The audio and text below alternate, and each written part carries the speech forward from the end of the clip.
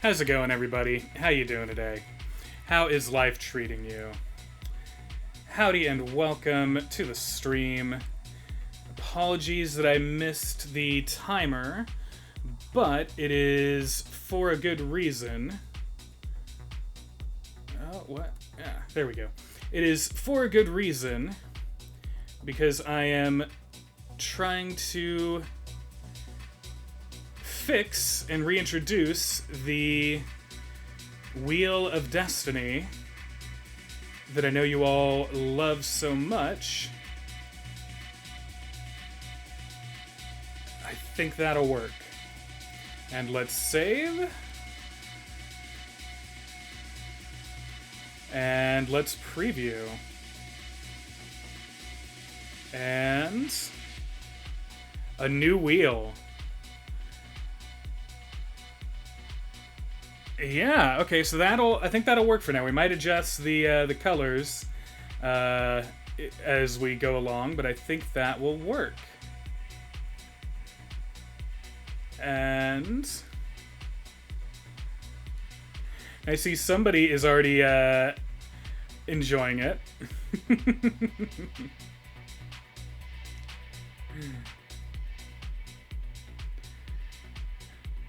So there we go. So you'll also notice, and it should be activated now, there is a new bean redemption. There's two new redemptions, actually. The new bean redemption is Bean the Wheel of Destiny. Oh, hold on. Don't redeem it yet. I need to adjust the points. There we go. And save. Okay. So, how we are going to do the beans now, and I think this will work since we have all these beans, is yeah, we have 5 spicy beans, but then we have something like 10 gross beans. So I thought, what if we made this a little more fun, since generally people redeem both beans at once. Instead of making it 2 separate things, we make it one redemption, you spin twice, and that means I could get 2 spicy beans, or I could get 2 gross beans, and for the gross beans, we will just take them out of the bucket. So that's the idea here, and we're going to see how it works for everybody. I'm having trouble connecting to the internet. For more info, check the home app. Yeah, I don't know what the hell is going on here. My HomePods are having internet issues. My phone is having internet issues. I don't know what the hell is going on. The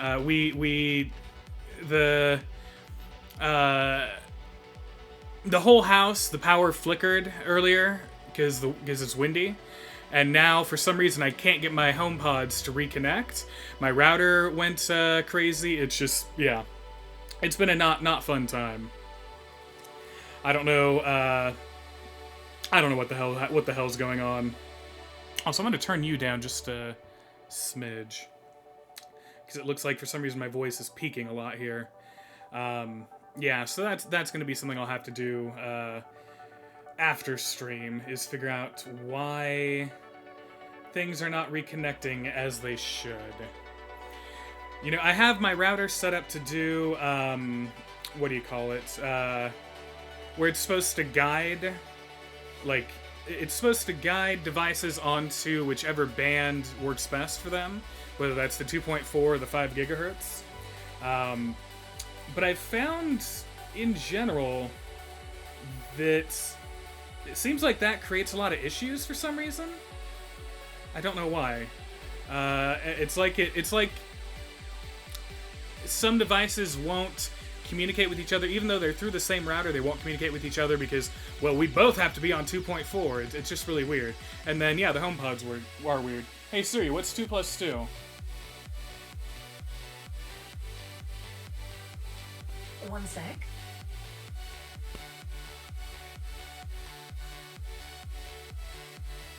Still on it. 2 plus 2 is 4. Oh, she finally got it. There we go. So, yeah, that's some stuff I'll need to figure out. Maybe the 2 bands are close in connectivity, so they're constantly hopping between them. I don't know. I mean, right now it's showing they're both on the 5 gigahertz, and again, I didn't have any issues. Everything was running fine until that power flicker, and now it's going weird. But yeah, right now they're both on the 5 gigahertz, and it's just like for some reason the connectivity keeps fading in and out for them. I don't know why, but connectivity on everything else seems to be working fine. I was, after the power flicker happened, I was watching Miss Marvel, and it went fine, but then when I turned off the TV and went to take a shower, then suddenly things started acting weird, so I don't know. It's what it is. It's all weird. It's all fucky. But yeah, so as I mentioned, there are 2 new redeems.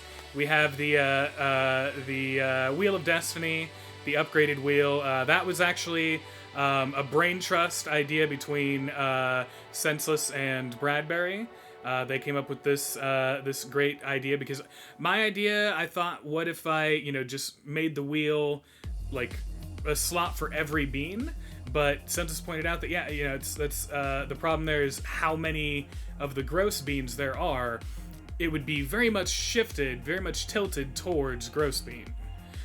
So in this way, it's a 50-50 of a spicy or a gross. And yeah, 2 spins, since everybody usually redeemed 1 of each anyway. 2 spins, I think, makes it fair. Very significant amount of beans.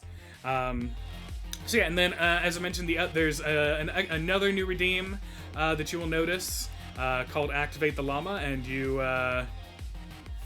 Wait, you have? Hold on. Why are my redeems not showing up?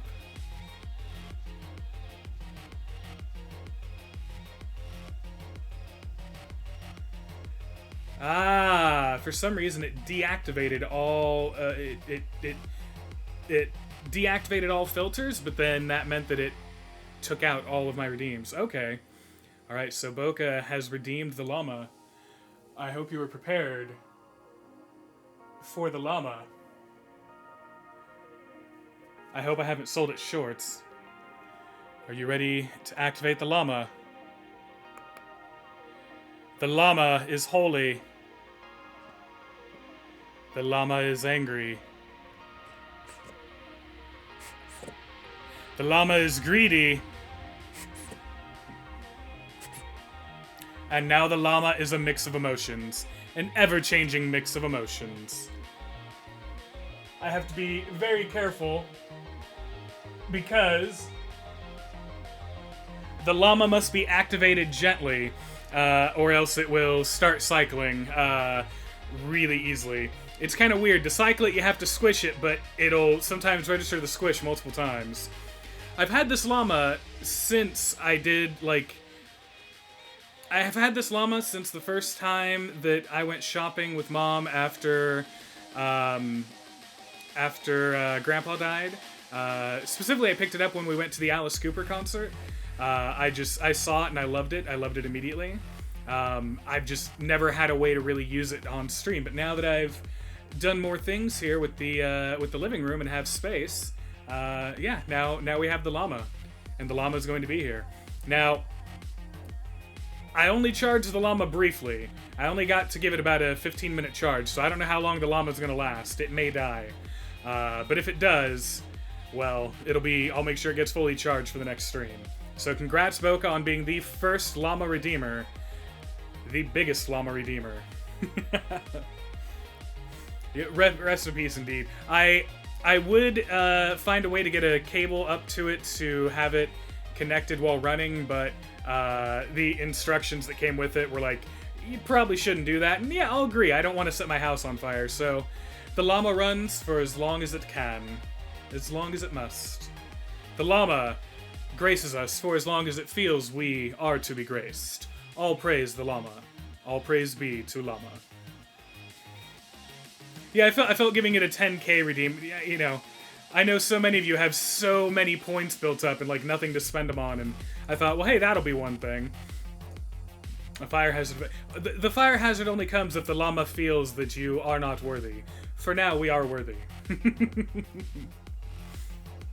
So yeah, I hope y'all like that. There's more me here now. There's more activity and stuff. I don't know why things look not unleveled. I think it's just shadows, and I know the camera, for some reason, this camera, I love it, but the brace for it, when you slot it in, it either is untilted one way or the other. It's like the brace itself is slightly misformed, so yeah.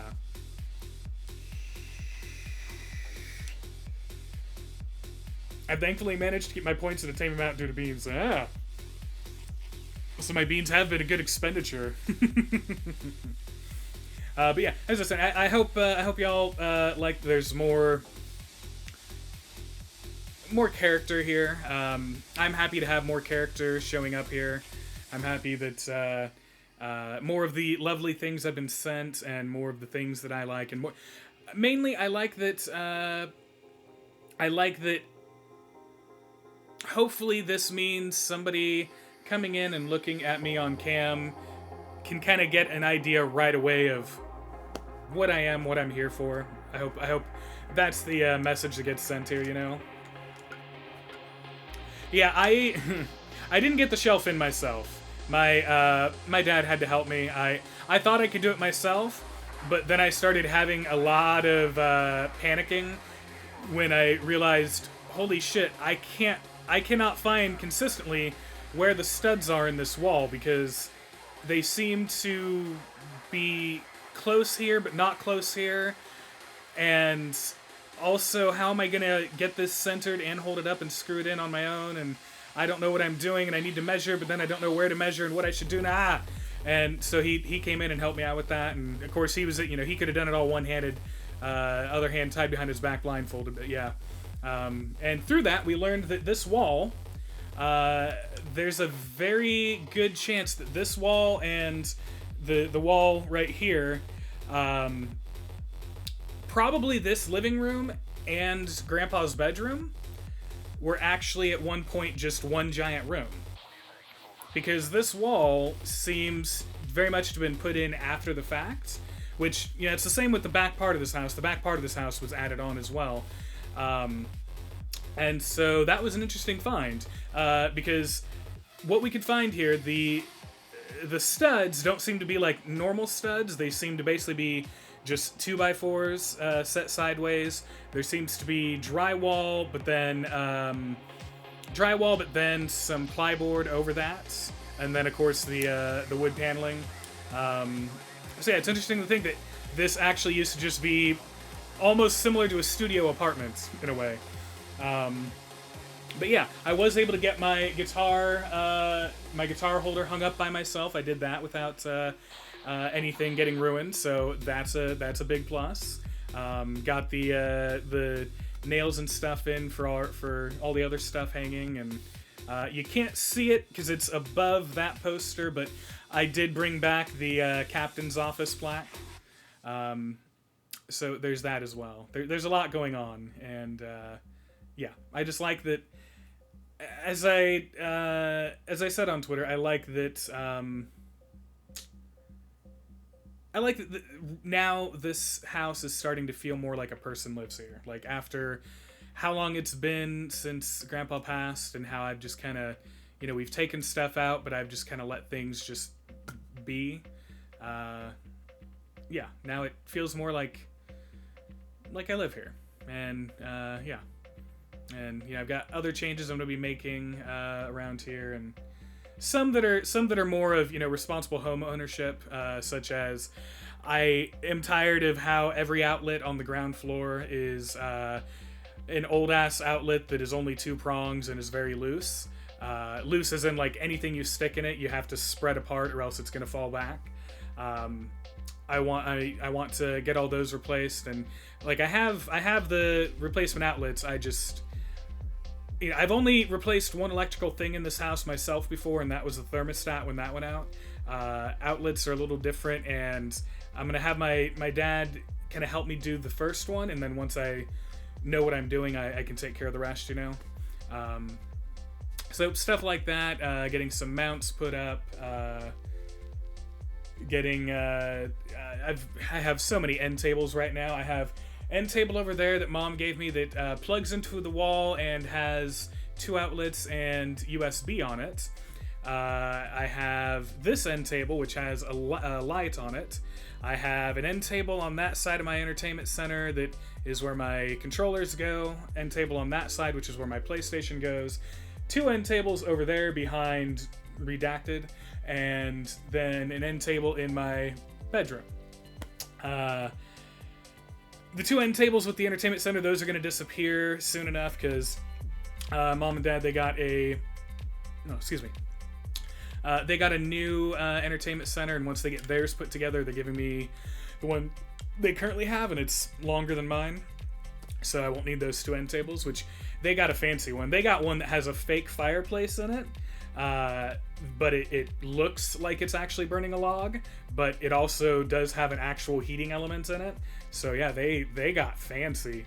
And then in my room, once I get a mount put up for the TV I've got in there, I will be able to start using the mirror that is on Grandma's old dresser, which will be a game changer for my life, because I've never owned and had like a full body mirror. Now this one isn't full body, but it's a really tall mirror. I've only ever used mirrors from here up. So yeah, I think that'll be a game changer. Maybe it'll affect how I dress, or my fashion, or how I view my body, or something. I don't know. It seems weird to fixate on that. I just it changes. Changes are changing. Changes and changes are changing, and stuff changed. Yeah, words.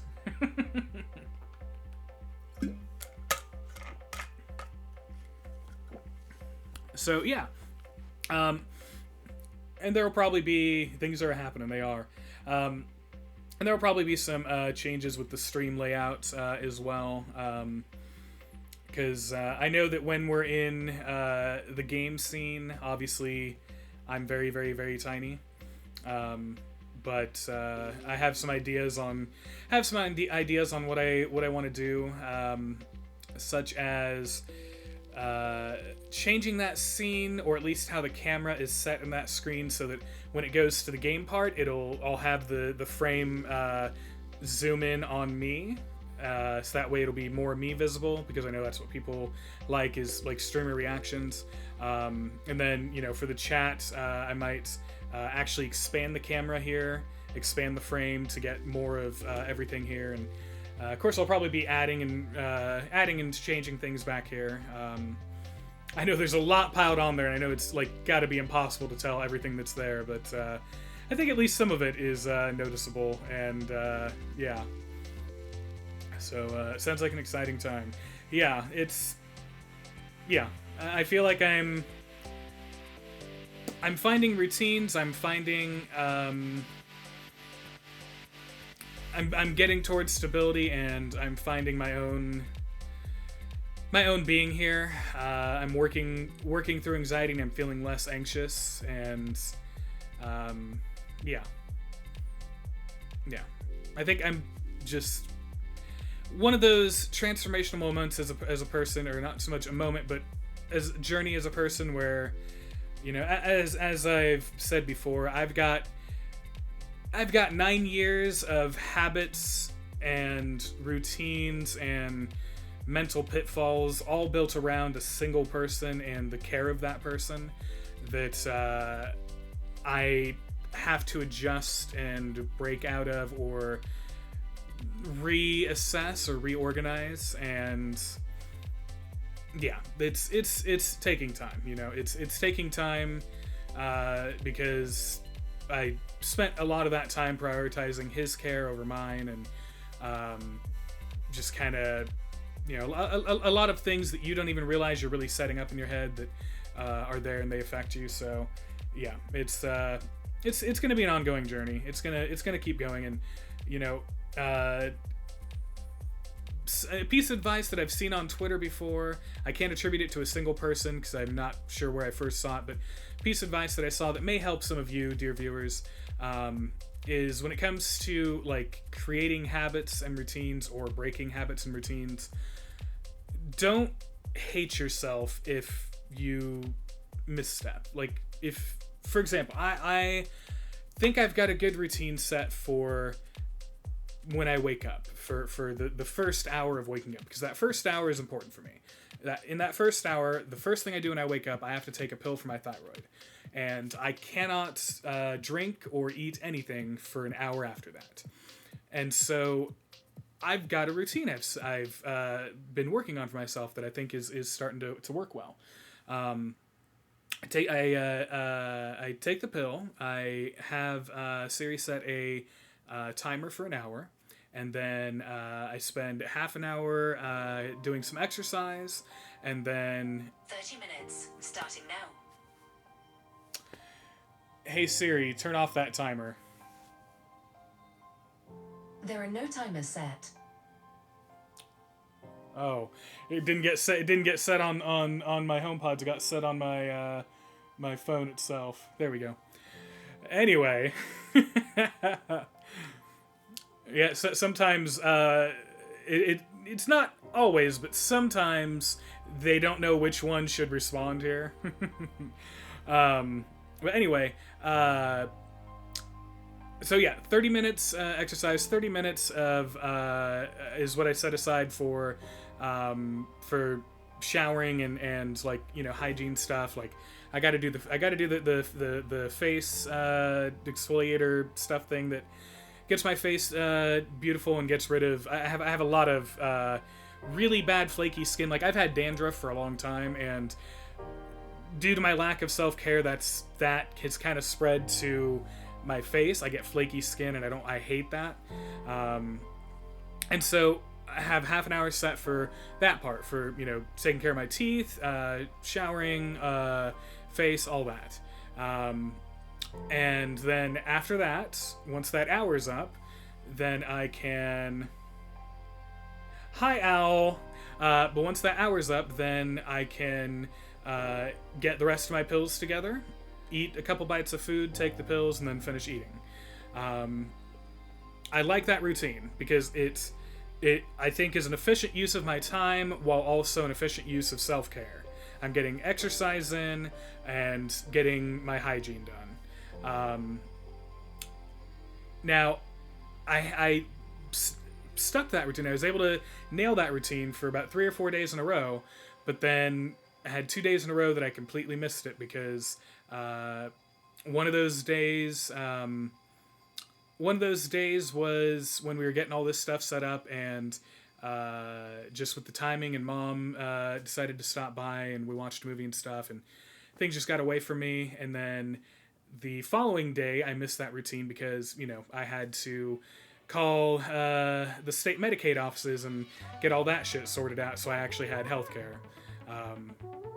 But what I did different this time is, instead of being angry at myself and hating myself because I missed those routines, because I missed doing that, I did not get angry and hate myself. I accepted that circumstances happened and it's okay, and I can continue, you know, the routine is still there, I can continue doing it later. It's okay if I miss it today, I can do it tomorrow. And I think that you know, it sounds a lot bigger than it probably is, but it felt to me kind of like a switch, like a switch getting flipped, or like a weird horrible tie in the brain getting snapped. And I was like, yeah, you know what? Yeah, I can't. Yeah, that's fine. That's perfectly fine. And so yeah, I feel better. So hoping things go like that. And you know, I hope me explaining how my wreck of a life is slowly improving helps all of you. I hope this in a way can count as advice for all of you if you are struggling in similar ways. And you know, I always say at the end of every stream, and I always mean it, and I continue to mean it, that if you need help on anything, or, you know, need people to listen to or talk to or advice or anything like that, that's what we're here for. That's what this community is here for. So, you know, you can come to the stream and talk. You can come to the Discord and talk. You can, you know, do whatever. We want everyone to be happy and helpful and succeed. You know, definitely a bit motivating to see happen, Good. Good. I'm glad I can put something positive into the world. Yeah, with that, normally we take this moment to talk about some news. Really, there's only one piece of news that I think is worth mentioning right now. That is also funny as fuck, which is that unfortunately I got a lurk. Getting off work within 2 minutes. Need to drive home. Word. Hope to see you back. The one funny piece of news that I think is worth mentioning is that Trump hoped that the Supreme Court that he stacked would help him with this whole Mar-a-Lago thing, and nope. Supreme Court unanimously rejected that case. We are not going to hear your shit about Mar-a-Lago, so womp womp. But yeah, that's pretty much it. So I think we'll hop into the game. I think we'll hop in and get to going on our lovely Hildebrand quest, because we have a lot to get through before the next patch drops.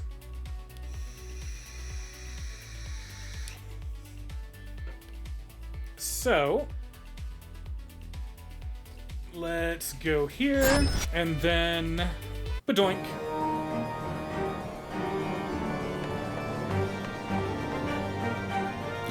And there we go. So, Hildebrand. The Hildebrand quests apparently need to be completed in order for us to be able to access the relic quests and relic weapon stuff of the next patch.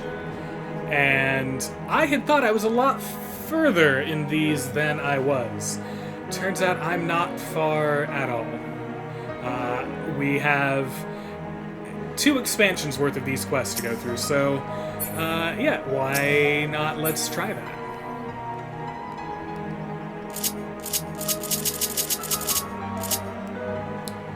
That's weird, I'm getting an audio delay.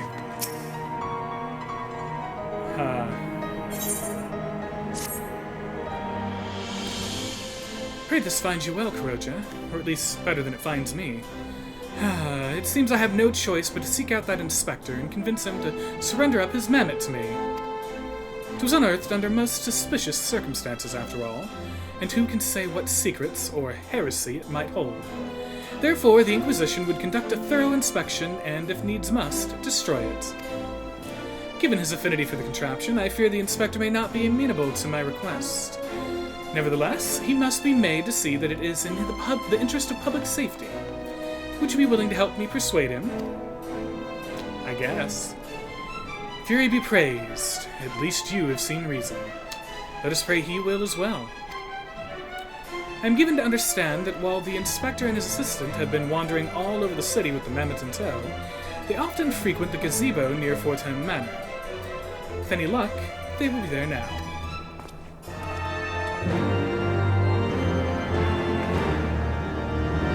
Alright.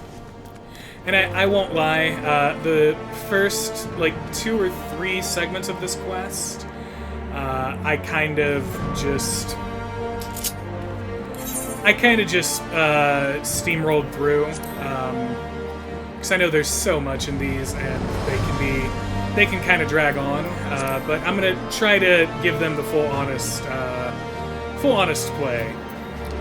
While we are doing these quests, I'm also going to do some roulette as well. Alright, so Fortin Manor.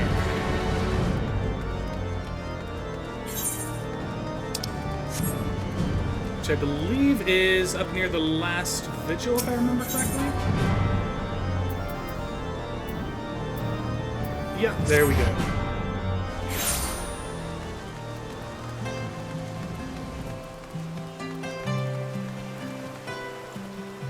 Oh. I really thought we would go over here. Okay.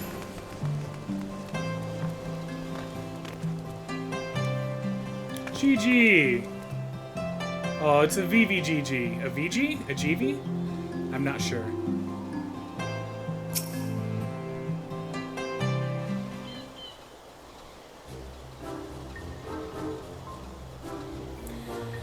Verily, shall we scour all creation, from the deepest pit of the seven hells to the very pinnacle of the heavens, for all the answers we seek.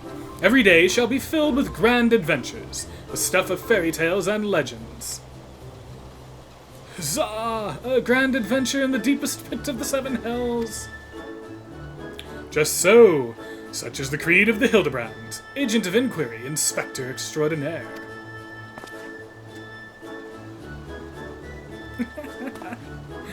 I never knew I needed Vivi to do a macho pose, but I love it. Well posed, Gigi, well posed. I dare say you have the potential to be an exemplary inspector someday.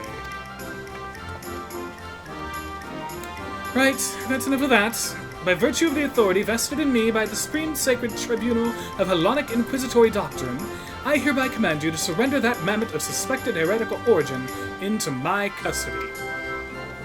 Why, hello there, Kuroja. Inquisitor Sir. Ever the jester, accusing poor Gigi of being a clockwork heretic, when 'tis plain to see that he is merely a precocious young lad. Oh, there you go again, confusing the poor girl. As if those big, beautiful, boxy eyes aren't the soul of femininity. Nashu, please. Were you not witness to the magnificent display of Mandervillian masculinity mere moments ago? That's because you haven't taught her any better. She needs a proper role model to show her what's what.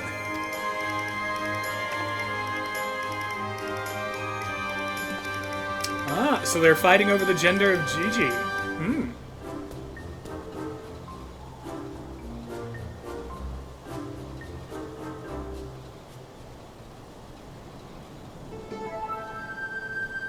Mr. Sakami? Inspector Seer?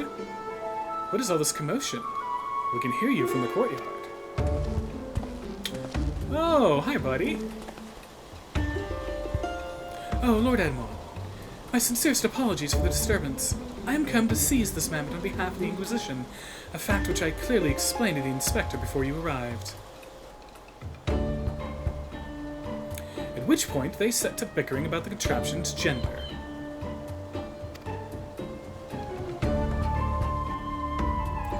What say you, my lord? Do you think Gigi a boy or a girl?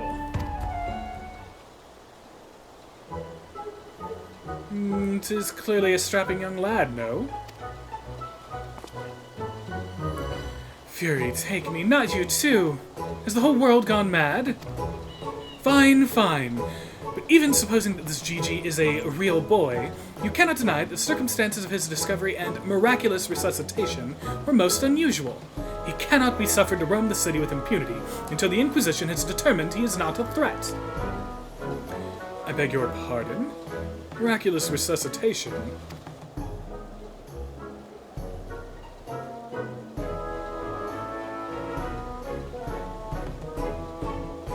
I see. Then until such time as Gigi recovers his memory, mayhap it would be best if you adopted him as a ward of House Manderville. I will even stand as witness here and now, if you wish.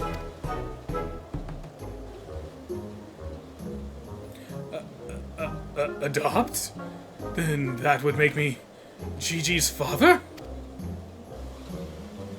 Doubtless the Inquisition would think better of taking any action which might threaten the cordial relationship between our two houses. Yes, yes, of course. I'll do it. I, Hildebrand, agent of inquiry, inspector extraordinaire, do hereby grant this child the patronage of House Manderville. Papa Hildy! Papa Hildy! Oh, the inspector's finally become a father. It's so beautiful. Quite. Now then, now that you need no longer fear the Inquisition, you're free to show Gigi more of our fair city. Indeed, I strongly encourage you to do so. Mayhap, by the grace of the Fury, something will jog his memory.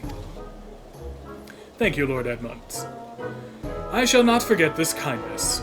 Come, my faithful assistant, my beloved son, we must away.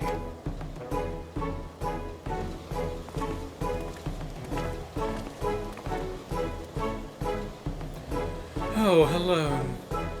I would not presume to question your grand design, but... confound it all! Well, mayhap I cannot detain the mammoth, but I am still within my rights to observe the blasted thing.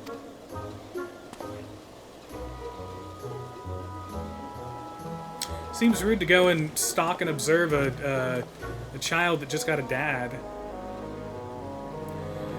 Lord Godbert will be pleased to hear that his son is as hale and healthy as ever. Not that I would ever presume to meddle on another father's behalf, and certainly not without consent.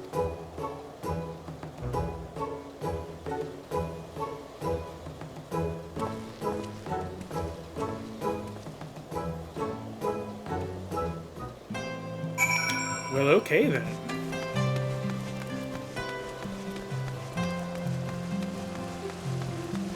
So I'm guessing I maybe should have paid attention to the first two scenes in this, or the first two parts of this quest, because yeah, I have no idea what they're talking about a man that's being revived. Wait, what the? Okay, I guess I'll just jump over here. Oh, that reminds me. Did I re-enable it?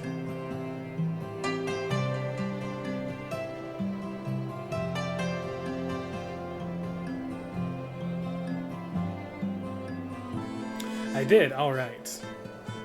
Just wanted to make sure the Pick a Minion channel reward was there. Also, just realized my smushy pillows are over here. Give me 1 second.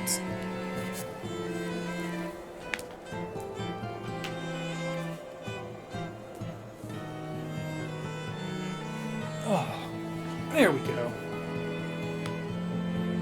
We can't go around not having our smushy pillows around, right? Okay. Come now, Gigi. Surely gazing upon this wondrous work of Ishgardian architecture stirs something within your soul. This grand manor of House Meltsamsate. Pray do not fill the mammoth's head with such nonsense. This is the supreme sacred tribunal of Hellenic inquisitory doctrine. I should know. I work there. Oh. Well, we're gonna get drawn out of this scene real quick.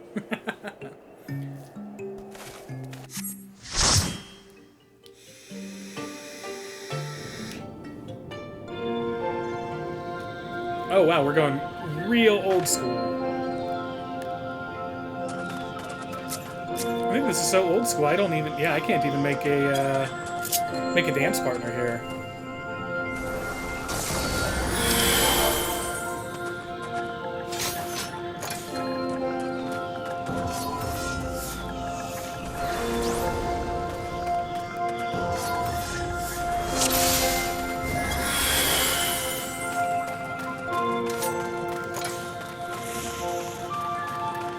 Oh, we've got two complete noobs here.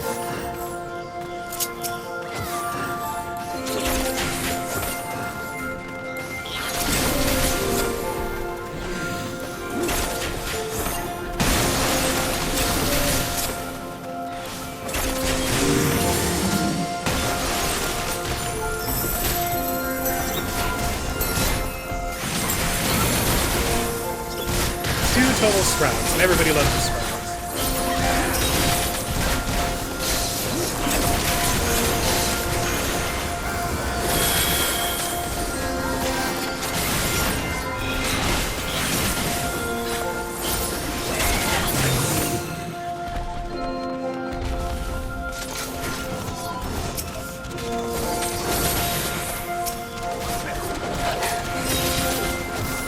Yeah, I'm getting an audio delay on my side. I'm not sure why.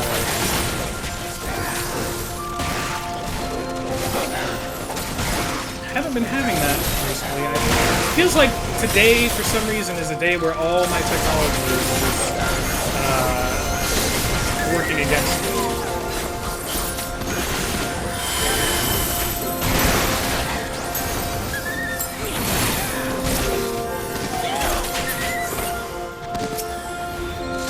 Uh-oh, buddy, you forgot a bear. Forgot a bear, buddy.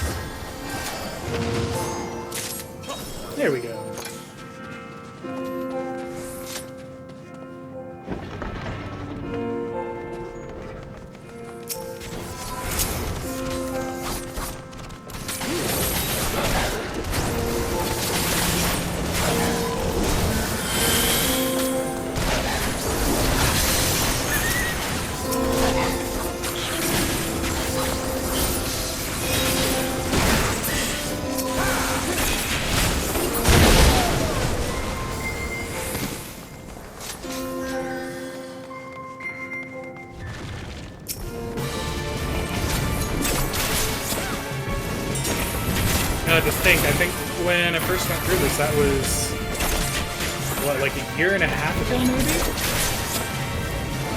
Ages and ages ago. So much has changed in that time.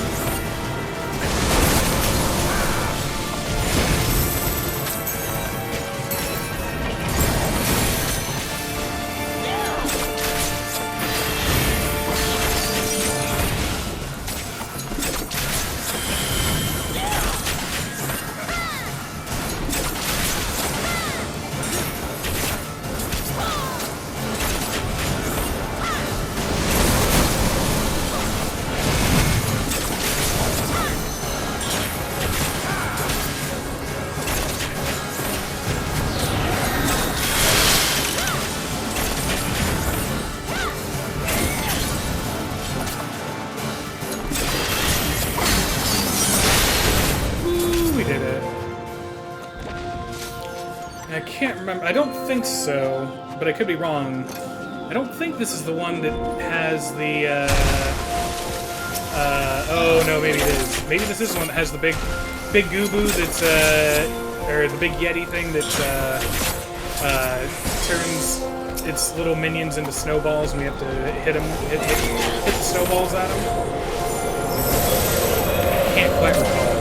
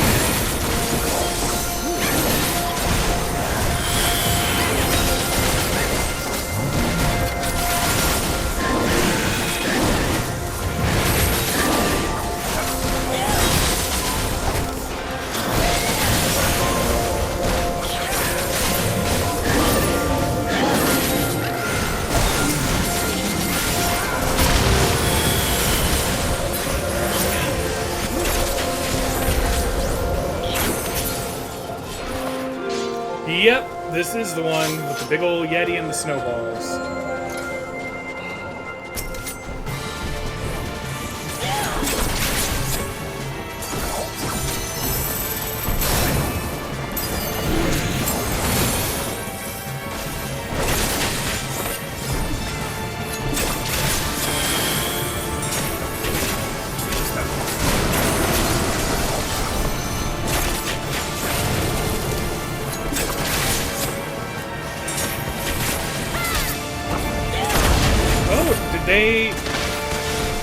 They changed this one, didn't they?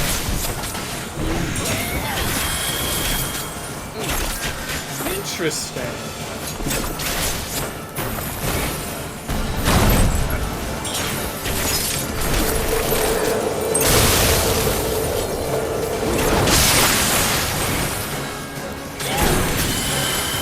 So previously, for this boss fight, minions would come out, and you needed to get the minions to be in the boss's AoE attack and get turned into snowballs, and then you had to hit the snowballs at the boss. That was the only way to do decent damage. Yeah. Now they can, okay, yeah.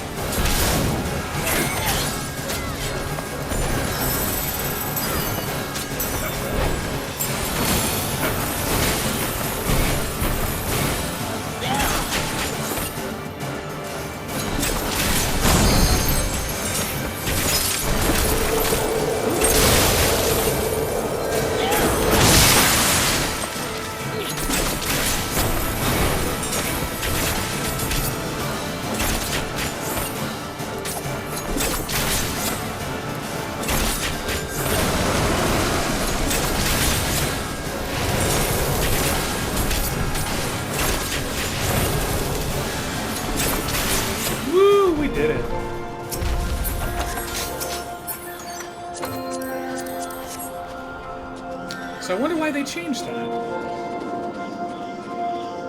Like, it wasn't a difficult mechanic, but it was a... It could be a pain in the ass at times. I wonder if they did it just to kind of keep in line with how mechanics, with the mechanics they ended up using going forward.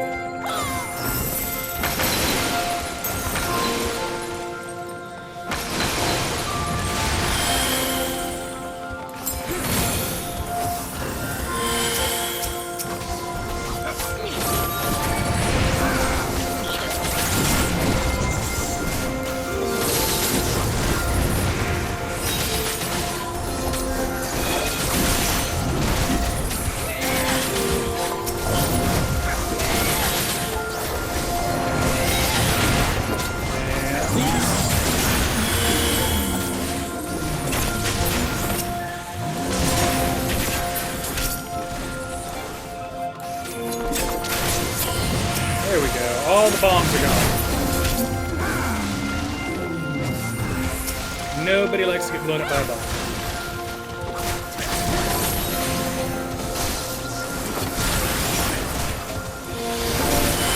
Hey, you did the errands. Good. Congrats. Welcome in, Senseless. So if they changed the previous boss fight, I wonder if they made changes to how the big dogger works at the end?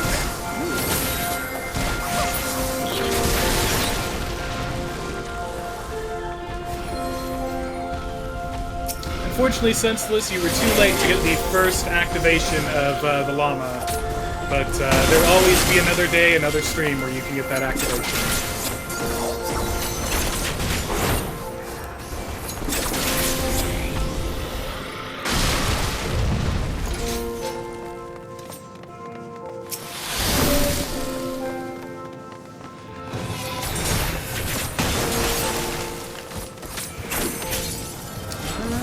Okay, nope, see. Buddy, you gotta stun it. Stun it!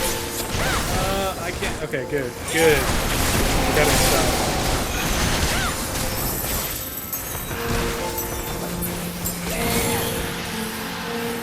Good deal. Fortunately, it wasn't. I don't think it was the tank that did the stun. I think it was the healer. Yeah.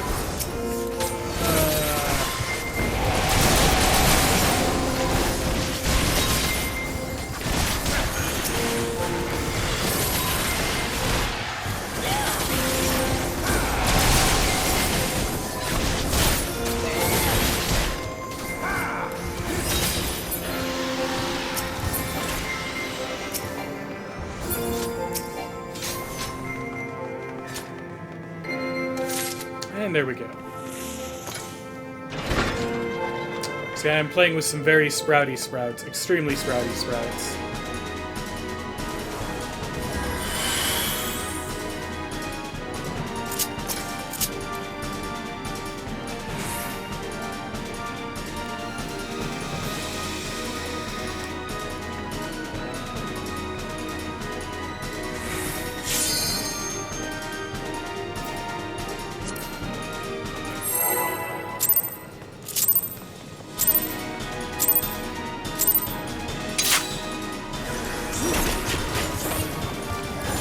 Yeah, again, I'm wondering if they changed how Fenrir's mechanics work as well.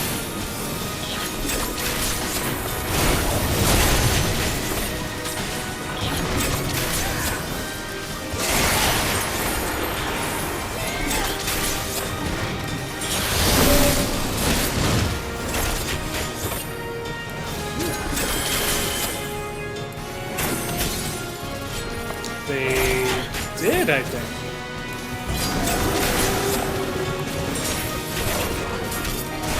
Oh, no. I didn't get out in time.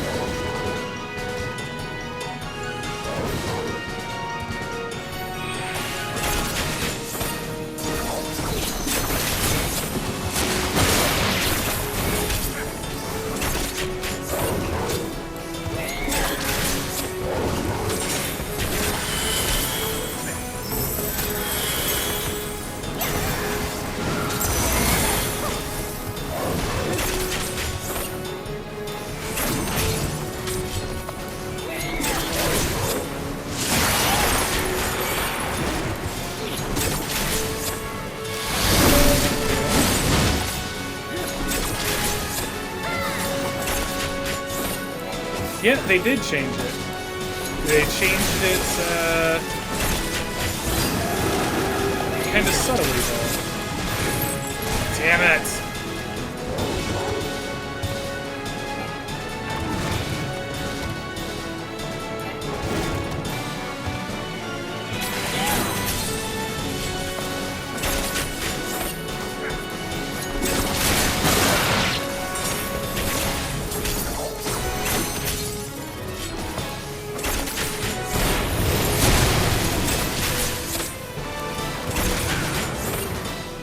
If I can stay alive long enough.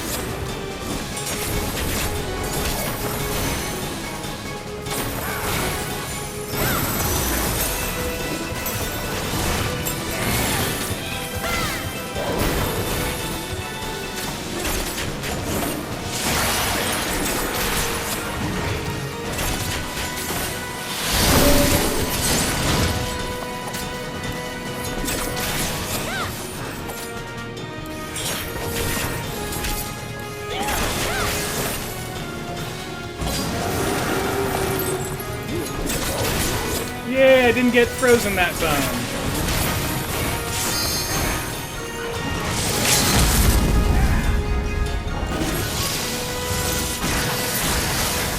We got it. There we go.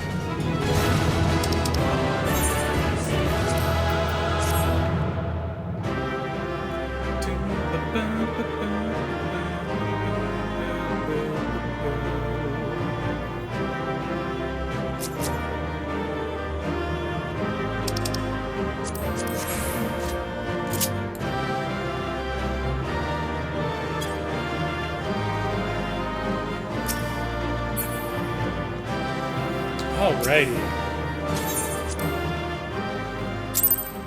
That was fun to get thrown back to level 50.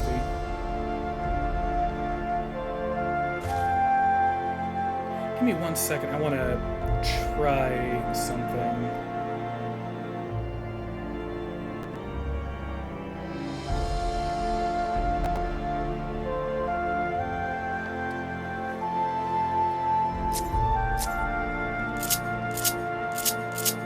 There we go. I don't know why the audio was desynced, but now it's back to normal on my side. Okay. Oh yeah. You know what? Because I know that y'all like to watch me suffer and die. We're gonna queue up for a leveling roulette, and I'm going to hop onto my paladin.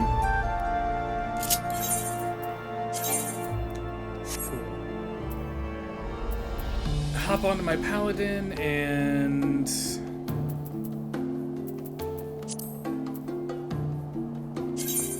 we're gonna repair all real quick because paladin is my worst tank. It's the one that I'm worst at, but I want to get better at it. So yeah, that's what we're gonna do.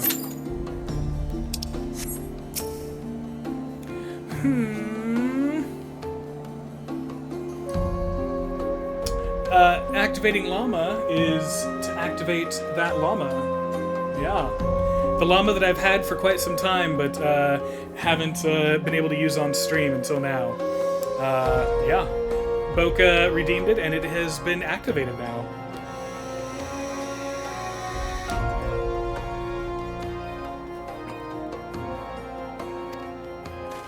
Come now, Gigi. Surely gazing upon this wondrous work of Ishgardian architecture stirs something within your soul. This grand manor of House Duran... Malzimserter. What happens is the llama gets lit up and changes colors until it dies, probably. I only got to charge it for 15 minutes before stream, so I don't know how long it'll roll for before it dies, but yeah.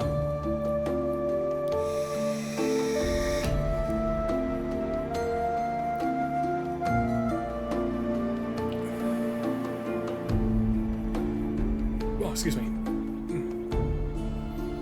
Pray do not fill the boy, the mammoth's head, with such nonsense. That is the supreme sacred tribunal of Hellenic inquisitory doctrine. I should know. I work there. Furthermore, I am quite certain that there is no House Durinmelt Humpsarter, and that it is rather a ludicrous portmanteau of the four high houses, including that esteemed house which but recently stood as witness to your adoption. Well, Gigi, do you remember anything? Oh no. Oh, the Bean Wheel of Destiny has been redeemed. We will activate that after we do this dungeon. You will get to have the first proper spin of the new wheel.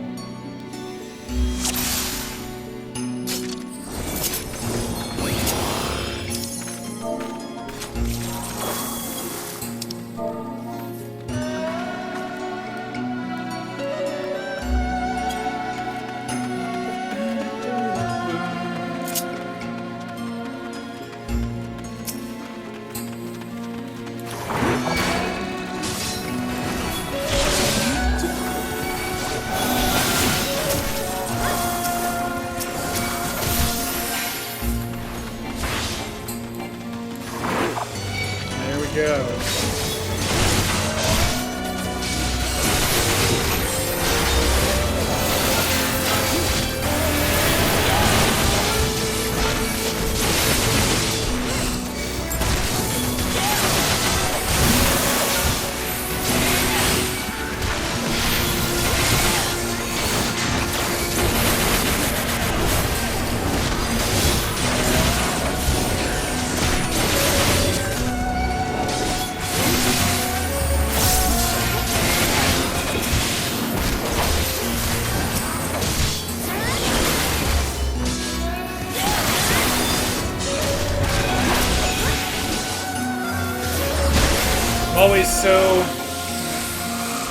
I'm always so scared as a paladin here.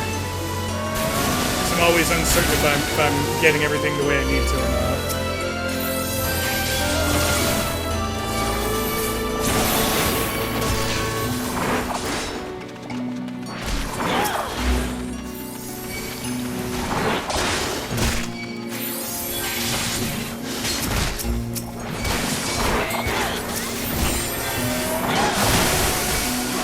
You get over here.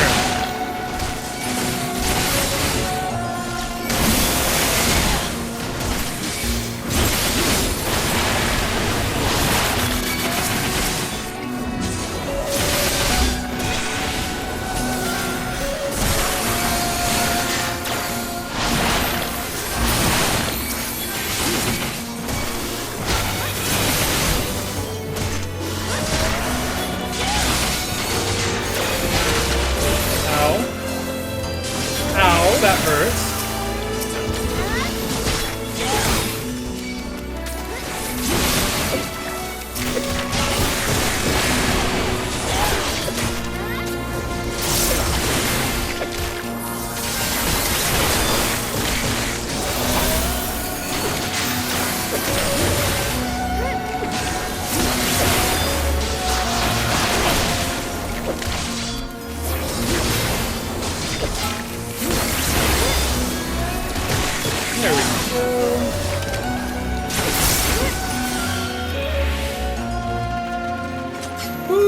We didn't die. I did decent. Yay!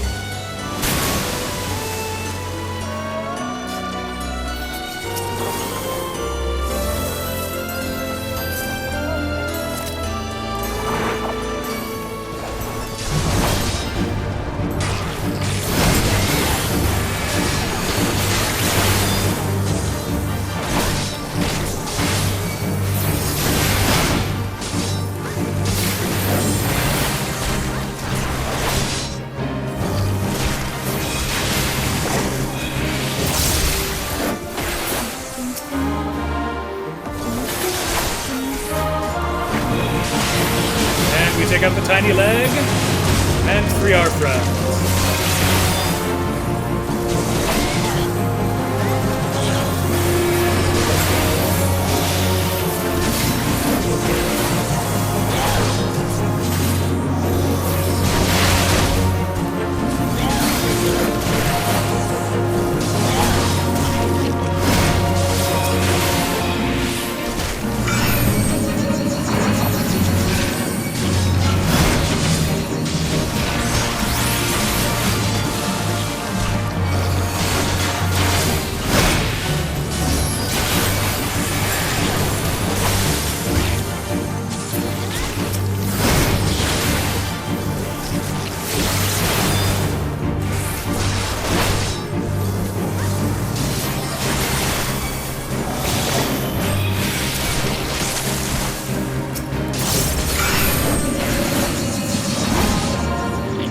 take out the tiny leg. And we free our friend.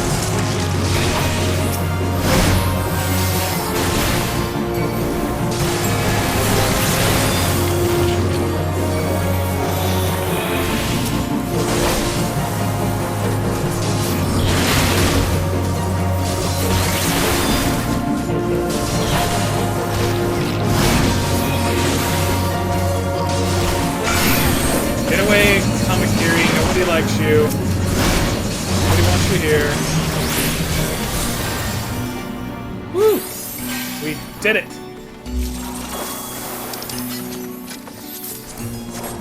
Go us. Go team.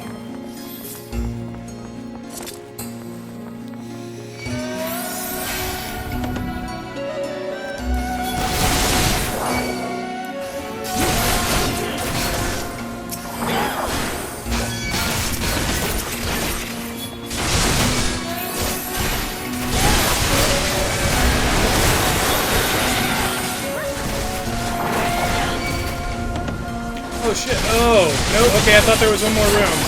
My bad. My bad. Oh, this is bad. This is very bad.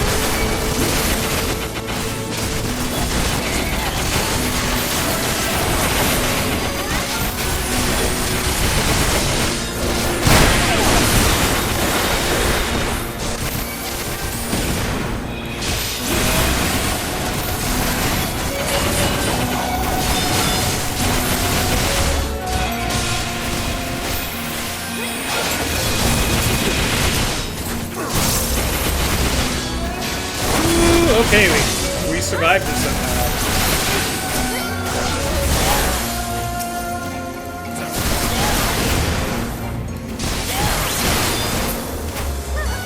Woo-hoo-hoo-hoo. Ah, I done fucked up there. Welcome back, Owl. We'll get your minion redemption once we're done here.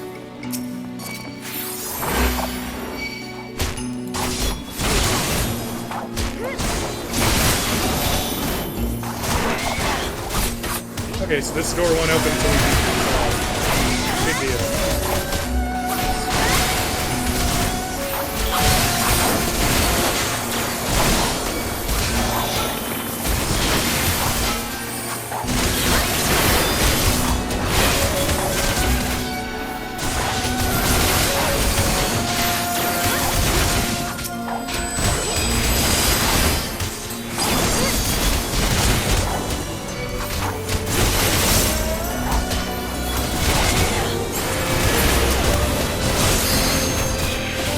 Val, I hope you're doing well today. Same for you, Census. I hope you're doing well today.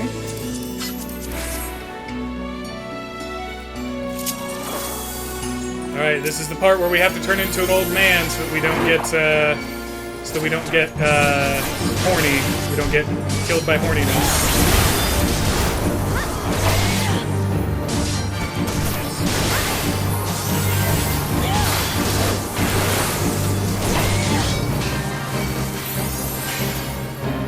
Turning into an old man!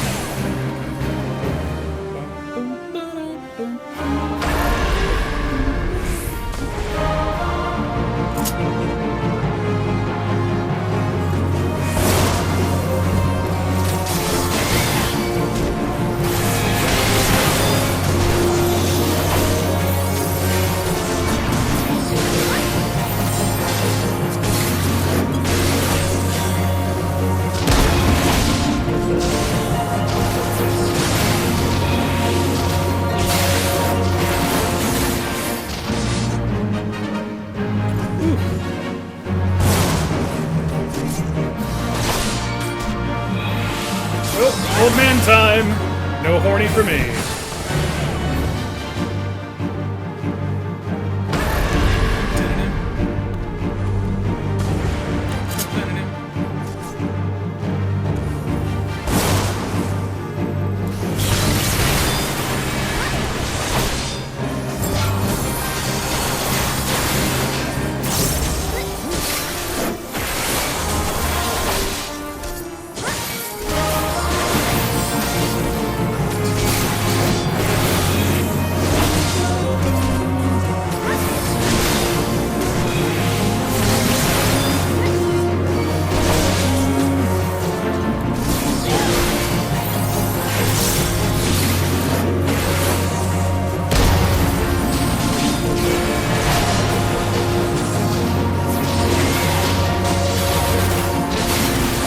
Old man time again!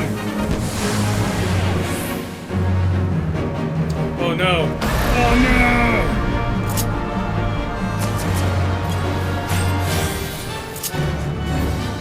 I hope that keeps you alive! Okay, good.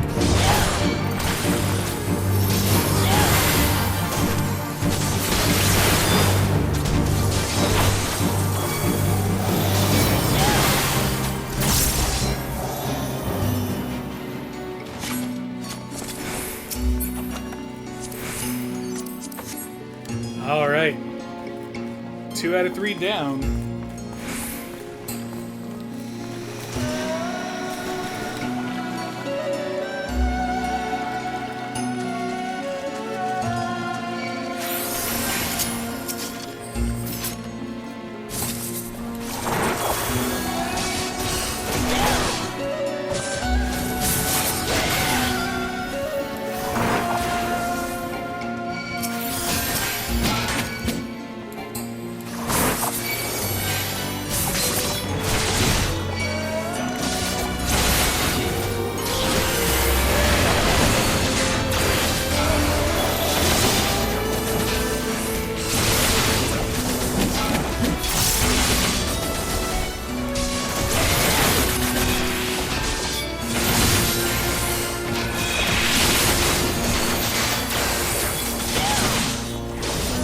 Freaking blowfish, stop blowing up around me.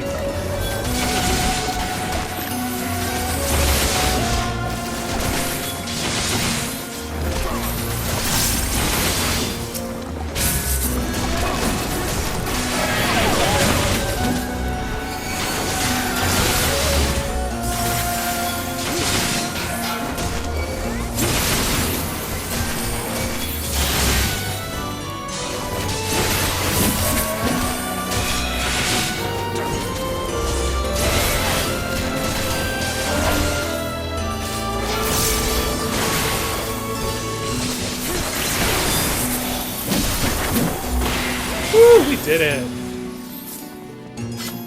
Carol, I'm also... Wait, hold on, what?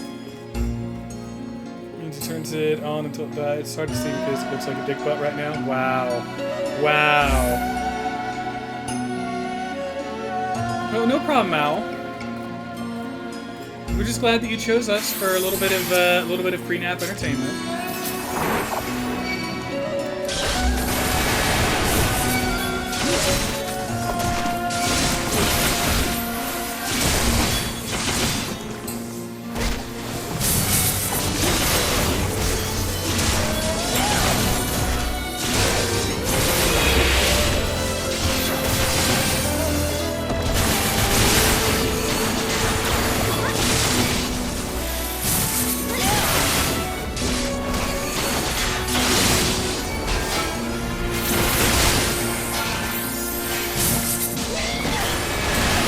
Freaking blowfish.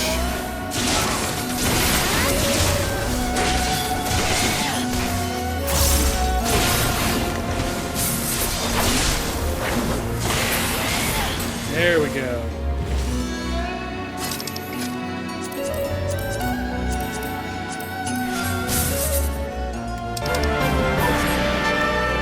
And the finale.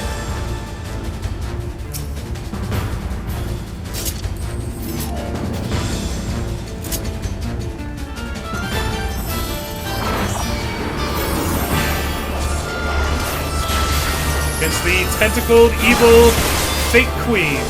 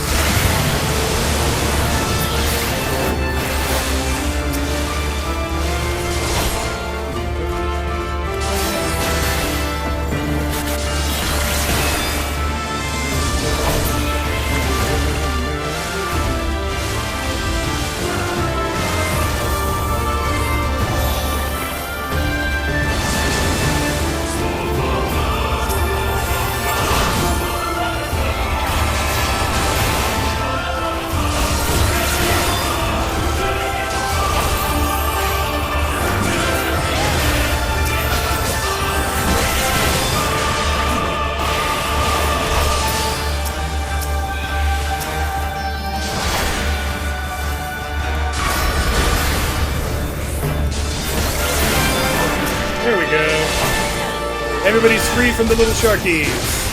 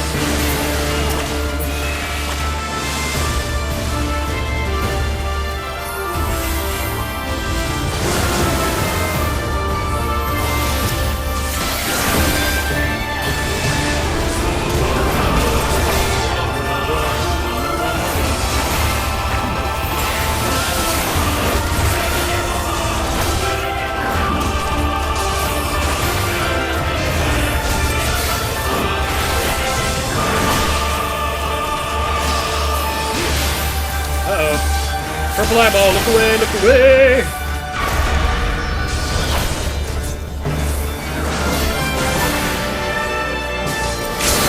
So close. Yeah, buddy! Good job. Good job, team.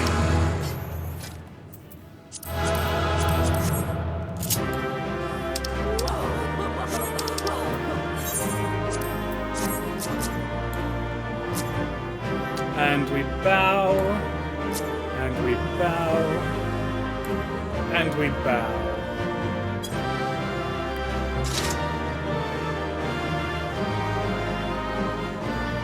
See, playing this game is all about having style and showing appreciation to one another, I feel.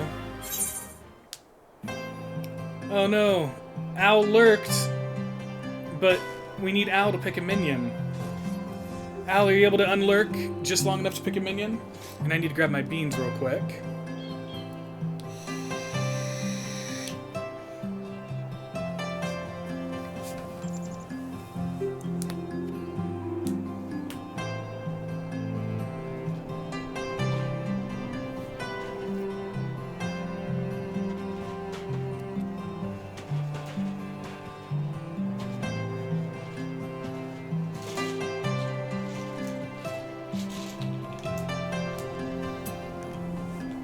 All right.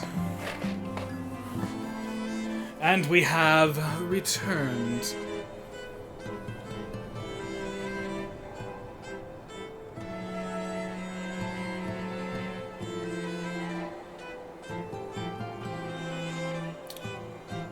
Show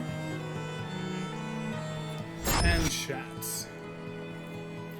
So, Senseless, since you redeemed your beans, might thy spin the wheel?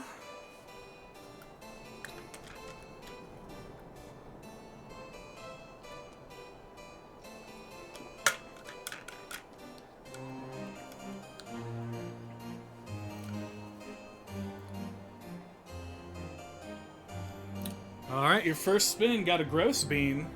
One more spin, please.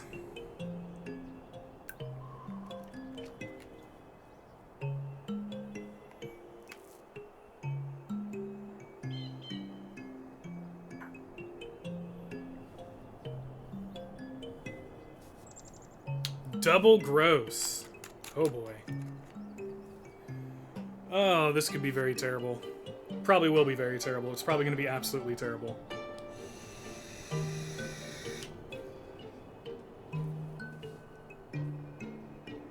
Rip me indeed.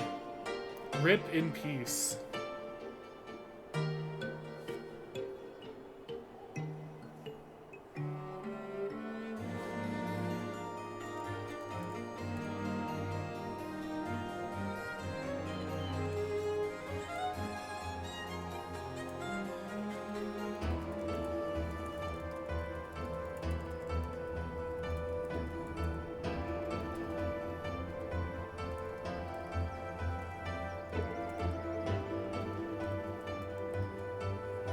Alright. A double gross. Here we go. Alright. Come on, Bean Barrel, be gentle. Be gentle, Bean Barrel. Ah, and it gave you 2. So your beans for the night are... Oh, god damn it.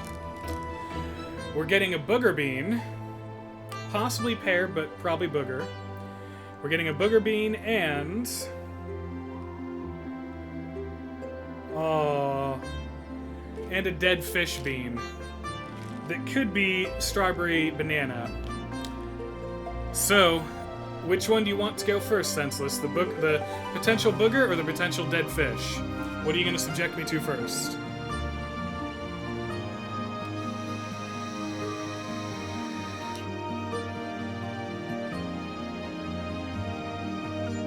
What horror shall be wrought upon my being?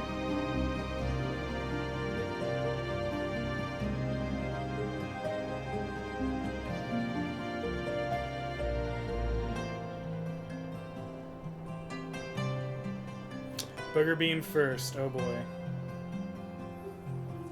Oh boy. Alright. Please be a pear. Please be a pear. We've had too many boogers. Please be a pear.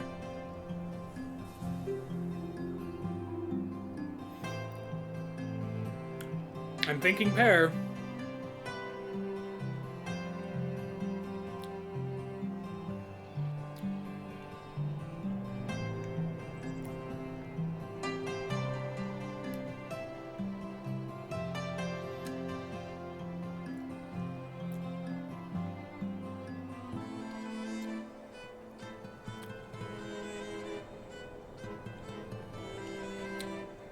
I'm pretty sure it's pear, but there's a little salt to it. Like a salty pear, but mostly pear.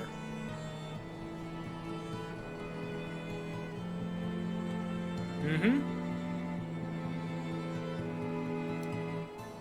Thank God, because I did not want to have to deal with another booger. Oh, those are so nasty. I think out of all of them, the boogers are really the worst ones. Because they just work so well with the actual texture of a jelly bean, you know?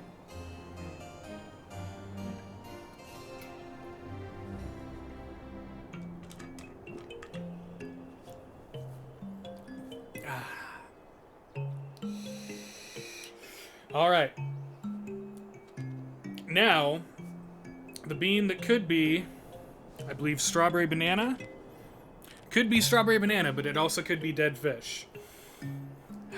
I'm hoping banana. Come on, banana. Come on, banana. Be banana. Be banana.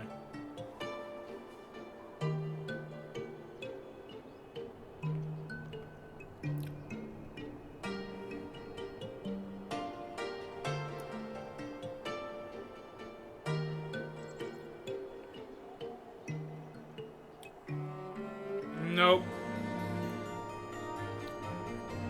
Nope, not banana.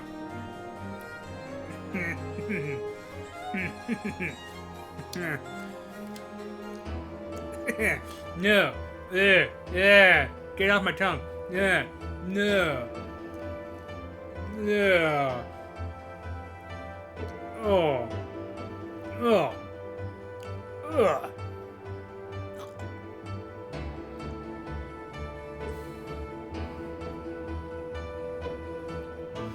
It's like anchovy and boot leather.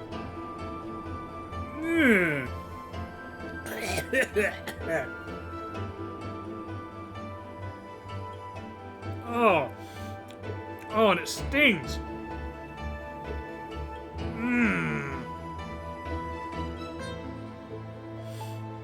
Nah.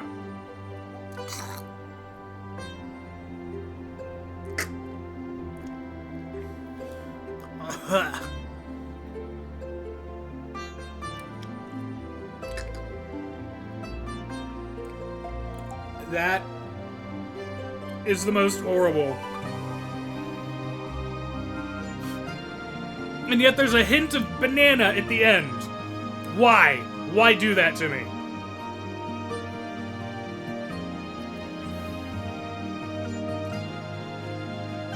Oh. The worst part was like the fume.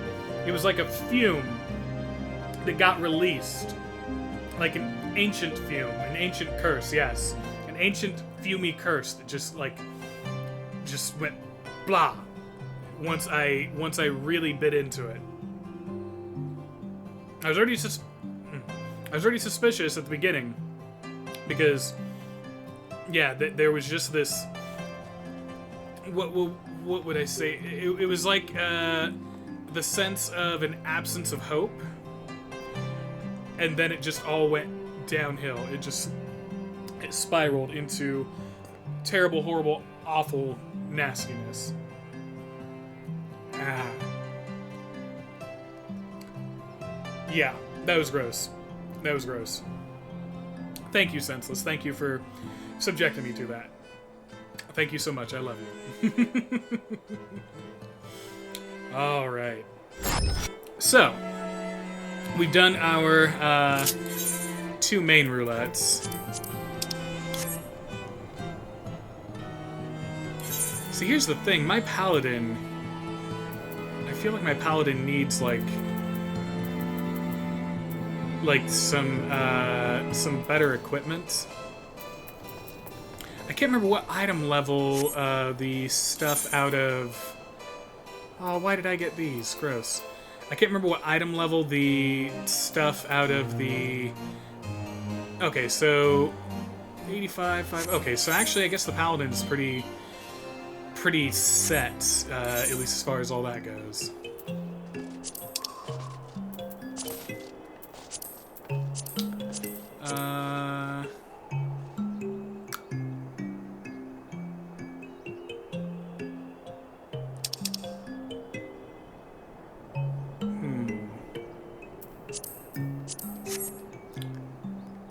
Actually, what we'll do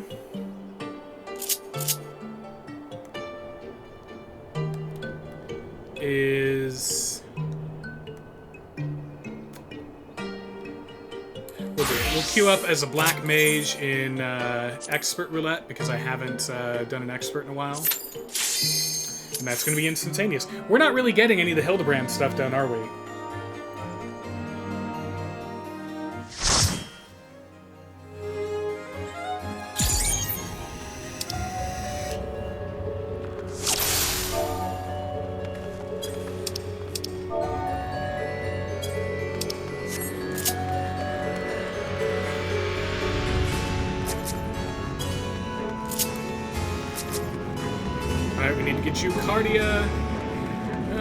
Cardia, but you're running too far away. I can't heal you when you're far away.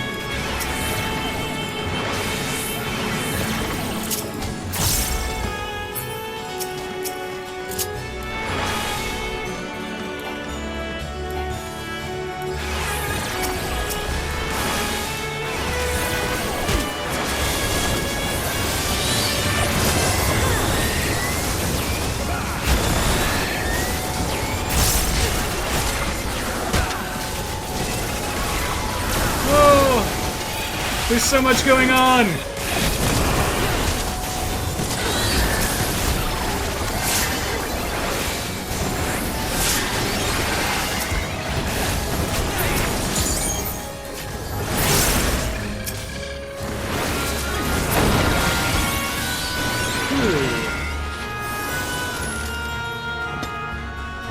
Why did I didn't mean to cast Terror Full on myself.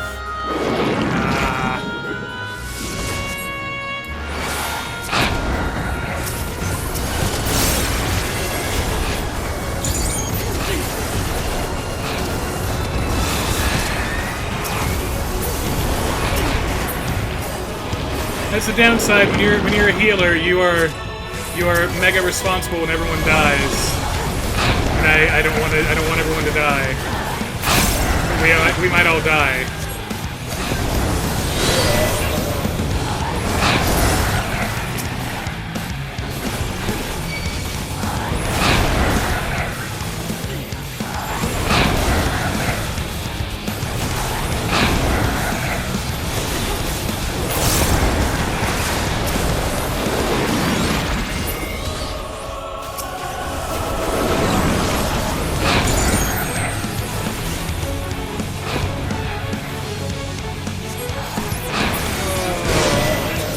Why did you just use that?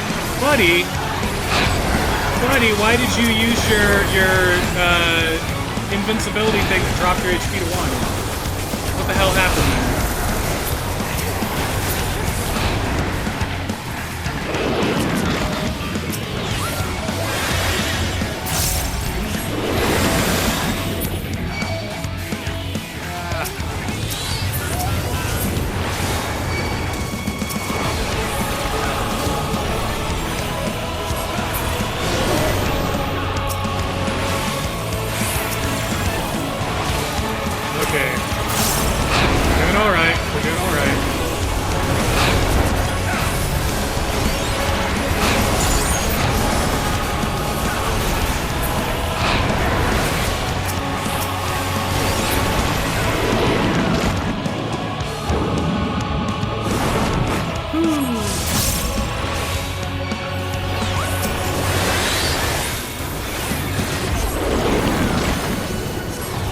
I think this is a good chance to use Numa.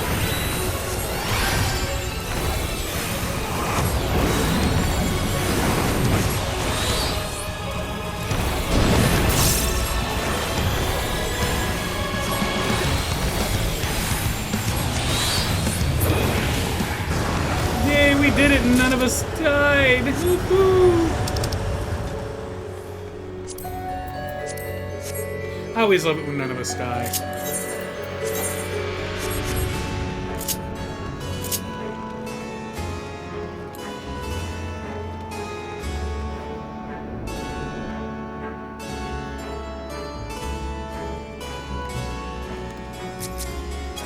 Okay, this tank really does not want me to be close to him, does he?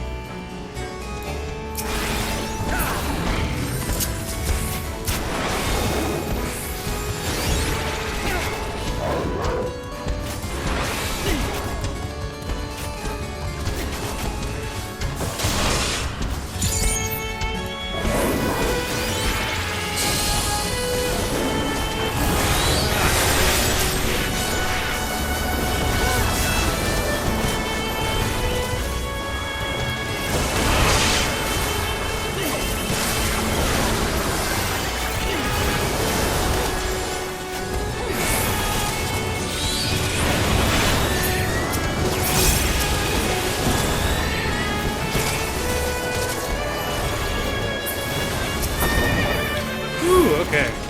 No deaths.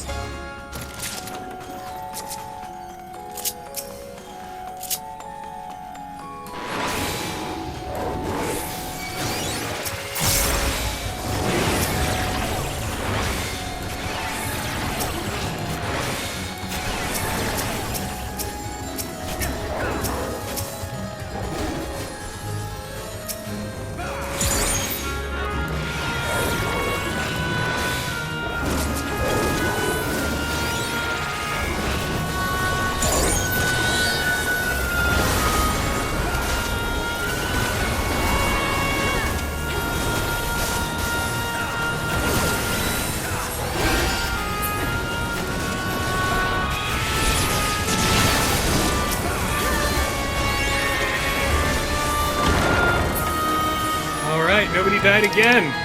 I'm on a roll of people not dying.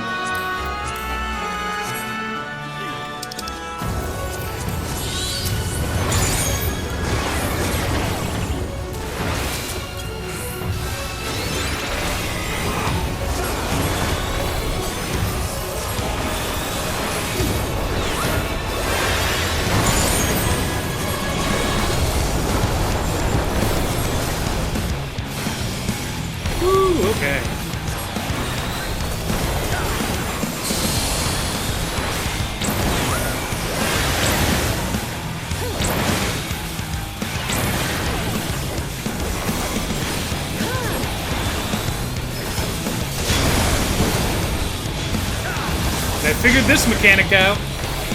Yeah, go me.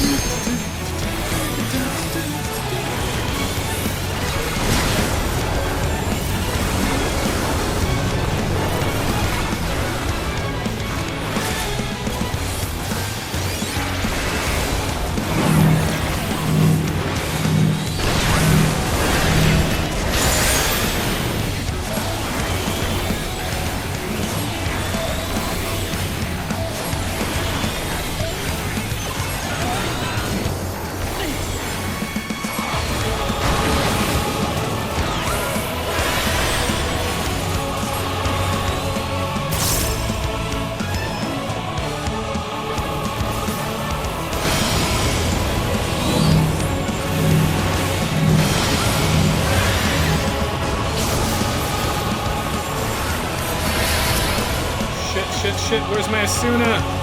There it is. Got it. Ah.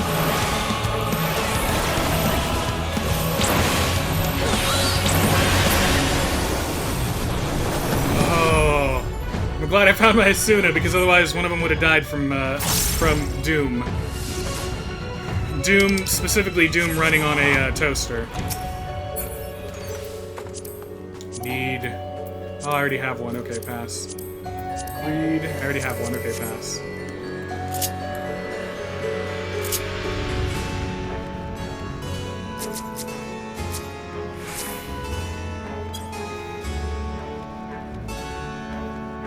I really wish my tank would stop running all the way ahead. I just want to help. I just want to love you.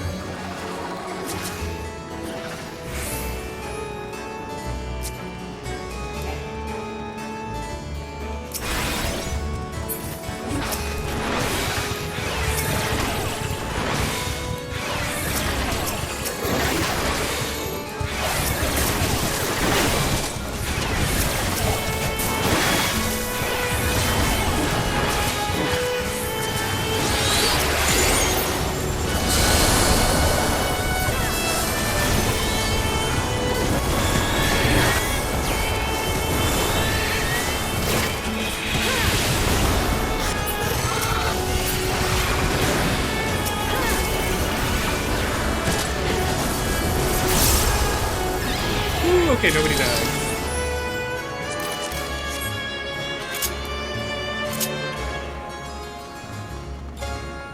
Samantha? Somebody has a character named Samantha? That's not a fantasy name.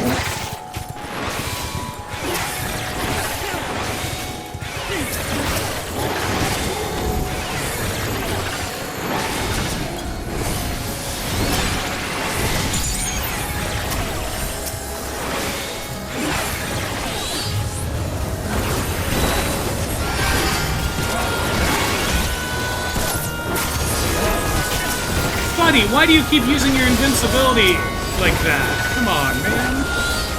I can't... I do not like this tank. I do not like this tank.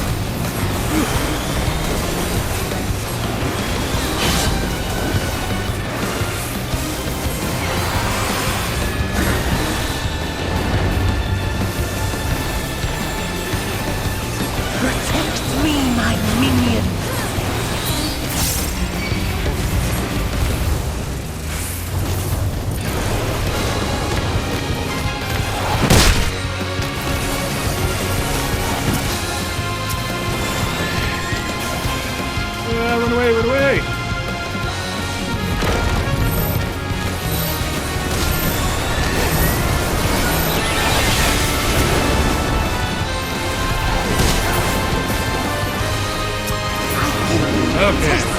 Through this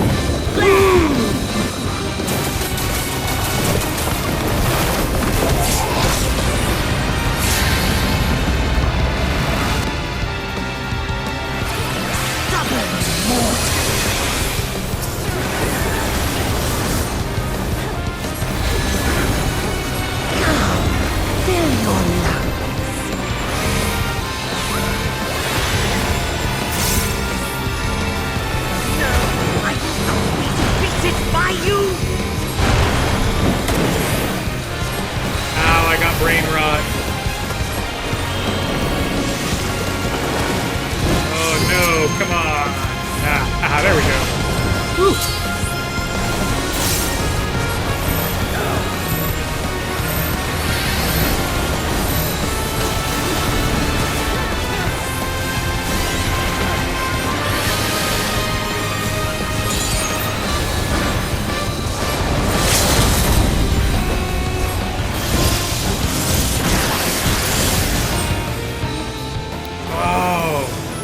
Wow, that was tough.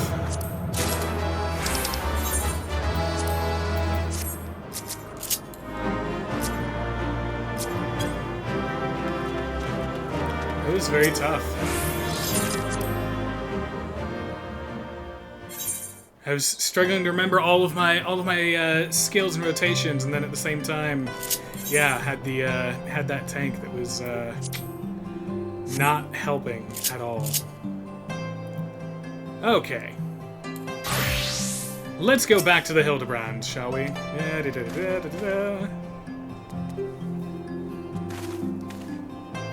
It may have been a mistake for me to try and stream getting through the Hildebrand stuff, because I'm always going to do roulettes in the background, and that, yeah.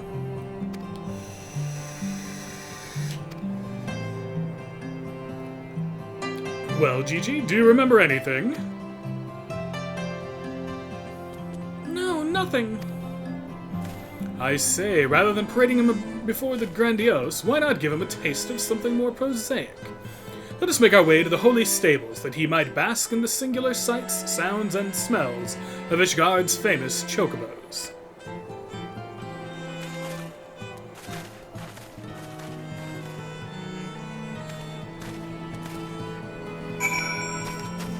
All right.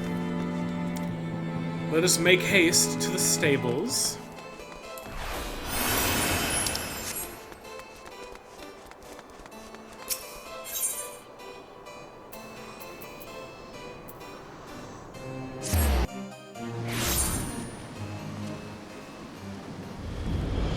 By the way, since it is community game night, I don't know how many people we have here, but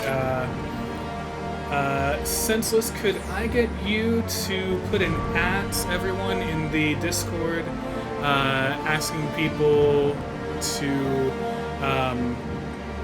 come in and vote if they want community game night? Or if they want Jackbox?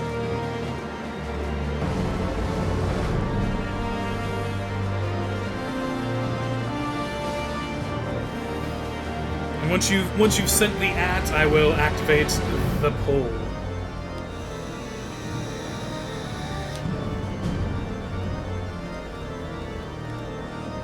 Provided census is on.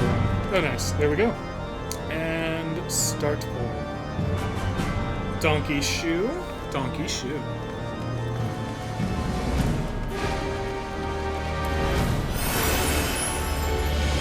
Ah, there we go. There they are.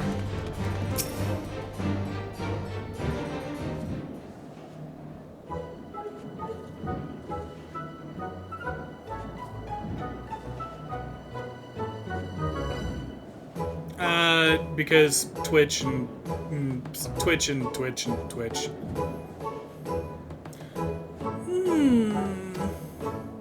Splendid specimens of horsebird flesh, would you not agree? In the hands of a skilled jockey, any one of them could take first place at the saucer. These chocobos are the pride of the Ishgardian cavalry, and any temple knight who dared exploit them for personal gain would answer to the Fury herself. How about now, Gigi? Do you remember anything about Ishgard? Be sure to sniff the chocobos, it might help. didn't.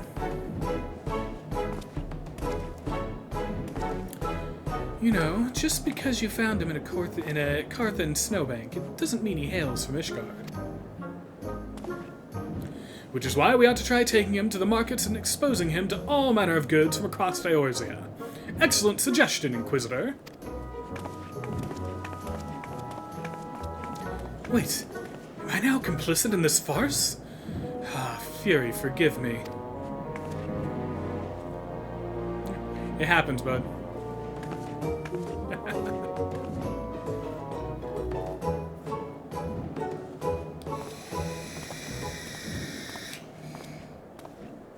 But I want one.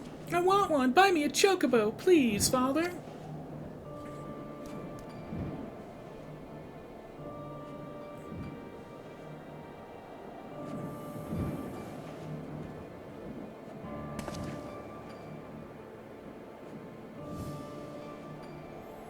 Father, that strange-looking thing is staring at us. I don't know what a GG is supposed to sound like.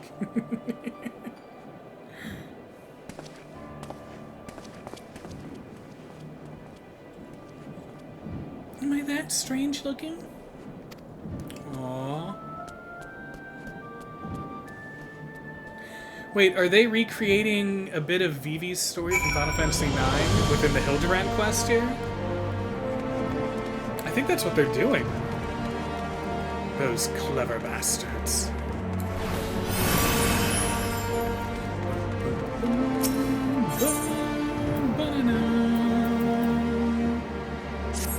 Off to the Jewel Crozier we go.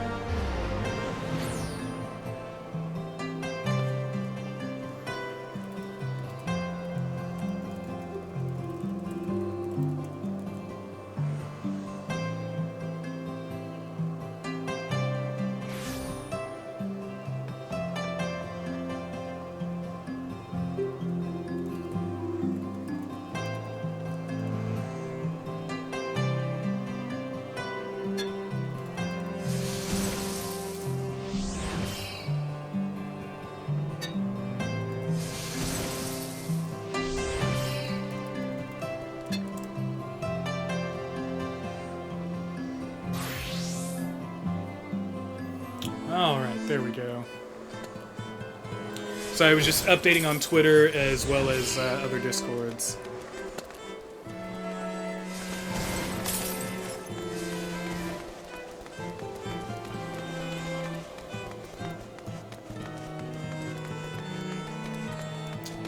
So down to the Jeweled Crozier we go.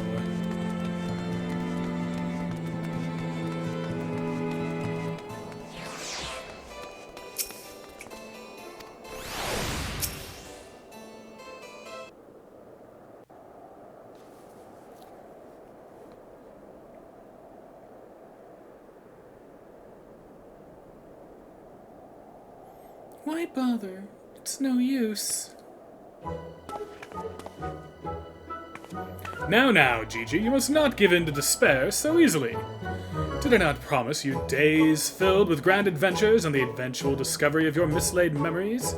Spirits, Gigi, spirits.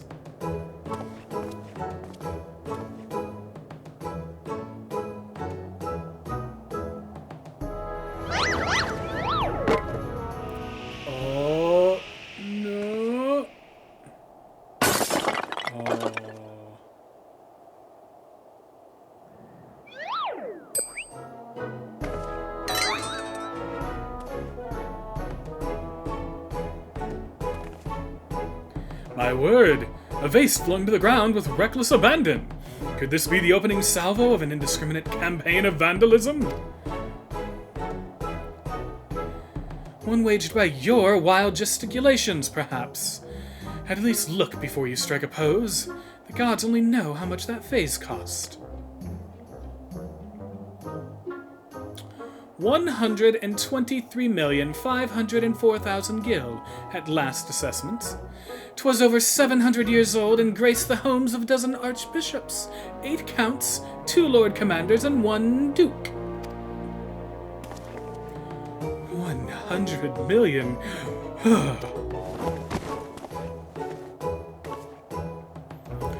alone. Why have you forsaken me?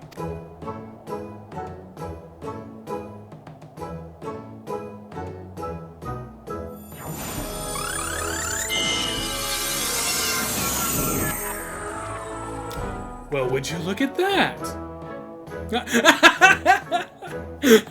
I guess I preempted her line.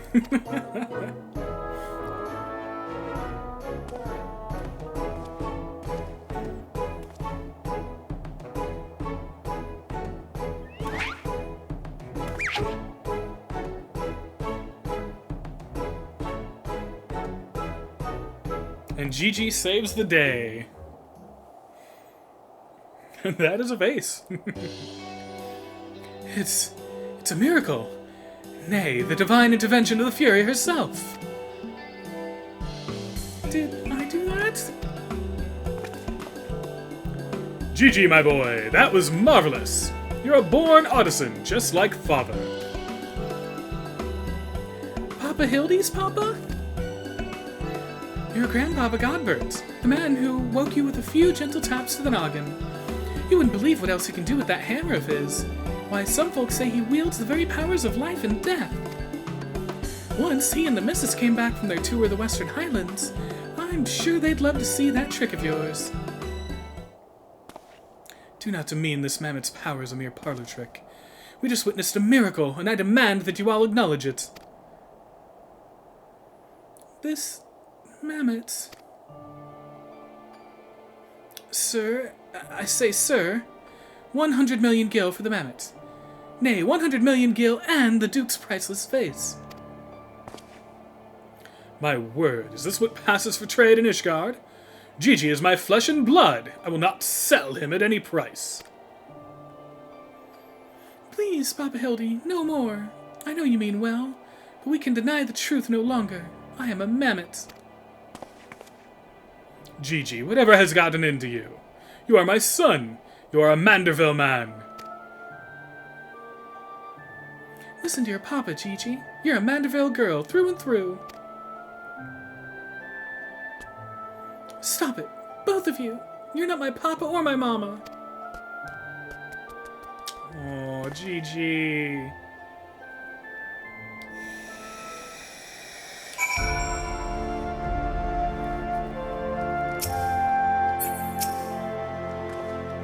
Well, it is only to be expected. Gigi is at a rebellious age. Strange as it may sound, I too tested my parents' patience, and that on more than one occasion. But if they could weather the storm, then so can I. I say we find out what's got him thinking he's a mammoth. But he is a mammoth. How can you not... Oh, never mind.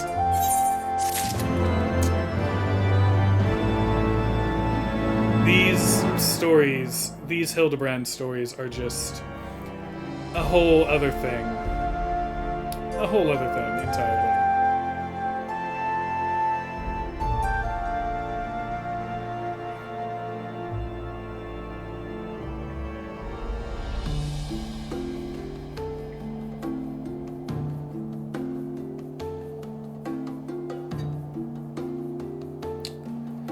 Well, Jackbox ain't looking so good right now. It's really cute how Hildy wants to be a good papa to his adopted kid. Although, given the adventures that Hildy has brought about previously and the dangers he's gotten into, he may not be such a good papa. I'm going to put the poll up one last time, just give people another chance. Otherwise, I guess we just won't do Jackbox tonight. People are probably busy and stuff. The course of fatherhood never did run smooth, but I, Hildebrand, guardian of Gigi, doting parent extraordinaire, shall find a way to overcome this trial and be reconciled with my beloved son. That's the spirit. Solving a simple case of childhood rebellion should be easy for a man who's unmasked thieves, defeated duelists, and led armies of the undead. Yes, that's all very... Wait, what was that about the undead? Actually, don't tell me. For now, all that matters is finding that mammoth. We should begin by speaking with the sentries stationed at the city gates and the airship landing. If, Fury help us, he has left Ishgard, we need to know about it sooner rather than later. I will visit the Ark of the Worthy, while the inspector and his assistant head to the airship landing. You can question the guard at the gate near the manufactory, after which we will regroup there and share our findings. Dismissed.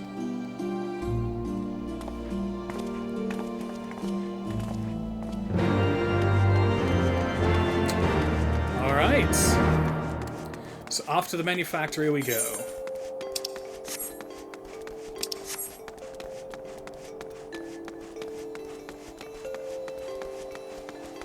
Gotta say, it's really nice to be able to run this game at the full resolution and the full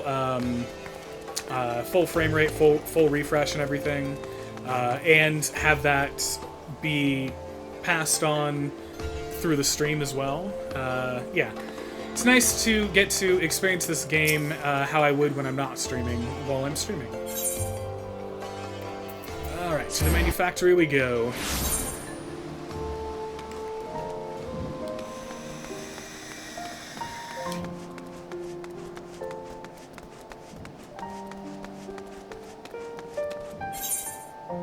I just walked the completely wrong way.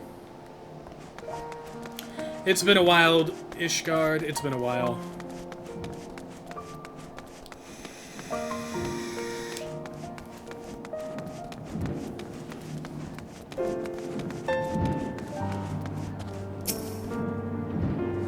Oh no, now I have to make another new voice.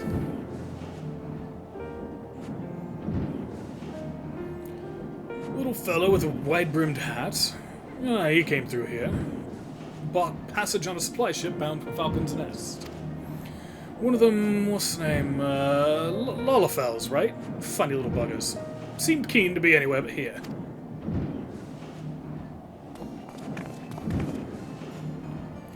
Well, if Gigi left the city, it was not by the main gates. And the sentries at the airship landing have seen no one matching his description.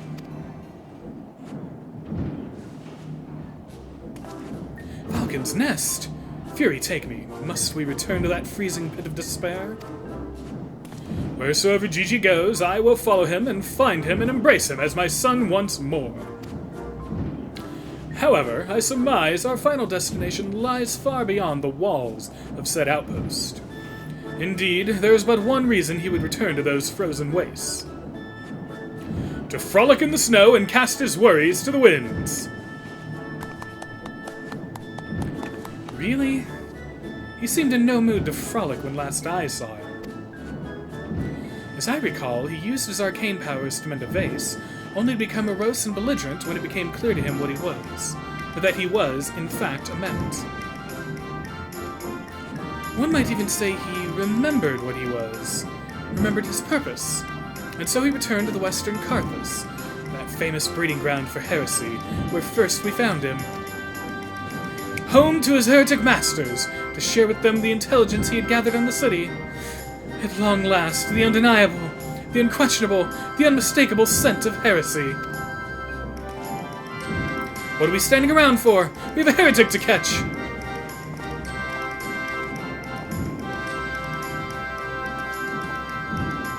Inspector, I'm starting to think that Inquisitor Sir might not think very highly of our little girl. It is possible, but I would not presume to know his feelings ere he voiced them explicitly. Until such time as he does, we should endeavor to surreptitiously bring him round to the opinion that Gigi is a boy of pure heart and good intent. Subtlety in all things, Nashu. That is the Manderville way.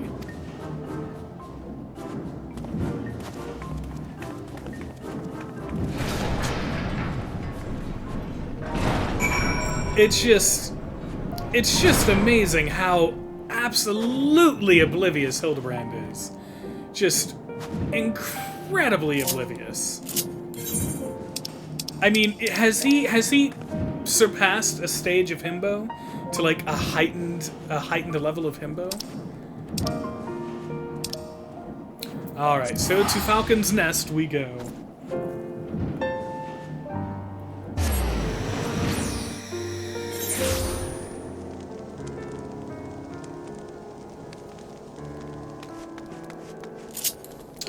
gonna ride our giant cactar.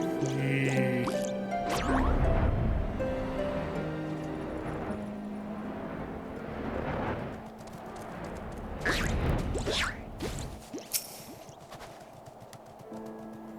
Aha! I knew it! The mammoth immediately left the outpost and looks to have headed north along the river. By the Fury, I cannot wait to finally catch him in the company of heretics. I don't much like your tone, Inquisitor. If our baby girl ran afoul of any heretics, she'd look them square in the eye and tell them she doesn't want any. Hey, Inspector, I think I just had one of those moments, you know, of insight. Maybe Gigi came here to find Lord Godbert. I did tell her grandpapa might like to see that trick of hers. Brilliant deduction, Nashu. He must be eager to meet his grandparents. The self-same ones he renounced when he declared you were not his father. Ha ha ha! What a fine young gentleman, eager to explore his heritage. Let us make haste, my friends, for a reunion of 3 generations of Mandervilles beckons. I really can't be bothered.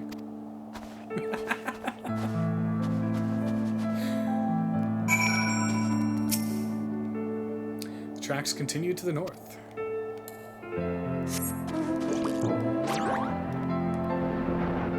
This is the sad, somber music of that is befitting of Gigi's struggles at the moment.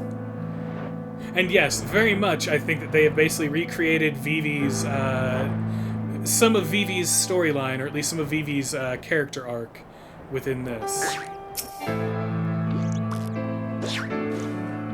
The tracks continue to the north. Alright.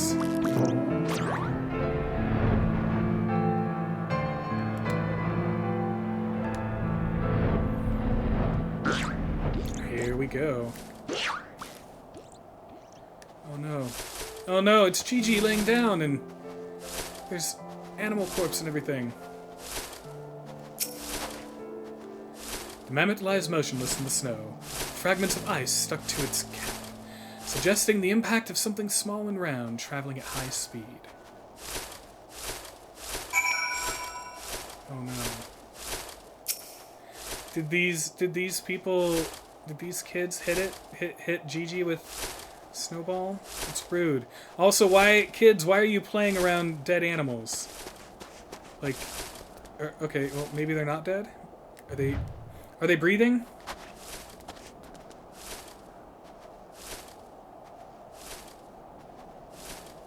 No, they're dead. Kids, why are you playing around dead animals? What the hell's wrong with you? Yeah, it seems Gigi got hit with a snowball, yeah. My head. Oh, it's you. You followed me.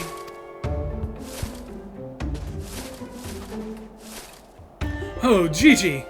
If you wanted to have a snowball fight with your grandparents, you should have said so earlier. Papa Hildy was very worried, though he is glad to see that you are unharmed. It would seem he was struck by a snowball much like these Steinbocks. These dead Steinbocks. Are you sure he isn't damaged? As if a mere blow to the head could fell our Gigi. We Mandervilles are made of sterner stuff. I myself have been driven headfirst into the earth on no less than 24 occasions, several times from malms above, and my mind is no less brilliant for the experience.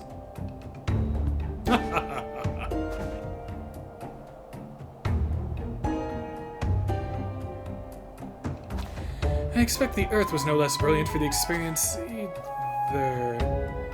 Why are you... Are you nodding? Oh, he's behind me, isn't he?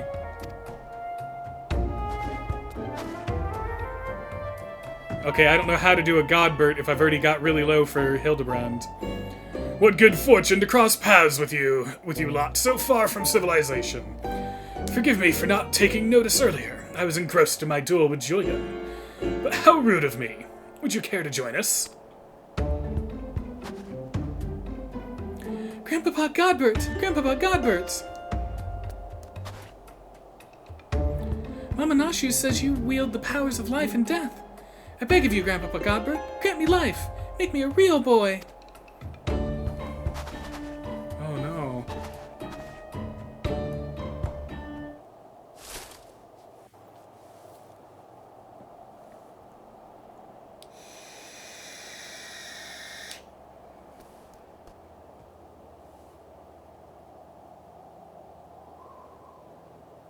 Are you sure about this, son? It may sting a little.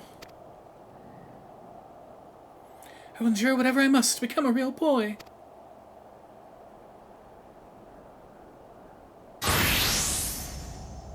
Oh, it's getting real.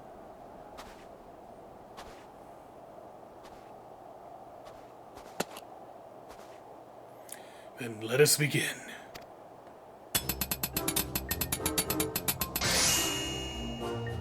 What?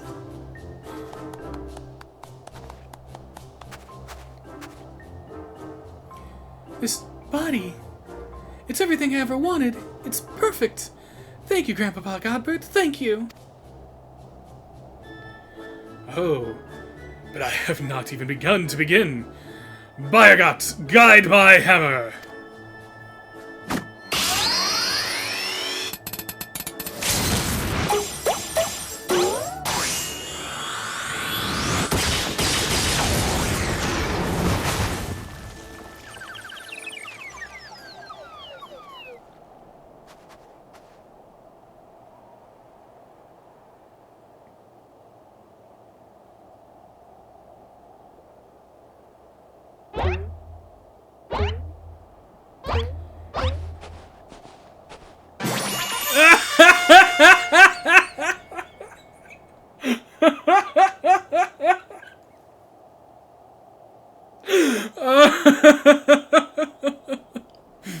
Papa Hildy, I'm a Manderville man. That is a Gigi indeed. Gigi, my son, come to your father. Let me have a look at you.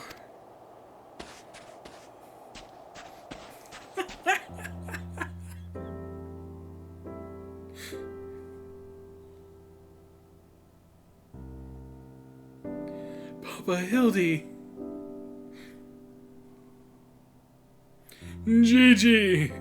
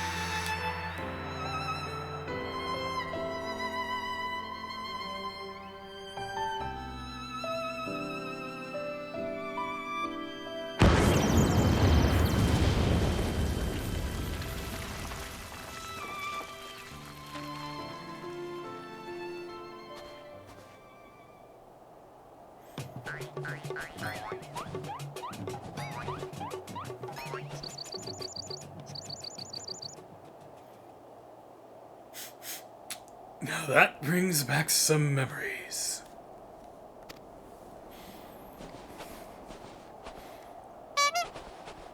Papa Hildy! Oh dear, who could have done such a thing?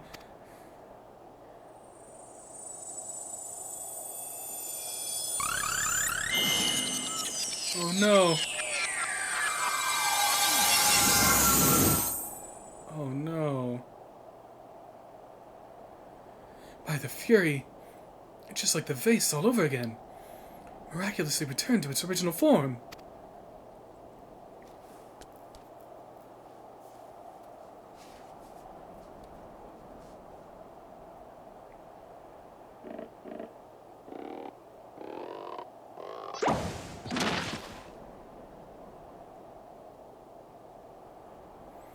Gigi, my boy. Upon further consideration, I believe that this body may suit you best. It is, how shall I put this, more manageable. And much more adorable. But how can I ever be accepted as your son if I remain a mammoth?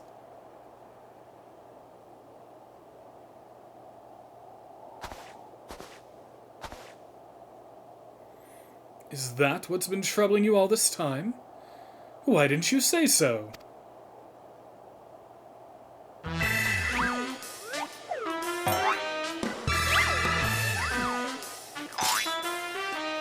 Mandeville is more than flesh and bone. He is vigor, compassion, honor, a gentleman for all seasons. Be you man or machine, it makes no difference. If they call you a mammoth, you look them in the eye and say, "Nay, I am a Mandeville mammoth."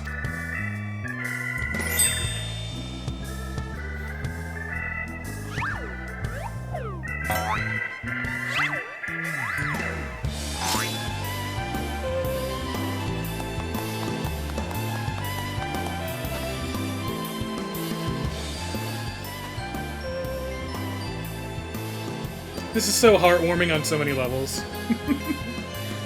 Mother, father, forgive me for not consulting you earlier, but circumstances forced my hand. I have formally adopted Gigi as my son and ward of House Mandeville. Ye gods, I knew he was fond of the mammoth. But did you hear that, woman? Our son's gone and got himself a son. Grandpapa Godbert! Grandpapa Godbert! It all makes sense now. Grandpapa Godbert and Grandmama Julian. I've been waiting years to hear those words. Grandpapa Godbert, Grandmama Julian. Few things in life are grander than becoming a grandparent, as they say. Ha ha ha!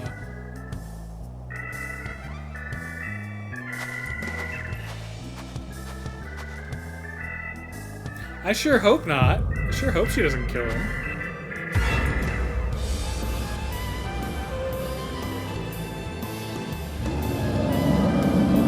Oh no. And what's so bloody grand about it? Okay, Census, you were right. They're dead.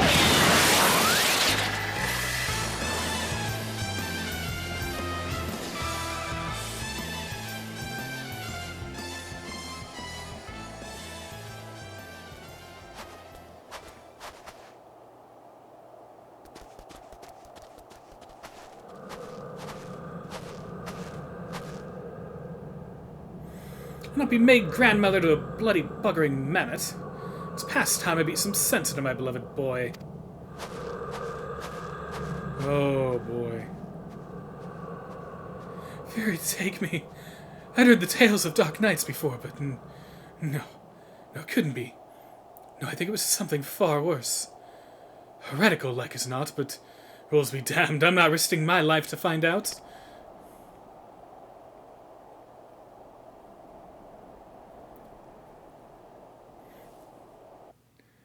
Which one do you think is going to die first, Senseless? Is it going to be Hildy or is it going to be Godbert?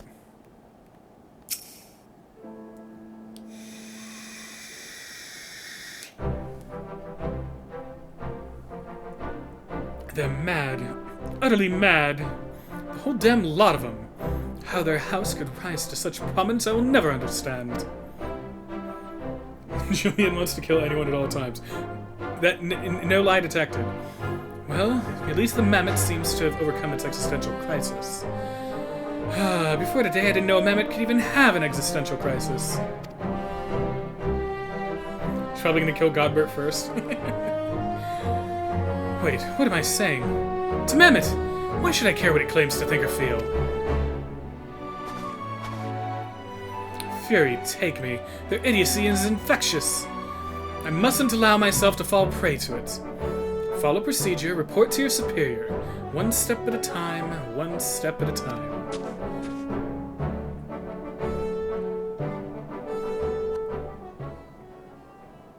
Uh-oh.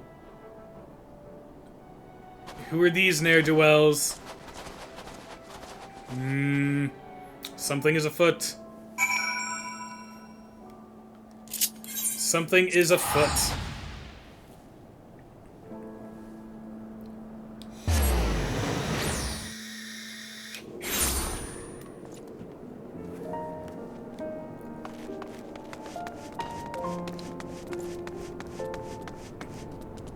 Is this person wearing a dunce cap?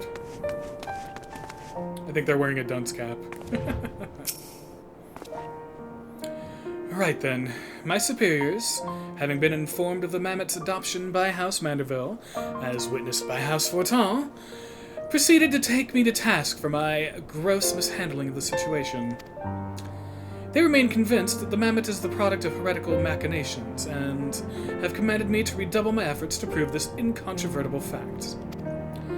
That may prove problematic, however, as Gigi seems to have forsaken his quest to recover his memories, and thrown himself wholly into his new life as a Manderville Mammoth, casting about for any hint of a case alongside his doting father. In any event, though I do share my superior's conviction, I think it's safe to say there is something exceedingly unusual about that mammoth. You saw with your own eyes how effortlessly it restored that vase, and itself, to its original form. Reconstructive magics are not particularly rare, but his are unlike any I've ever seen before. Just because someone can fix things better than you've ever seen doesn't mean they're evil.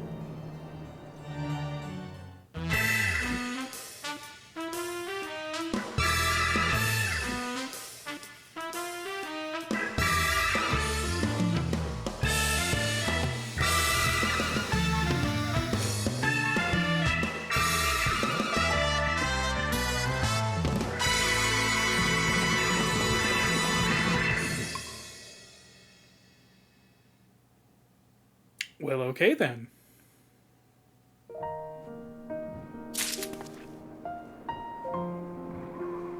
Interesting.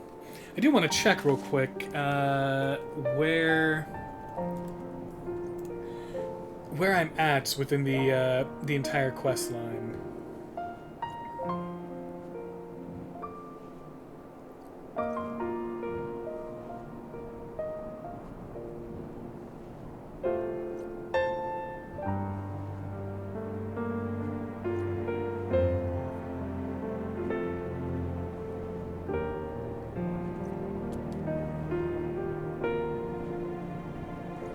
Okay, so we are at the halfway point of the Ishgardian segment.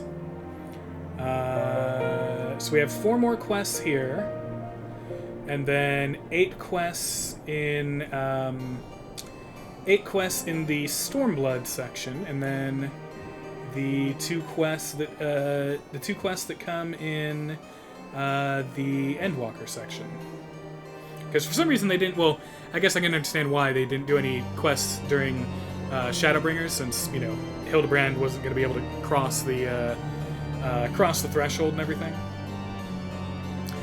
Give me 1 second. I want to run and grab a protein shake, so I will be right back. Take this moment to get yourselves some water, some water, some food if you need it. Take this moment to compose thyselves before we continue the rest of the quest.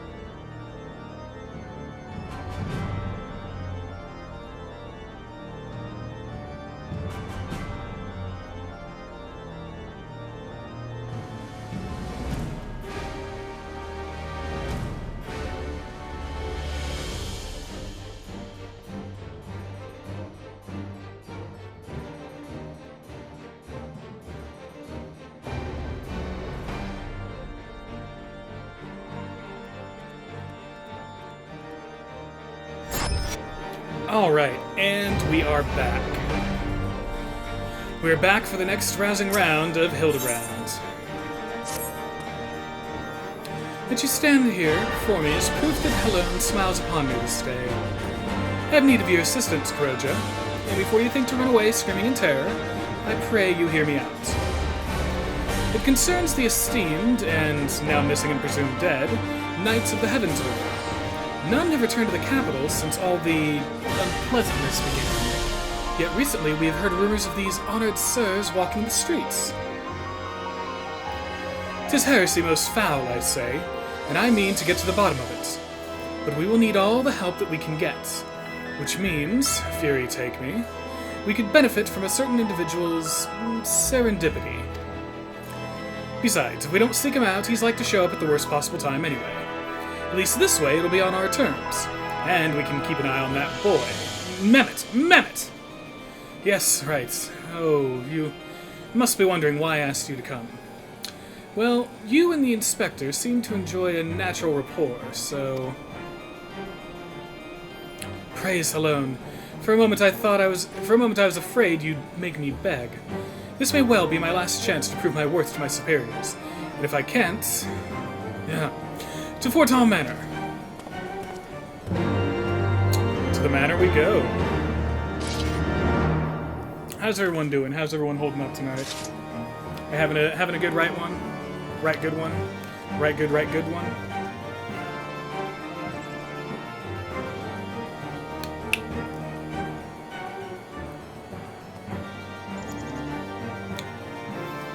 Uh-oh, there's a bird in me. There's a bird inside of me. Okay, it left. Good. Alright, Forton Manor we go.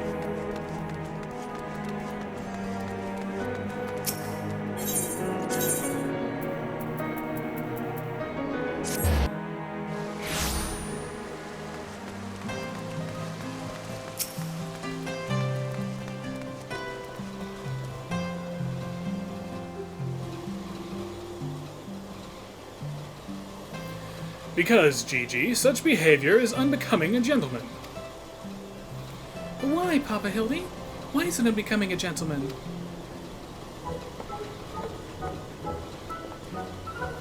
Ah, Inquisitor Sir, Kuroja. Good morrow to you both. Are you come as adoring fans or on business? Business. Always business, you may rest assured. Then I, Hildebrand, Agent of Inquiry, Inspector Extraordinaire, am at your service. Is it robbery? Murder? Tax evasion? Evasion? Wait, before we get into that, what's going on here? Much as it pains me to admit it, my beloved Gigi, the apple of my eye, the fruit of my loins, attempted to deface this lovely gazebo. Naturally, as his father, it falls to me to see him return to the straight and narrow. That's not true. I was drawing a tiny family crest for our home. Now, Gigi, I know you are fond of this gazebo, as are we all, but it belongs to Lord Edmond. You wouldn't want to steal from Uncle Edmond, would you? I guess not. Then where is our gazebo, Papa Hildy? Does it have a warm stove with a steaming kettle, too? Oh, Gigi, don't you see? We have no need of kettles or gazebos. As gentlemen inspectors, the world is our oyster. We can go whither we please, where the red fern grows or the wild rose blooms. And yet you've been sleeping in Lord Edmond's gazebo for how long? I don't care about wild roses. I want to live in a gazebo with Papa Hildy and Mama Nashu. Gazebos are quite expensive and dangerous if not domesticated. Dangerous indeed, my boy. And besides, we are gentlemen inspectors, free to travel the length and breadth of Eosia in search of a case. Does that not sound more thrilling than whittling away the hours beneath a gazebo?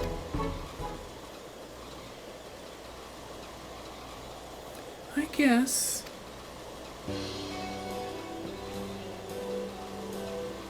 If it's a case you want, you need not go so far. We are currently investigating reports of individuals masquerading as Knights of the Heavensward.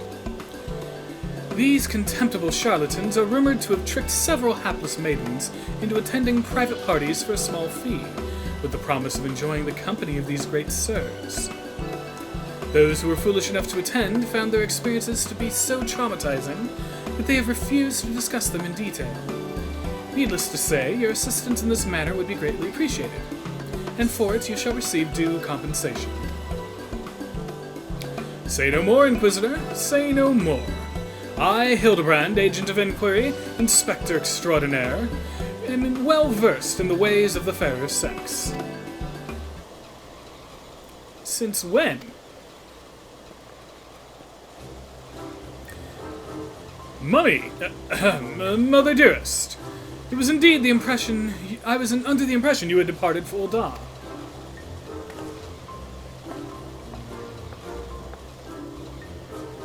And leave my beloved boy to keep on playing at being an inspector, all as well as a father to a bloody mammoth?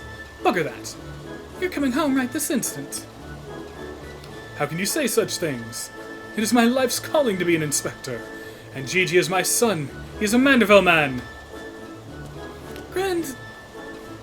Grand as it is to see you, you have come at a most inopportune time. The young women of Ishgard are in need of a champion to defend them from fiends most foul. Come, Shu. Come, Gigi. We shall demonstrate to our mother our peerless investigative skills and bring these criminals to justice.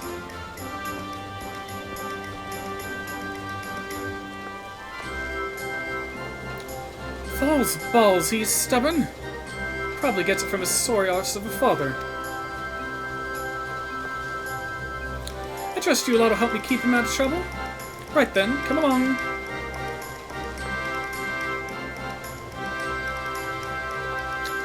Well, that could have gone better.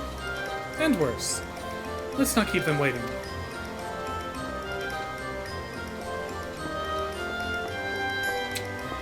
All these hijinks.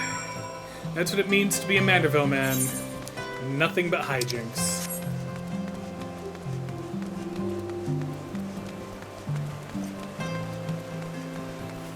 A world-weary maiden.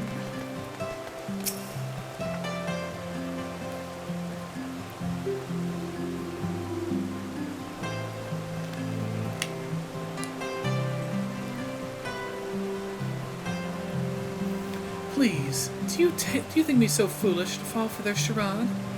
From what I heard from the others, said knights bore not even the slightest resemblance to the Heavensward. As if I had not already memorized every detail of my dear Sir Adelphil's face. Oh, wherever could he be? He dead. He dead and dead. He was evil, we killed him, he dead. Sorry, ma'am. I am truly outside her grace. My allowance all gone to waste on those... I dare not say it. Mayhap those awful rumors are true. Mayhap I must needs accept that he now walks in Halone's halls. No, he does. He dead. They all dead. All of them. Every one of them dead. Oh no, a vengeful maiden. I demand satisfaction. Swift and terrible vengeance! How dare they prey upon a lady's emotions to line their pockets with gil? If Sir Charbot were to hear, he'd purge the lot of them with the festering sickness they are. Ah yes, a pity he too remains missing. So very much a pity.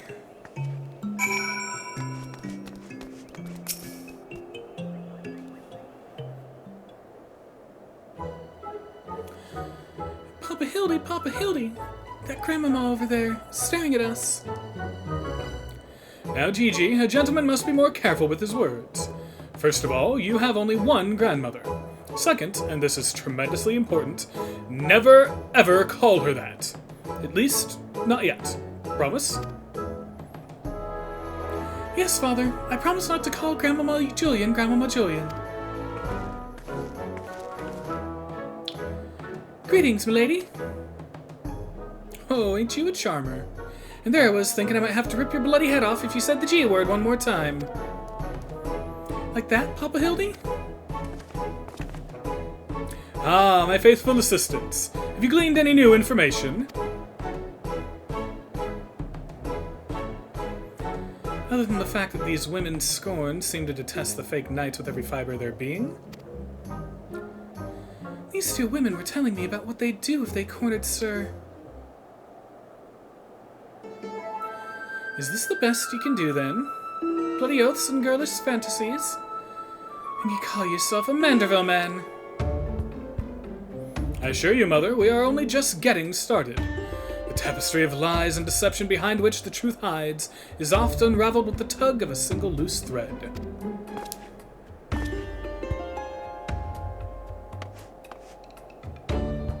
I say, young lady, I would beg but a moment of your time.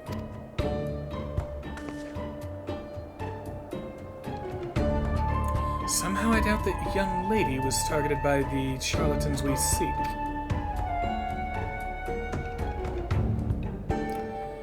Aye, 'tis true. I too was taken in by the false promises of those awful, awful men. Long have I yearned for a chance to meet Sir Wherein. So when they said I finally could, I didn't hesitate for even a moment.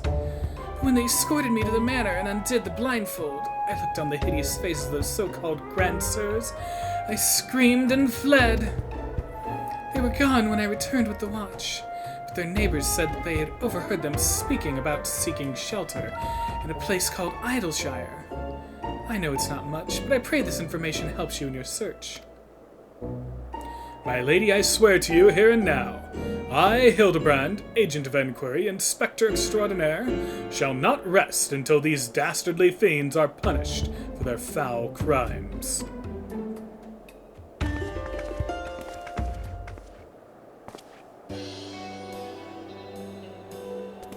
Huzzah! 3 cheers for Papa Hildy! Hip hip hooray! Hip hip hooray! Hip hip hooray! And there you have it! Our quarry can be found in Idleshire. Come, my loyal assistants. Justice waits for no gentleman. It's all well and good, but I've never heard of this Idleshire. Have you? I have, because I helped do a lot there. You mean we're to travel the Dravanian hinterlands? Right now? Just like that?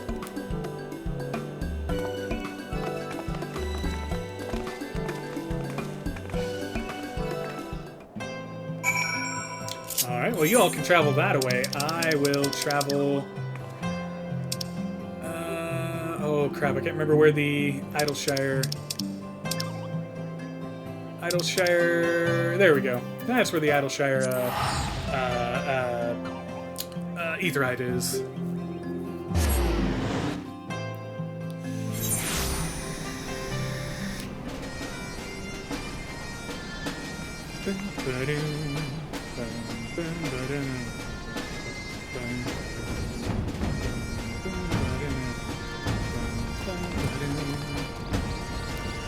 Alrighty. You know, that's the second person I've seen with that weapon. Or that glamour, or whatever the hell that is. And every time I see it, I just can't help but think of the portals that Doctor Strange and them use. Salmon.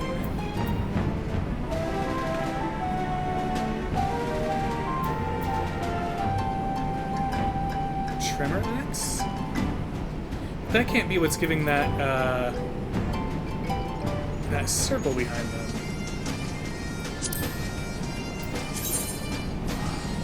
Ah, so it's their Curios. Okay. I wonder if that's from the Savage content or something. Before we go and meet with Hildebrand and company, I just want to take a very short and quick detour.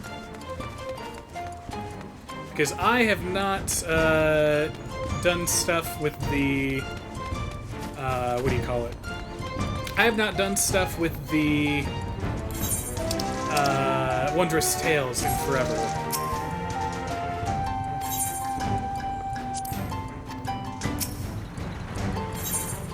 And there we go, new journey.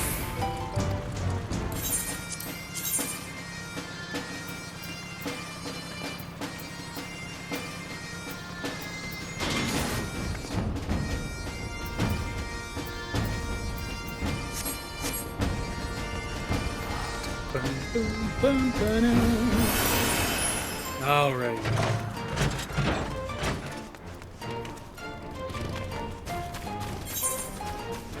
Oh, they are out at the entrance area. Okay. Well,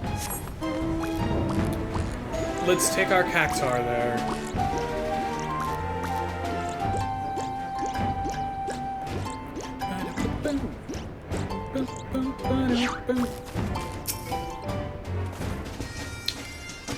Truly, this magnificent settlement is a testament to the hard work and camaraderie of her Uplander and Gabi citizens. Yes, well, I'm just glad we're no longer being pursued by fire-breathing dragons, musket-wielding crabs, and bomb-throwing goblins. You know, the other ones. They were no match for Lady Julian and that pan of hers, am I right? I want to see her make the bad gobbies fly again. God's sakes, Hildy. Excepting Kroja, this lot would be dead in a ditch somewhere if it weren't for me. Nonsense. I would never let any harm come to my loyal assistant or my beloved son. If I may interject. Now then, let us split up and question the good people of Idleshire. My keen inspector's sense tells me that one of them has knowledge of the false knights we seek.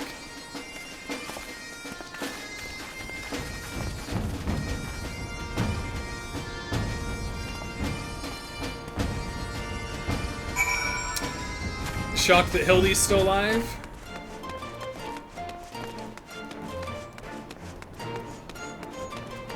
I'm honestly amazed that he can, get his pants on without suffering a grievous injury.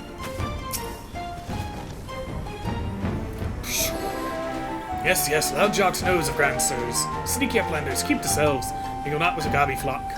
And each to own, Loudjox says. No questions, only jingly shine. I don't know what voice to give gobbies. I apologize.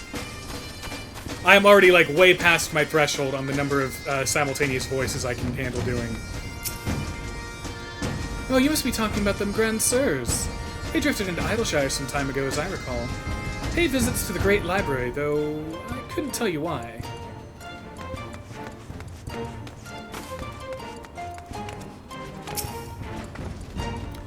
I know all about the Grand Sirs. They keep to themselves in that building there, south of the round spots. You best watch out, though. They're a dangerous bunch, liable to kill you for looking at them cockeyed. It's entirely possible that I've gone completely and utterly mad, but are you perchance the long-lost twin sister of an Ishgardian noblewoman? What? Look behind you, a three-headed Gabu!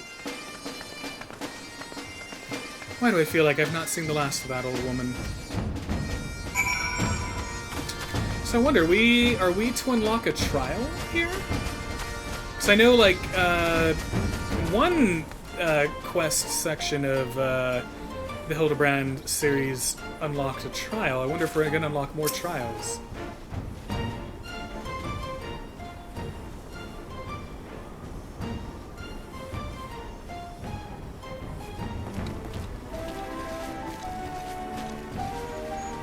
If only we had the testimony of a concerned citizen which could conveniently direct us to the villain's precise location. The Grand Sirs are holed up in a building to the south of the markets. Good show, Kroja.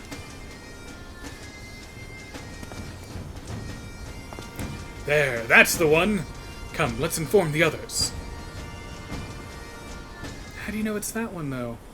What if we're about to bust in on, like, just like an old lady making food or something?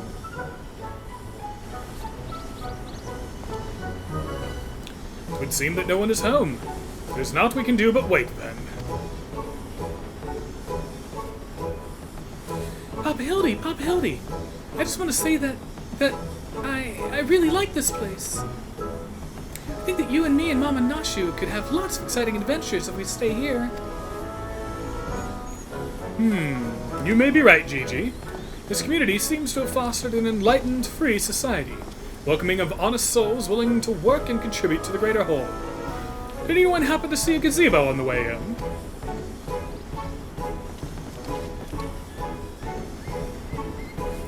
As I live in Hildebrand Helidor Maximilian Manderville. Could that be? I say, could that be Slowfix coin toss? Do you know this Gabi, Inspector? Most certainly do. Why, Master Slowfix was my very first employer. When traveling through Thanalon long ago, Gabi Flock was waylaid by Uplander bandits. With no jingly shine to pay brass blades, we had no way to backtake goods. Until we make busy deal with Gentleman Uplander, that is. With fastness, he finds Uplander bandits and brings much bangy boom, and returns to Goodly Gabi's missing goods and great justice. Henceforth, Slowfix gains new appreciation for Uplanders. But for chance encounter with Gentleman Uplander, he never conceives of egalitarian utopia. Push. One may even claim Hildia founding father of Idleshire, with metaphorical tongue flaps, that is. Ha ha ha! Oh, the memories! It was a near thing, for the bandits were clever enough to see through my ingenious disguise as an innocent milkmaid. But in my haste to escape, I tripped over a barrel of fire sand, and, as they say, boom, Gabi doom. No busy deals for the wicked. No busy deals indeed. But leaving that delightful anecdote aside, ye gods, Master Slowfix, just looking at what you and your flock have made of these ruins is making me big eyes. Gabi Flock has come a long way since wandering days, but we have not forgotten Gentleman Uplander's kindness. Slowfix is here to offer hand-lending. Well, far be it from me to refuse.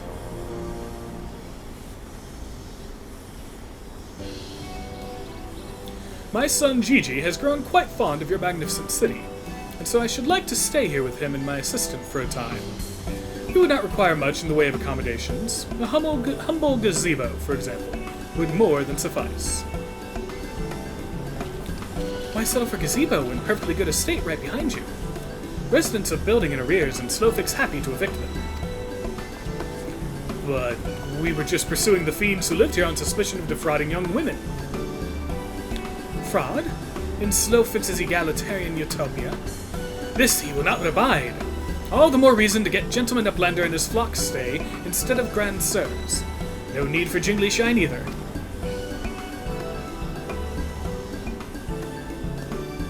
Huzzah! Huzzah! A giant gazebo to call our own!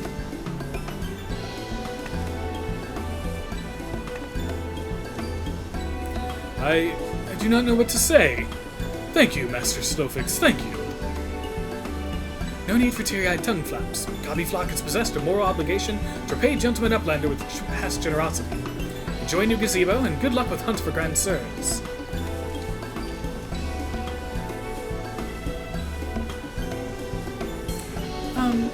Papa Hildy, since this is our gazebo, is it okay if I draw our family crest on it? I can think of no better way to celebrate this joyous occasion, and perhaps draw the ire of our new home's former tenants. Come, let us go and purchase some paints together. This gazebo shall be your canvas. Now he's gone and gotten himself a sodden gazebo. Bloody hell, he really thinks I'm going to let him keep on playing at being a father. Julian does not seem happy. Somebody is going to get hit with a pan.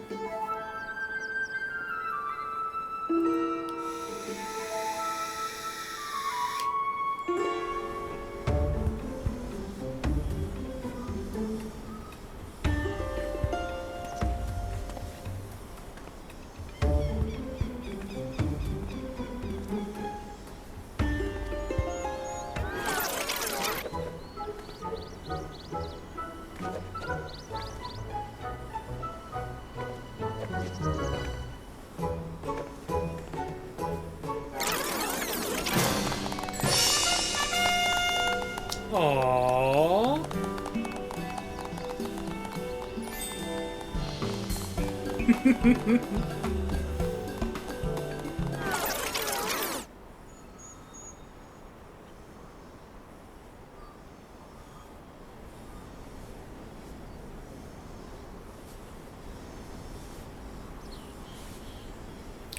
Still no sign of the notorious Grand Sirs. I dare say we're going to need more paint.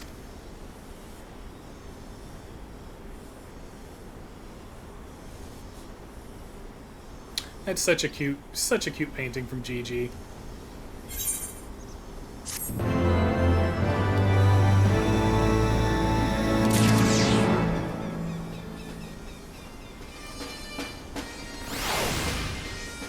And look, it's gonna stay there forever. Yay!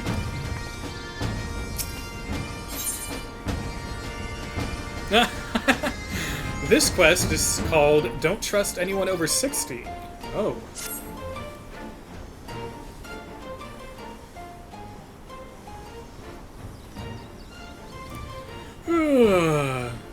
Much as it pains me to admit it, a gentleman's stamina is not without limits. I dare say I could do with a spot of tea. Hey, Inspector. Is it just me, or have those two been looking at us for the past few minutes?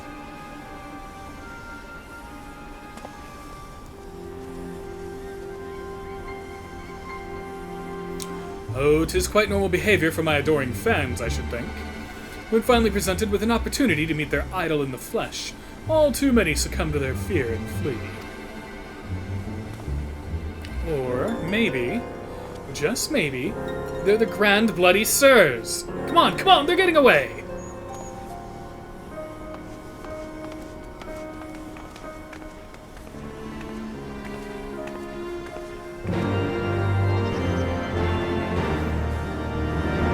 I do think Hildy's story is a masterclass in failing upwards somehow.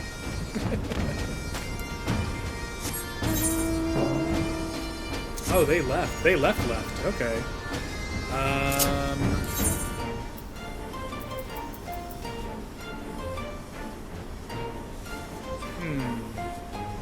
Oh no, that's right. There are no. What do you call it? There are no Aetherites in the hinterlands. So we will just have to hoof it.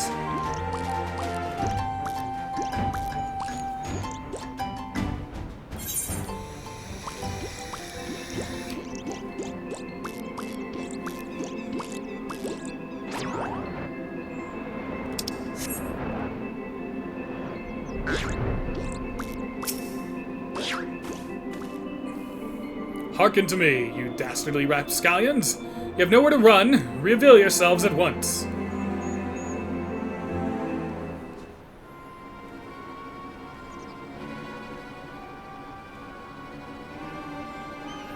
I shall not ask you again.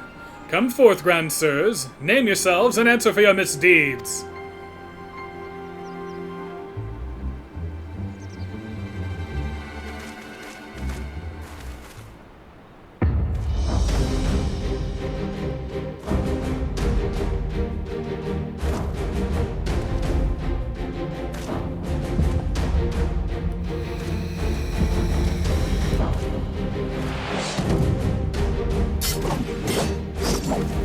Thousand worms, the silver spear which hath pierced the very heavens, Orland!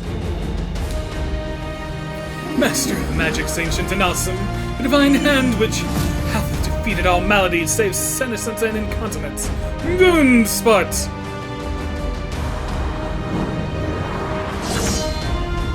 Cranzers Excelsior! I don't know whether to laugh or to cry. May up both.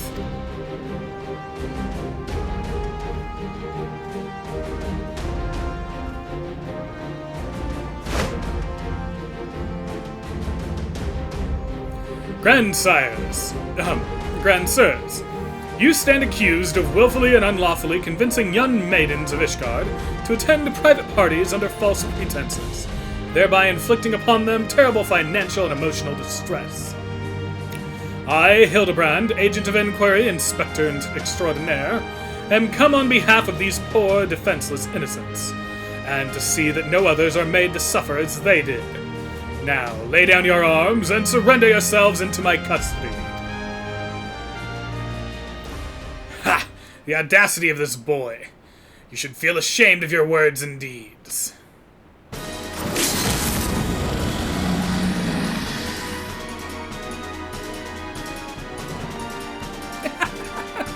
You will rue this day and rue it hard.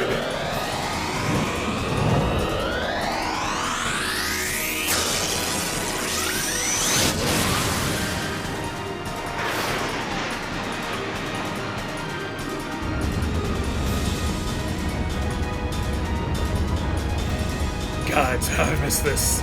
The air streaming past, the blood pumping, the taste of copper on my lips, the slight dizziness. It was on a day like this that we met, wasn't it? When we soared into those azure skies, we never truly came back down.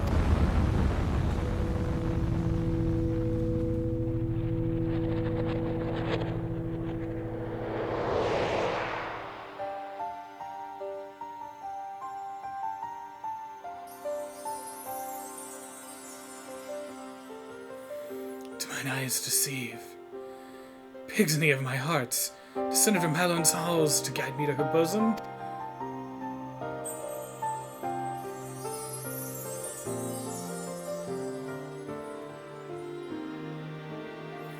My beloved, my everything. Long have I waited for this moment.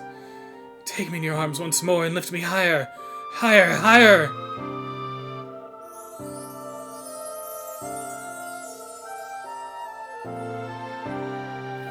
Higher, higher, higher!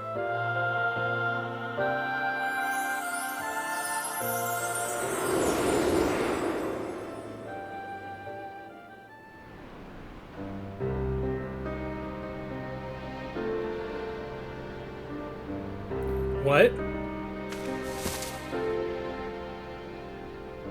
Orland! Orland! Orland! Oh no. Well, he died.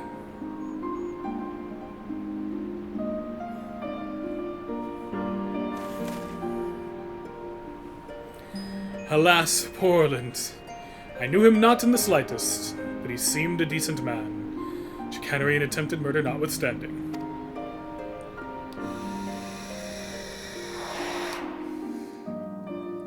You'll rue this day, and rue it hard!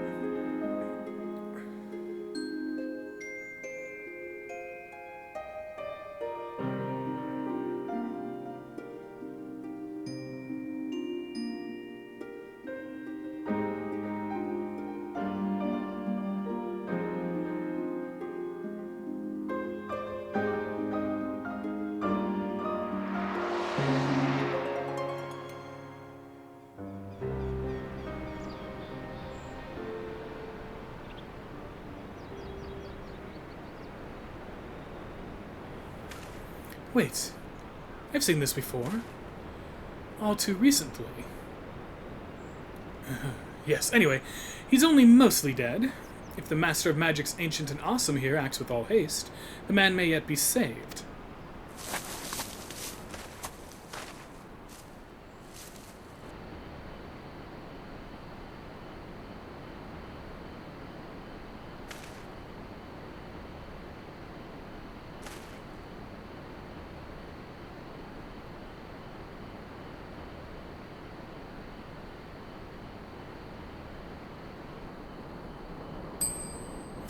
Oh, you are referring to me?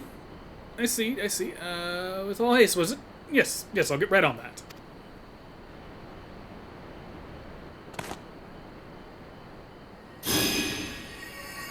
O mournful voice of creation, send unto me a creature of the abyss, my thralled command, that I may smite... No, wait, that's no good. Let me see. Something of a rather less controversial tradition, yeah. Something with more... pep, a vortex of biting winds to rend the flesh, and smite my foes.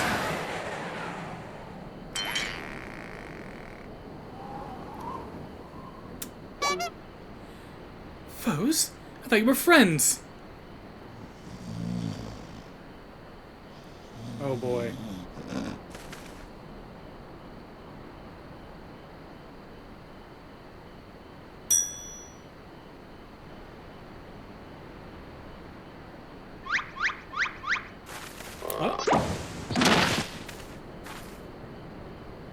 Okay.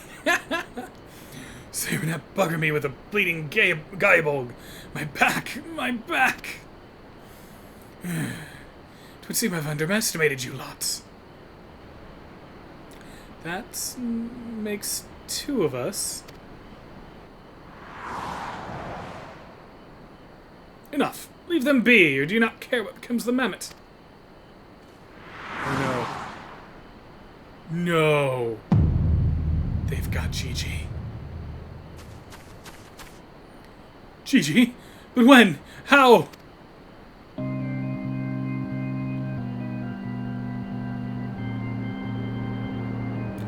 Is that the old lady? I thought I recognized you. First in Ishgard, then in Idleshire. You've been following us since we left the capital.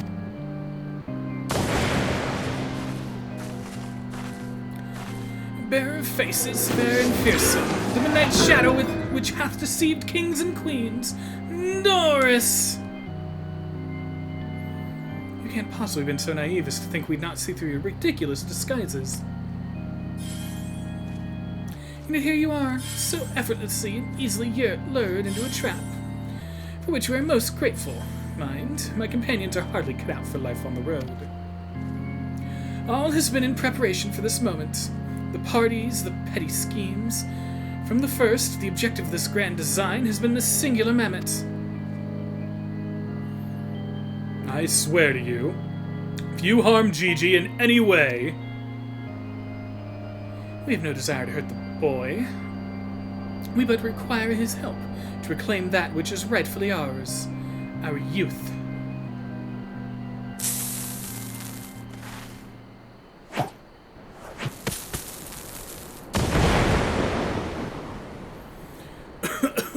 Confound it, I can't see.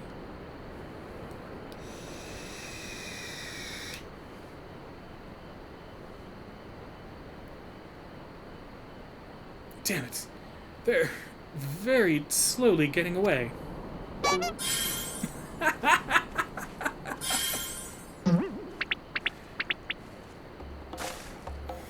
Hildy! Gigi! Stay strong, my son! I swear I shall find you!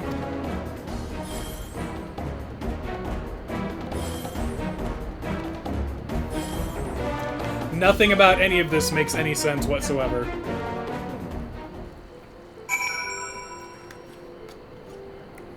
I thought the previous Hildebrand adventures were ludicrous, but this is a whole other level.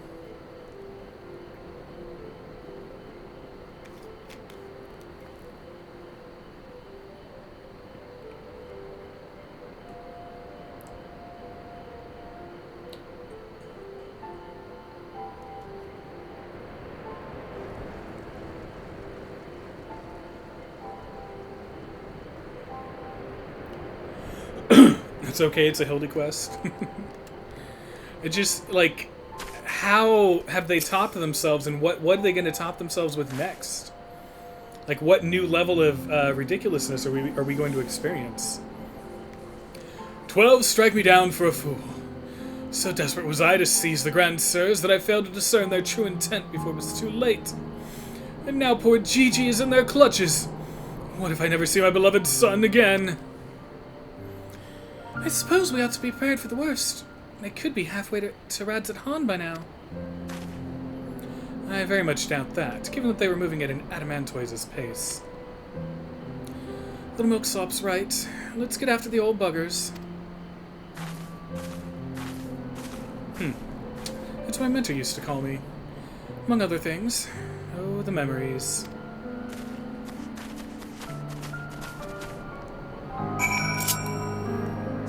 So I would say in this amount of time they've moved, what, like 200 feet? Hildy quests never entirely make sense. No, they do not. Like, I have to wonder, I mean, since the Hildy quests always come out after the expansion, I have to wonder if, like, these are how, like, the devs, like, blow off steam or something. Or, like, maybe this is how they unwind, is they just put a whole bunch of ludicrous stuff together. I'm gonna get the llama charging for now. let it get a good charge overnight, and that should make the llama last for a long time.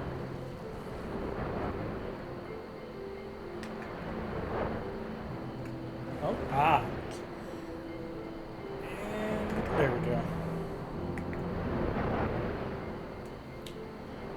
Llama, you can just chill over there.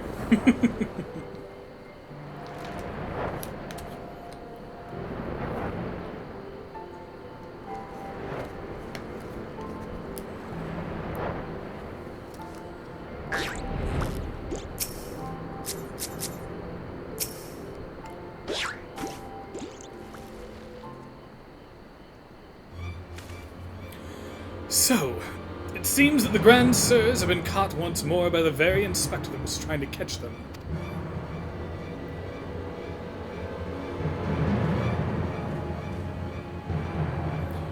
How ironic. Also, how premature. We have them, yes, but they still have Gigi. Damn it. If only some manner of opportunity would present itself.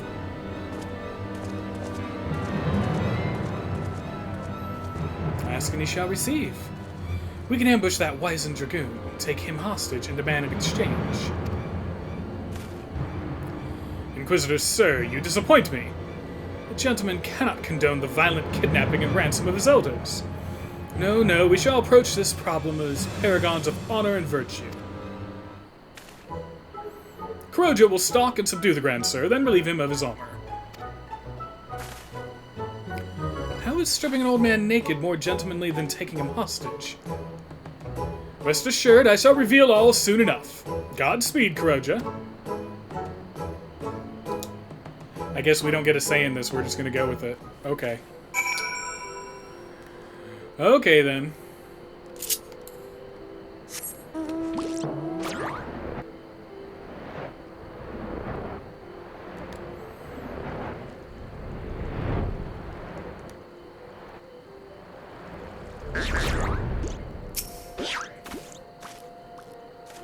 I knew you'd...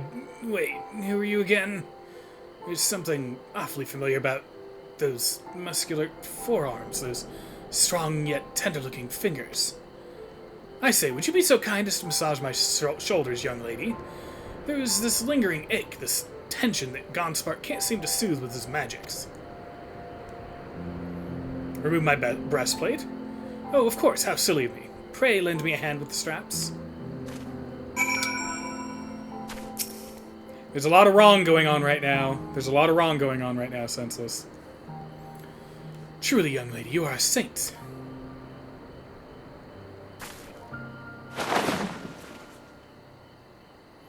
Ah, I swear, it's the little things you begin to appreciate. My dear departed wife used to help me with my armor, you know? Right, right, I should be seated to better receive your tender ministrations.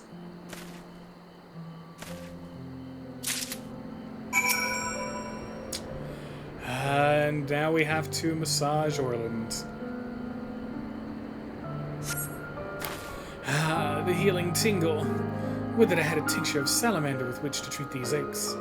My little pigsney used to spread some on my chest and under my nose to help me sleep through the night. Come, do not be shy. Work those soothing fingers into each and every knot. Slowly, make me forget my troubles. We must massage him again.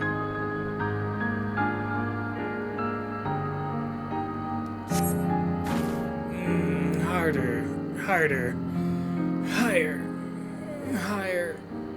Close your eyes and dream. Massage Orland yet again. The old dragoon's soft snoring suddenly stops, and begin to fear you may have borne witness to his final moments. Leaning closer, you extend a hesitant finger, only to stop short when a sudden spasm signals the resumption of his labored breathing. Now we have to steal his pants.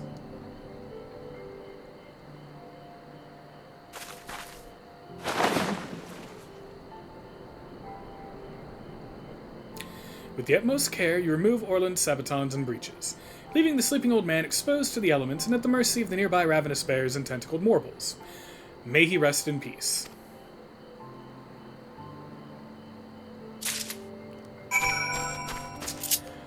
Well, I don't feel good about any of that. Not a bit. Not a bit.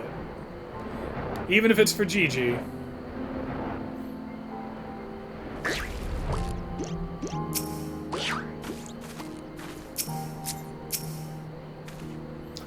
Ah, my stalwart assistant. By your return, I gather you have taken care of the Dragoon. And by taken care, I mean afford him all due courtesy as befitting a man of his years, whilst returning with the equipment I require. Yes, and yes. Capital. Then without further ado, I shall disguise myself as Orland and free Gigi from captivity. But you two look nothing alike. They may be old and slow, but they're not blind.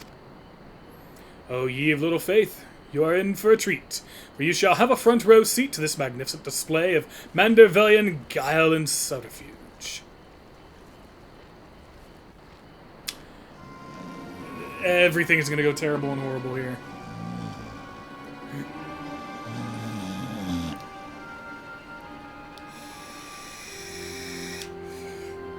Hey, is it time for dinner yet? We just ate, you daft bugger. And where in the hell's Orland? I know he's got to take a piss every hour, but damn it, he could at least be quick about it.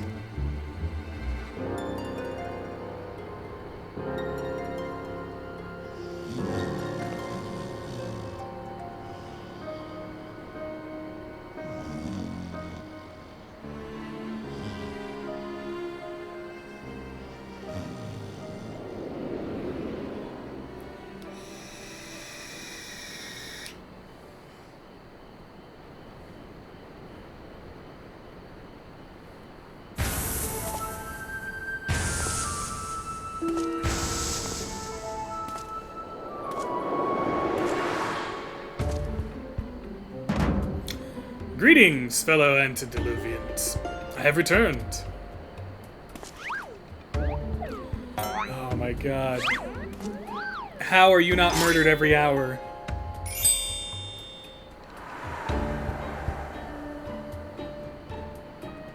Oh, bollocks.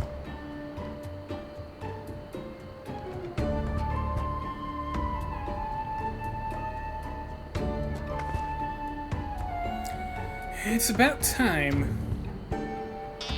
What?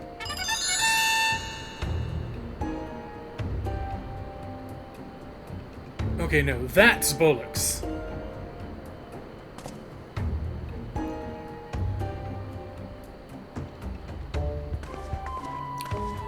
Pack up your things. I want us back on the road in 10 minutes.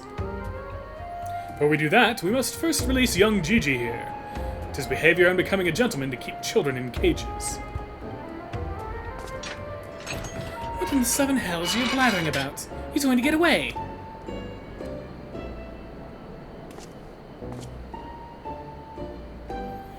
No, he will not. See? Still here, within my care. Right then, on a completely unrelated note, I shall now take the boy with me on a brief sojourn into the wilderness. Fury take me, it's working. He's about to walk out of there with Gigi, and they won't even try to stop him. So far, so good.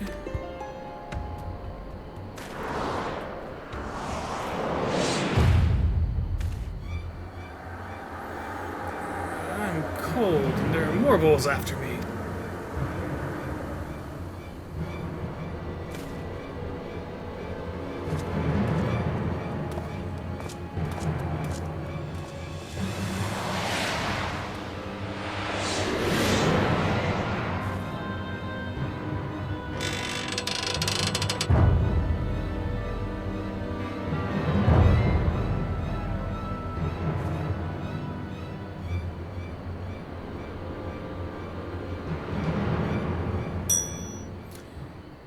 I'm me, but you're also me.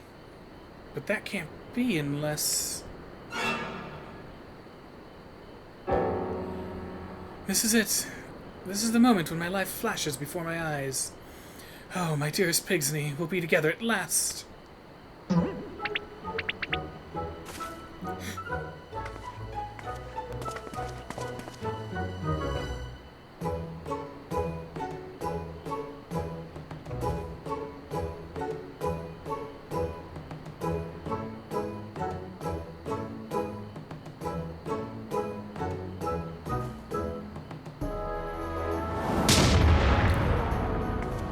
What?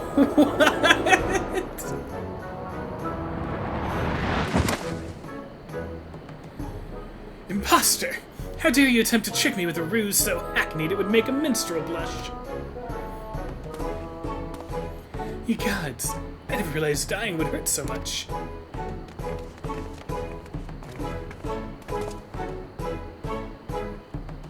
Now's our chance, Gigi. Come with me.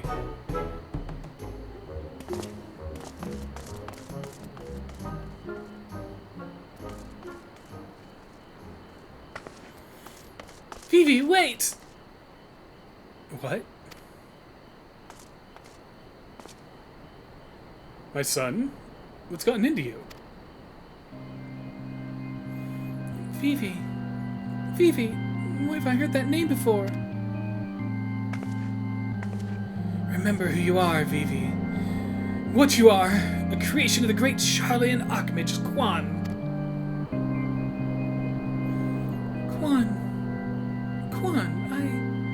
I was given life by Grandpapa Quan. I remember now.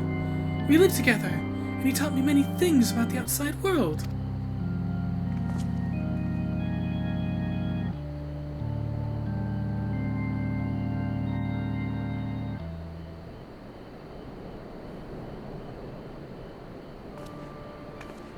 That's quite the wrinkle.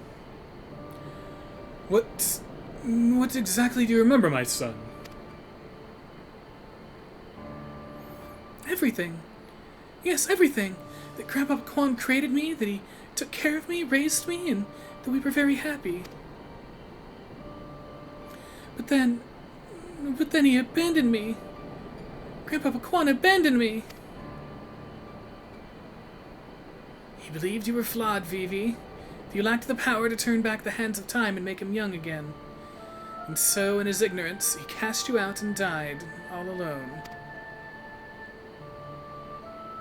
That's a heavy thing to drop on Gigi here. To turn back the hands of time? Then what we witnessed in the Crozier with the Duke's priceless vase? That power could be brought to bear on people? Wait, how do you know all of this? You couldn't have possibly been associates of this Archmage Quan. We found his journals during one of our many trips into the Great Library. Scavenging for valuable relics is one of the few ways we have left to make a living. We were famed heroes of the war in our prime, with fortunes to match. But no soldier has the strength to triumph over time. Before we knew it, the hour of the sheath was upon us. Ishgard no longer had need of our services. So we came here to eke out a living, to keep doing what we do best, till our bodies wouldn't let us. Imagine our surprise when we stumbled upon the opportunity of a lifetime. A second lifetime, as it were. A mammoth with the power to take that which was broken and restore it to its prime state. To turn back time with its temporal magics and give us back our misspent youth. Fury, take me. This is all so... I don't even know if there's a precedent to determine whether or not this constitutes heresy. We knew where to look, even. With the journals, we determined that the mammoth was somewhere in the Western Highlands. A second chance, was that it was within reach. And then we were forced to watch as you imbeciles pulled Vivi from the snow, nearly ruining everything. Vivi, listen to me. Come with us and we can help you to unlock your true potential. Just think of what you could accomplish were you to master your magics. Not only could you make us young again, but you may even have the power to restore life to Archmage Quan.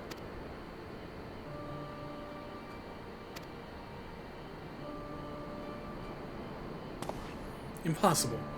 No magic can truly return the dead to us. At best, you can animate a corpse. I need not review the precepts to declare that the products of necromancy are abominations in the eyes of the Fury.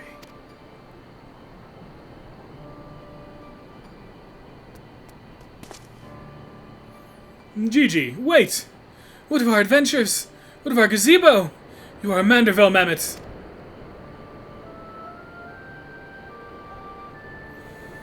I feel like this wouldn't work either way anyway. Like, I don't think it's a good idea to just reverse aging. But that is our one of mankind's oldest oldest follies, oldest what do you call it? When something is like Don Quixote, the Quixotic quest or something like that. Yeah. Or bring people back from the dead. Yeah, I mean, now granted, we have us as the main character have been part of bringing a couple people back from the dead, but it's mainly been getting their soul back out of the life stream. And in fairness, we wouldn't have been able to save the world if we didn't, I guess.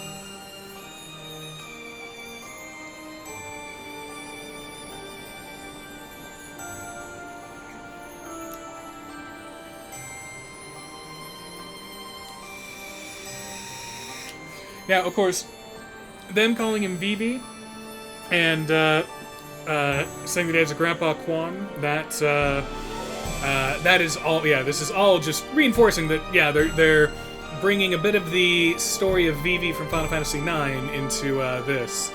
Although nothing in 9 was about Vivi being able to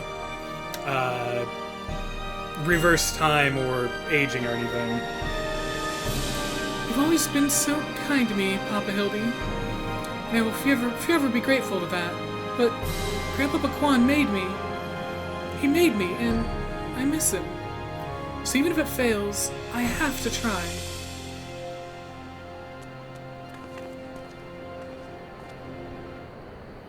What are you doing? They're getting away. We have to stop them. Mayhap we must respect Gigi's decision.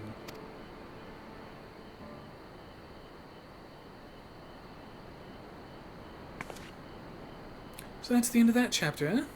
You giving up and coming back home?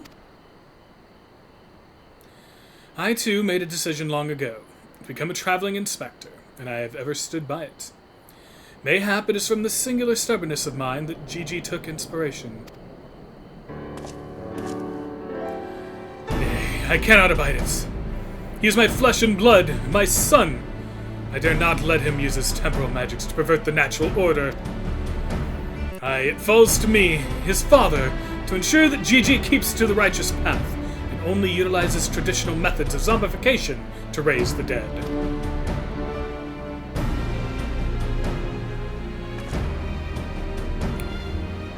Inquisitor, sir, I must applaud your dedication to your work, and cannot thank you enough for all you have done on our behalf.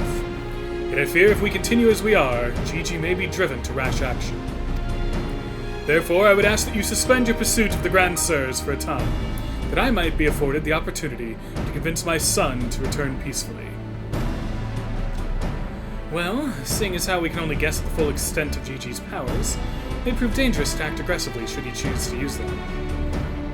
Yeah, you know, traditional methods of zombification, you know, the Zombie 101, you know, just the way you do it. I knew you would understand. Right then, there's no time to waste. Nashu, let us retire to our new gazebo and discuss our plans.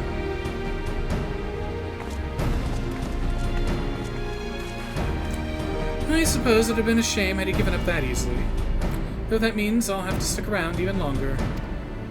On the other hand, if that bloody mammoth's really got the power to make them young again, then...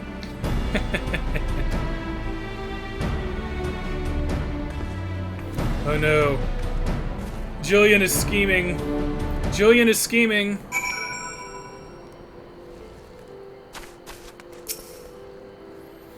I said I'd suspend my pursuit, and I will. That doesn't mean I won't continue my investigation into that mammoth and its powers in Ishgard.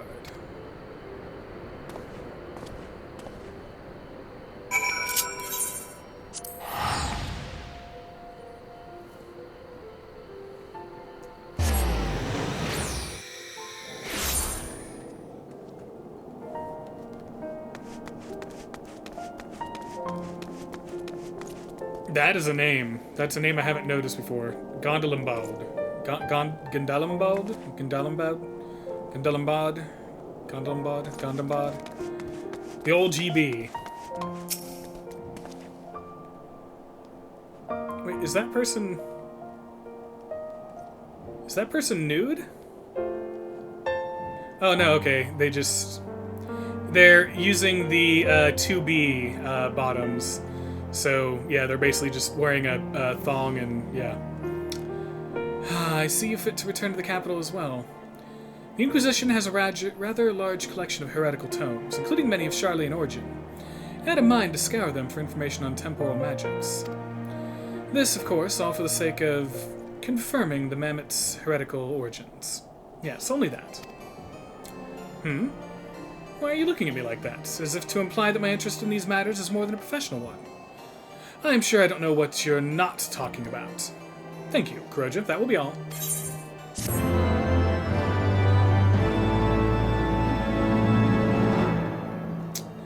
Everybody's scheming now.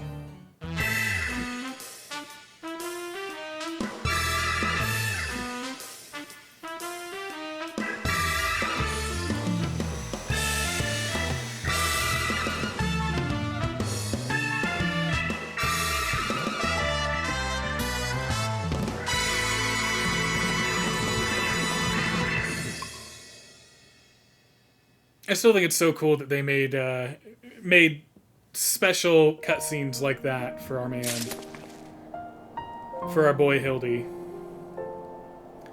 So that means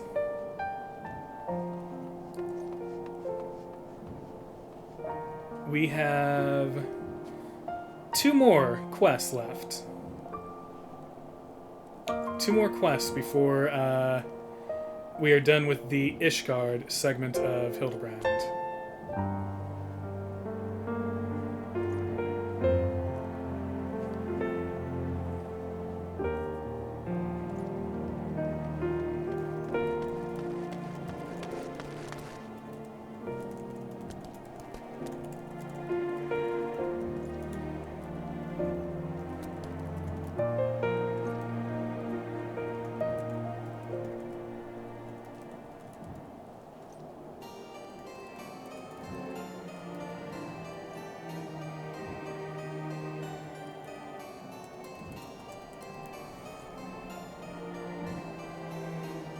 Sorry, I just wanted to update Twitter real quick.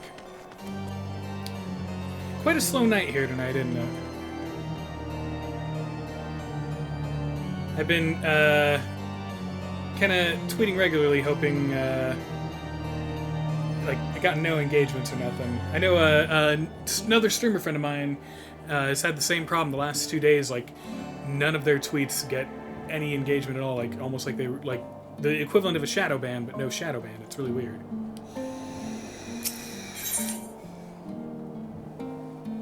The proud and the pointy-eyed.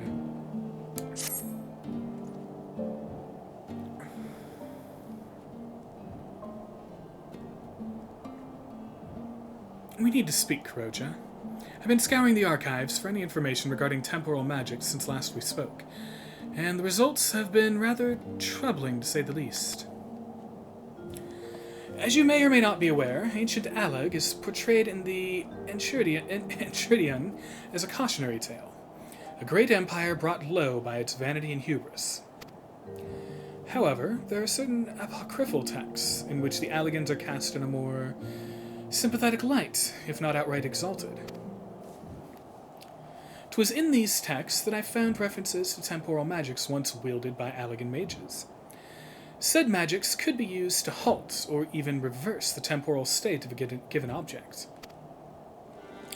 If these accounts are to be believed, and if Gigi's abilities and these magics are one and the same, then it may well be possible for him to turn back the hands of time for the Grand Sirs, much as he restored the Duke's priceless vase.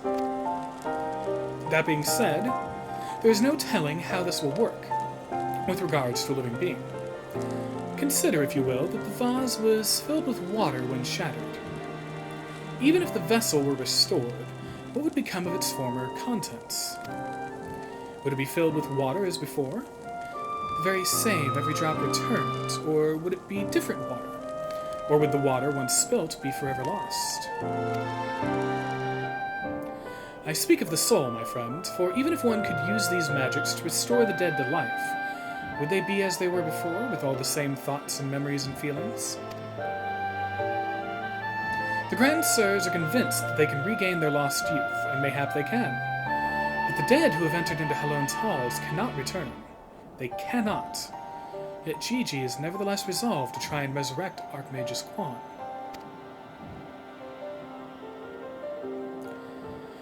Speaking of which, according to some Charlayan texts in the archives, Archmagus Quan was an accomplished scholar, known for his study of ancient Allegan magics. Further evidence that Gigi's abilities are likely derived from ancient traditions, I suppose. But more importantly, I learned the location of the Archmagus' former residence. Mayhap we could find something of interest there, something which could help us to persuade Gigi to change his course. I had a mind to summon Inspector Hildebrand and make the journey there together. Would you be willing to join us? Excellent. Then let us be about our business. I saw you, heretic!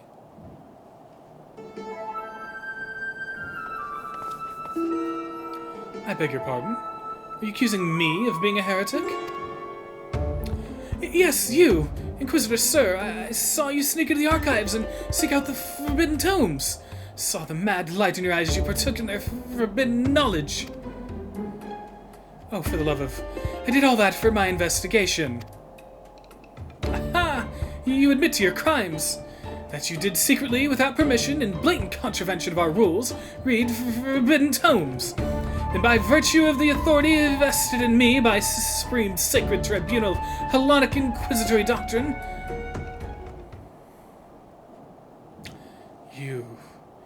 You stupid, ignorant... Are you so desperate to keep your goddamn jobs that you'll go around accusing all the world and his wife of heresy? Is that what we've been reduced to? I am sick and tired of looking for heretics in every bloody shadow, of trying to guess the secret sins of everyone I meet. It's stupid and pointless, and we're better than that, damn it! We're better than that!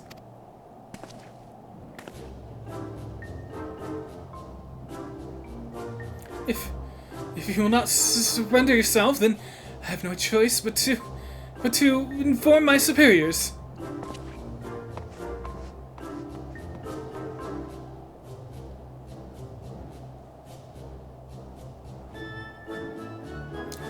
Well, that all came tumbling out, didn't it? I suppose there's no point in trying to convince myself that I have no personal investment in this matter, or that I still have a professional one.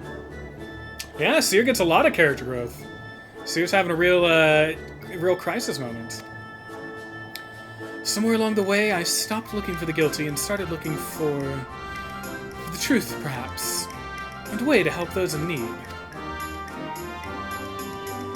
But there's no place for people like that in the Inquisition, is there? It's only a matter of time before that stuttering fool comes back with an armed guard. Let us depart for Idleshire at once. We need to find the Inspector.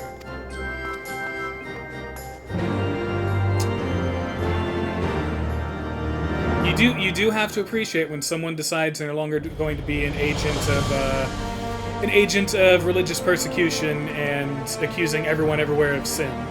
You do have to appreciate that.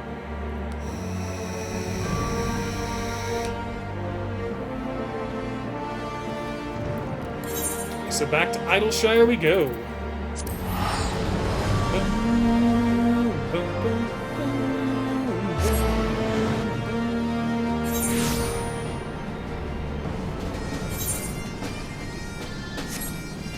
Alrighty.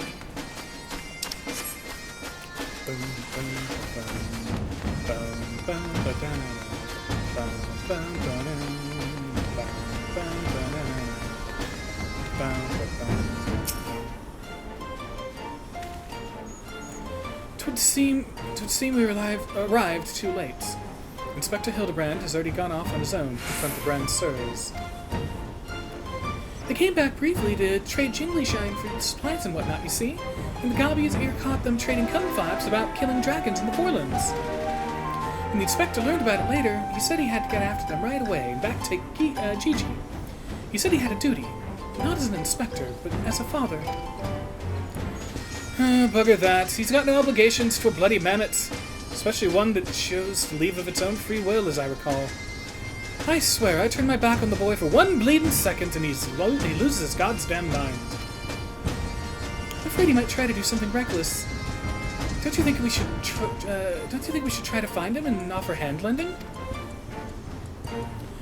I'm rather more concerned about what will happen if the Grand Sirs attack, or worse, kill any of the Hraesvelgur's brood. But first things first, I suppose. Kuroja, would you be so kind as to assist Mistresses Nashu and Julian in their search for the inspector? I will pay a visit to Archmagus Quan's abandoned abode in the meantime. Oh, and before you think to refuse, know that you need not fear for my safety.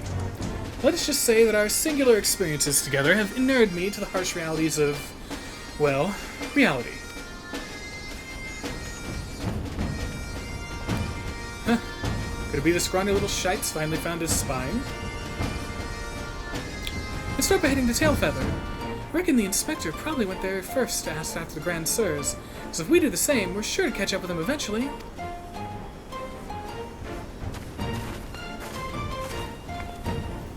To Tailfeather we go. Sentinels, are you enjoying your time with Hildebrand?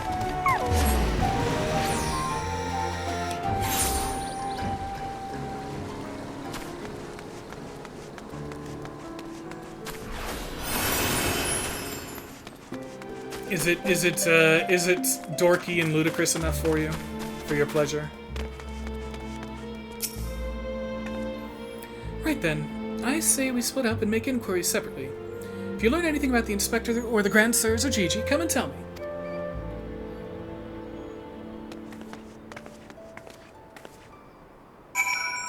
Okay. I like him. It's so silly but so heartwarming too. Exactly what you need from a himbo.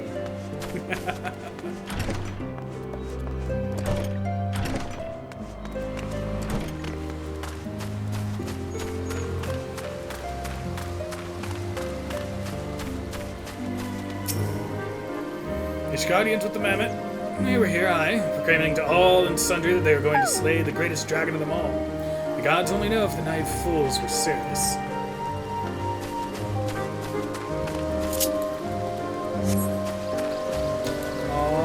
There we go.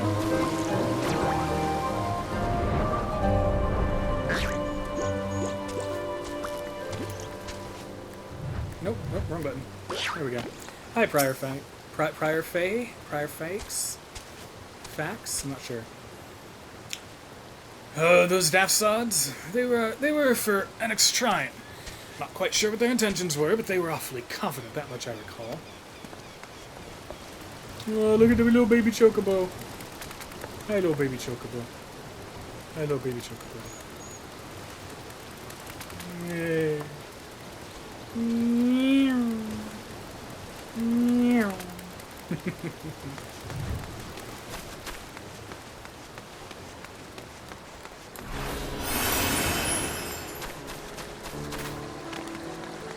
Nope, stop running. There we go. 3 dragon slayers and a mammoth, eh? I'd call you a mummer if I hadn't seen them come through earlier. Boast about how they were off to kill the biggest one yet. Yeah, so none of this is good for anybody. This is gonna bad. It's not bad.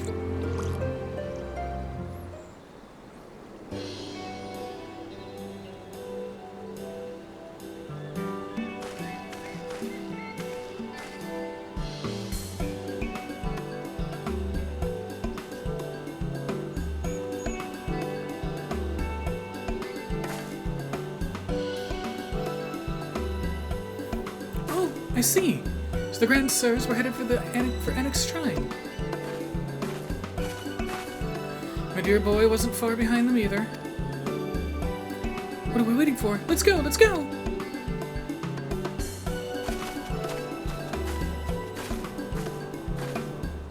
The bigger question I have beyond how is Hildy still alive is how has Nashu not gotten killed by being in the proximity of Hildy? That just, you know, yeah.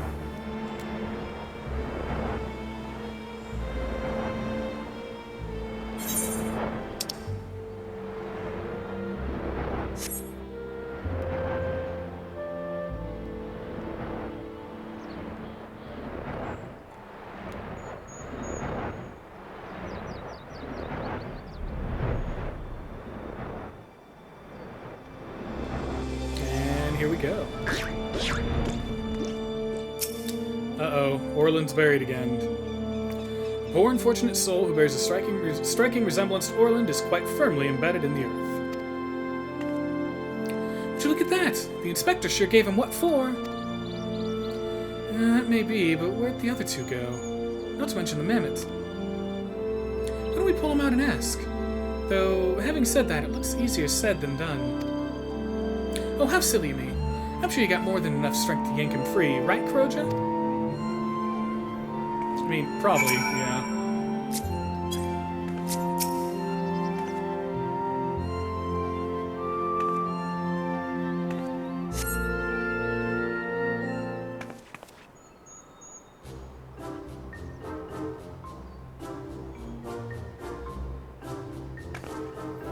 I'll be.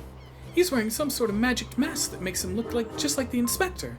Just like that man of 1,000 faces back in Oldar.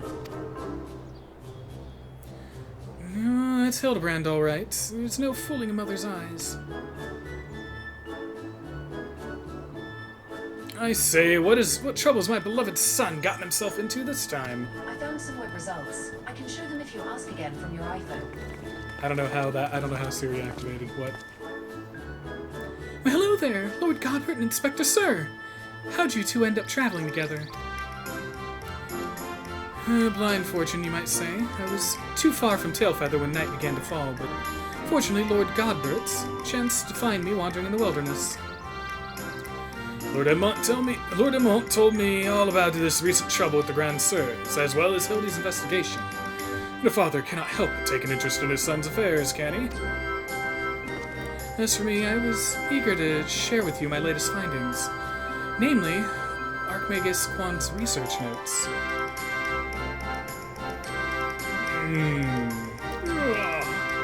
Haven't slept like that since I was buried in the lich yard.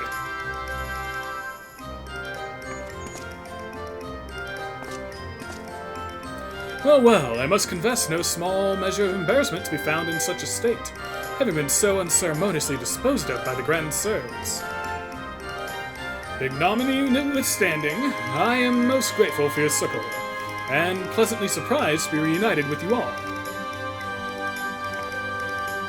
This wouldn't have happened had you waited for us instead of... Wait, why in the hell are you still wearing that rubbish? An impenetrable disguise is essential when consorting with the criminal elements. Alas, 'twould seem the Grand Sirs have grown more perceptive in their newfound youth. Wait, do you mean they've already regained their youth? What about Gigi? Did you see him? Was he behaving strangely? Now that you mention it, his warm, soulful eyes were rather more pointy than I remember. By the Fury, not pointy. According to Archmagus Quan's notes, that's a sign Gigi's using too much magic. If he carries on like this, his ether will be expended and he'll end up not more than an empty husk. This is terrible news. We must catch up to the Grand Sirs at once. Do you know where they were headed? All I heard was that they were keen to slay dragons. They were bound for the Churning Mists, a place called Zenith, to kill a great worm named Nidhogg. Oh, these fools. These absolute fools. Really? That all happened? Huh. Ahem, I meant the other one. Hraelsvelgr. Hraelsvelgr. Okay, I can't remember how to pronounce it. Hraelsvelgr? Fury, take me. What could they possibly hope to achieve?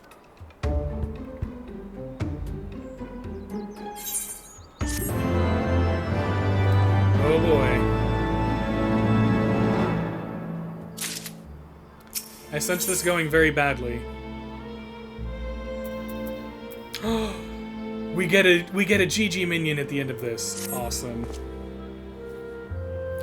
I, Hildebrand, Agent of Inquiry, Inspector Extraordinaire, do hereby ask you all to aid me in rescuing my son and putting a stop to the Grand Sir's machinations.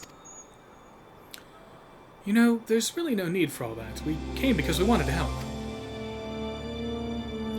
I, Nashu, faithful assistant, maker of explosive extraordinaire, do hereby present to you this fresh change of clothing. Capital. I knew I could count on you, Nashu. I shall change en route. Come, my friends, to Zenith and to Gigi.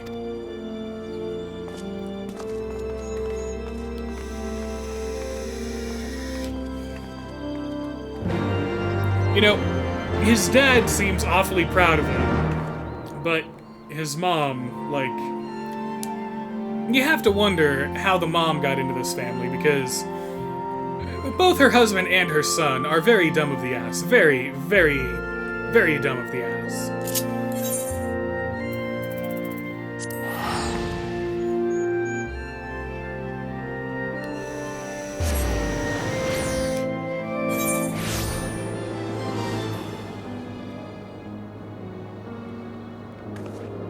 Hey, there they are.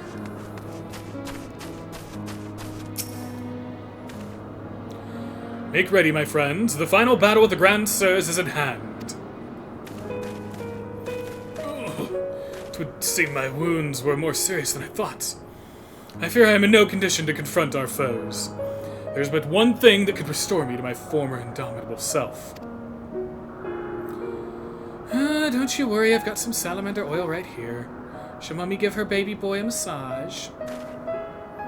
Oh, my dearest Mummy, Mother dearest, I would not impose upon you, not when my ever-loyal associate, Kuroja, stands ready to minister to my muscles.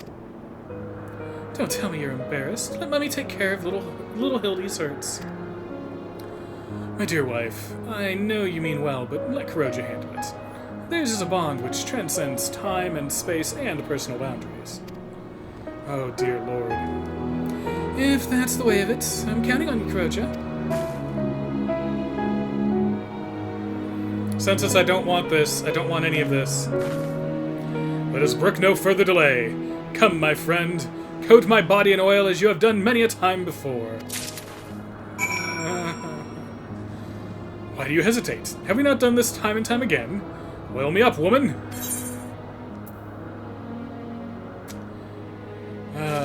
It rubs the oil on his skin. It does this whenever it is told. Wow. There are so many implications here. Oh, how it soothes my aches and pains. Quickly now, knead it into my flesh. Knead as you have never kneaded before. I'm gonna stand this far away. Oh, such furious kneading. I applaud your enthusiasm, but mayhap I urge you to excessive force. Nay, you were in the right. Already the gentle warmth begins to spread throughout my body. The fires of righteousness burn anew in my breast. Hold, my son. Though your passion is renewed, you may yet be spurred to greater feats of Mandervillian strength.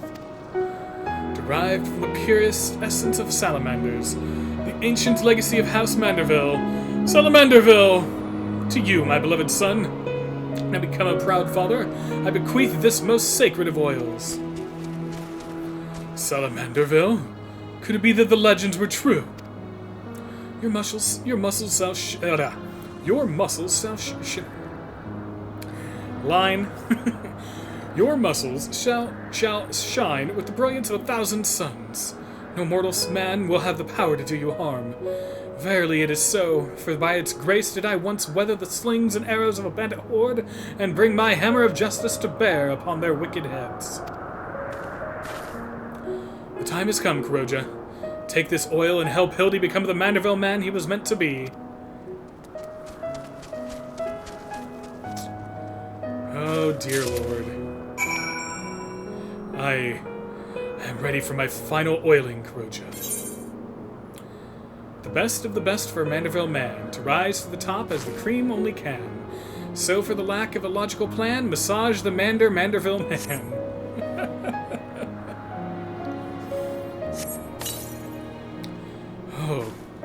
Oh, the Salamanderville! How it flows into every nook and cranny! Quickly now, lay your hands upon me, massage me with all your might!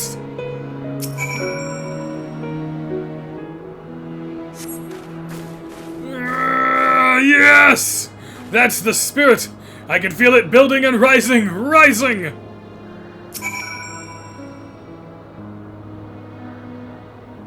Sweet Jesus. Such passion! Such fervor! I am the Inferno unbound, the Tempest unleashed, but I have not yet begun to pose. Massage Hildebrand once more with feeling. Oh boy. They're really, really rubbing this in.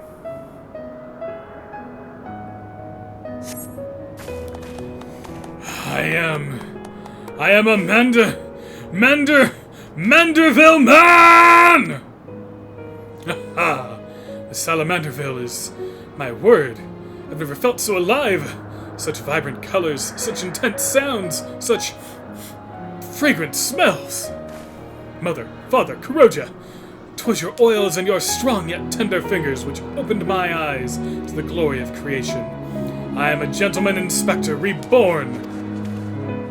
Onward to Zenith! No matter the laws of nature they pervert or the limits they break, the Grand Sirs can do naught to stop me. Well then.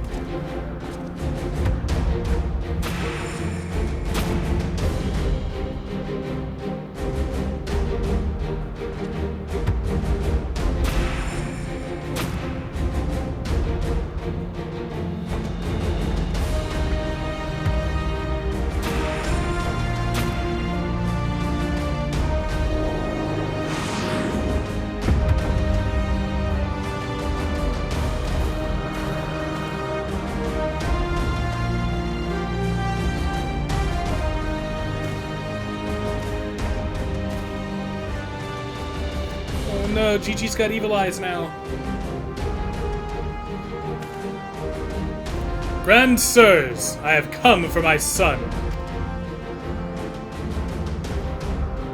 Oh, must we do this now? We have a dragon to slay.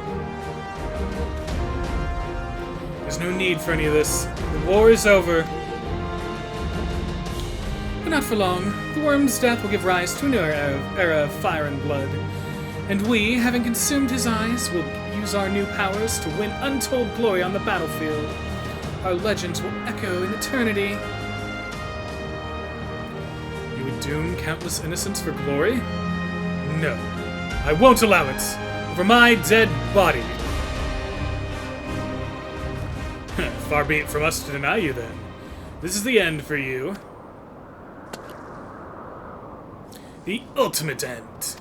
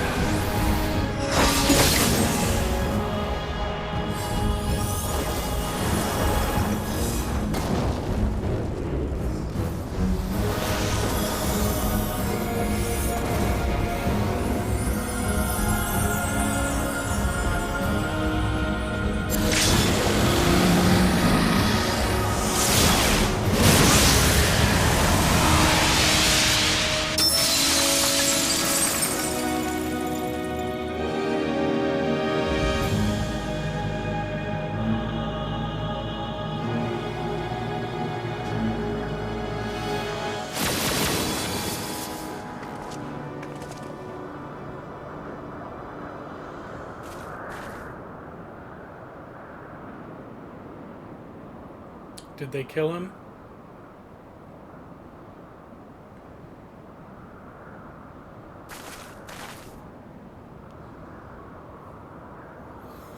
Have faith, my love. He is our son.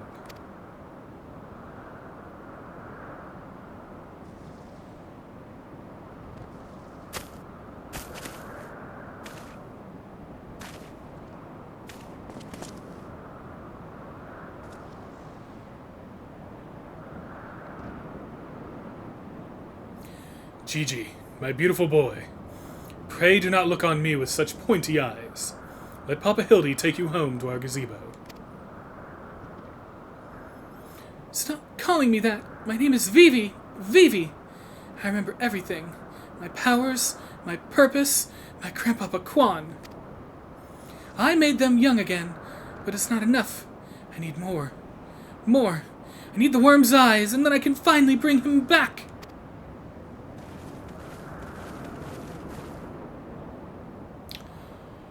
I'm sorry, Gigi, but no, you cannot. Grandpapa Quan is gone. He's right, Gigi. Mayhap you could restore his corporeal form and breathe life into it, but his soul, what made him your grandpapa, is forever beyond your reach. It's not true! I can restore anything to its ideal form, to the way it should be, even Grandpapa Quan, even you, Papa Hildy. Oh no. Please, Gigi, you have to stop. If you keep using your power, you'll die.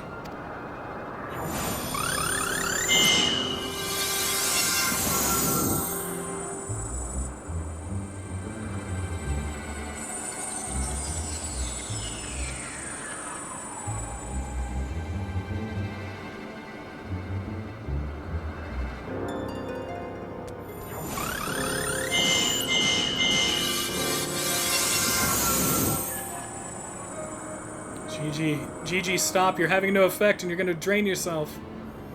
I don't understand. Your clothes are still dirty and tattered.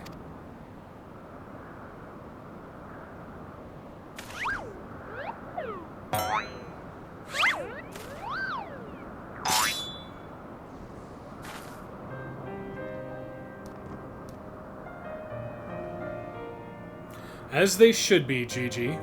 For my every waking moment is as the gods intended. Every day I live my life to the fullest. Every day I enjoy grand adventures. Gigi, your papa's ideal form is him being tattered and dirty. That is his true form for always. I found your grandpapa's research notes. What he gave you wasn't the power to make things the way they were. He gave you the power to change the world, to make things the way you yourself believed they should be. That's why your magics have no effect on the Inspector, because you know in your heart that this battered and bruised form of his is, in its own way, right.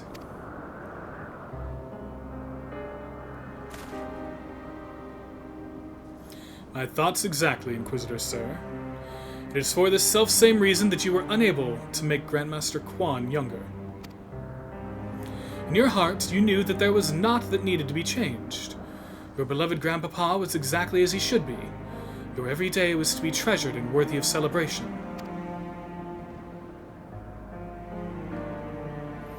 Then what about the Grand Sirs? Why was I able to make them young again? All you truly knew of them were the stories they told. Wondrous tales of daring do by heroes in the prime of their lives. It's no wonder you were able to envision them as such.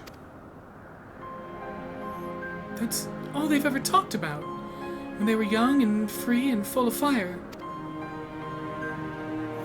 At first, Archmagus Quan didn't understand the true nature of your abilities.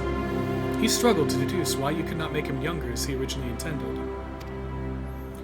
Eventually, he realized that your fond memories of him were preventing you from conceiving of him as anything but an elderly creator, and that the only way to achieve his goal would be to take them from you. But you were all he had left in the world. No longer a mere mammoth, but a friend, a family, his only family, his grandson. He couldn't bear to lose you, so he renounced his quest for immortality. But I still lost my memories in the end. He was afraid of you. He was afraid of leaving you all alone in the world. Afraid that others would attempt to take advantage of you and your magics. So before he died, he decided to take your memories from you after all, to protect you. But despite his best efforts, something remained. Something stronger and more powerful and more resilient than anything Archmagus Quan ever dared dream. You were never broken, Gigi. You were never abandoned. All he wanted was to set you free. Free? Free to do what? Whatever you like, Gigi. Don't you see? That was his final gift to you. A new life. A new story all your own.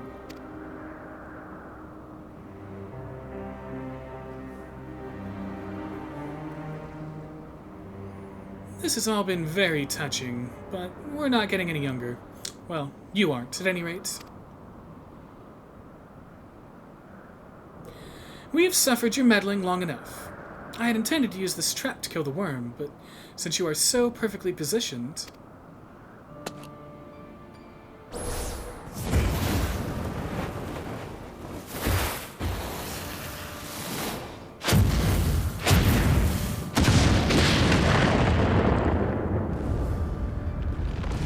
Oh no.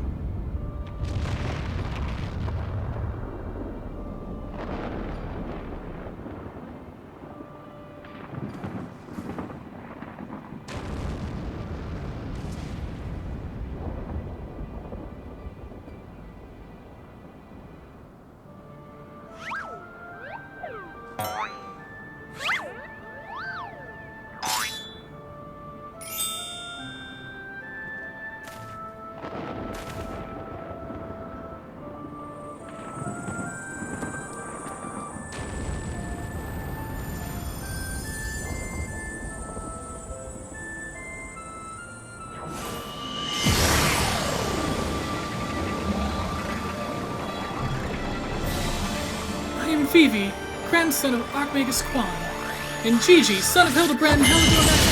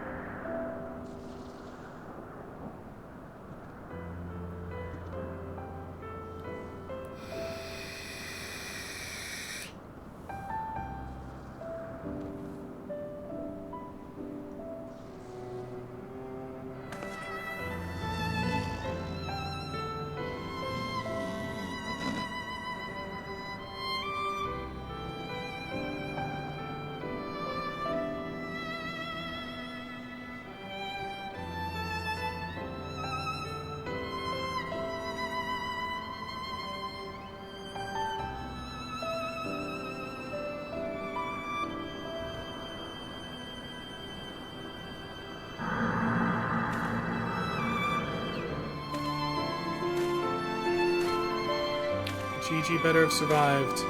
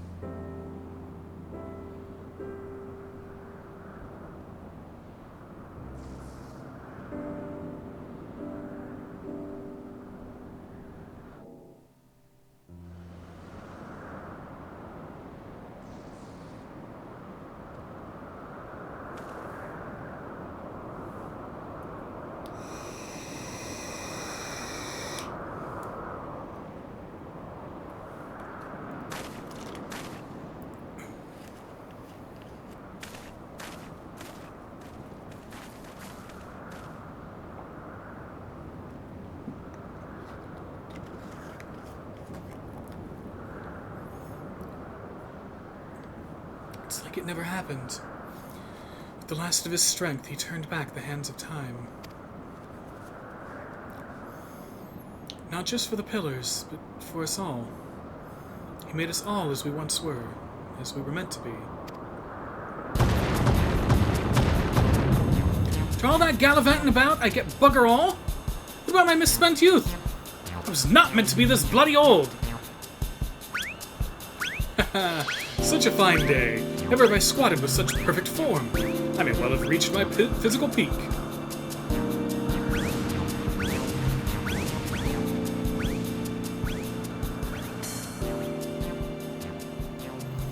Ah, what rot. Act your age, you daft sod. You look foolish. You should be grateful. Gigi saw what you had become and gave you a second chance.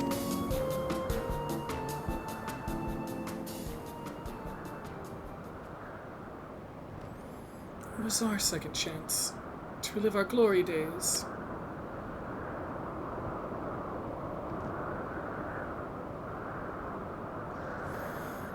It was all rather silly, though, wasn't it?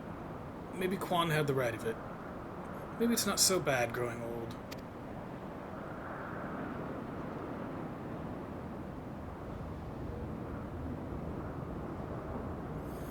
I was a coward when I was young. Now that I'm old, I'm not too afraid to say things like, I love you, Doris.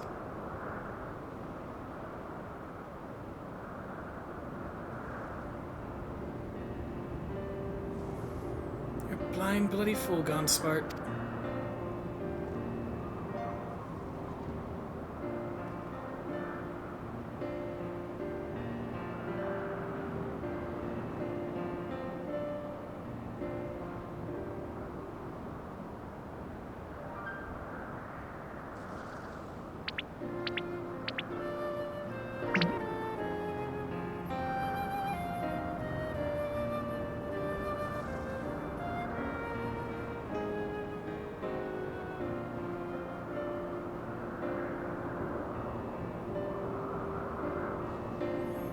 I say, am I dead again?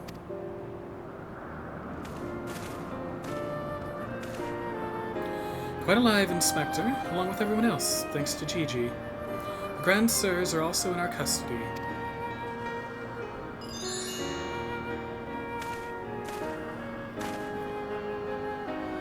Ha ha ha! That's my boy. Where is the little tyke anyway?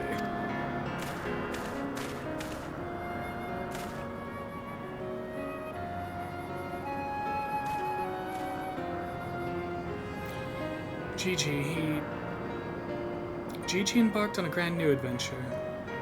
He's no longer with us.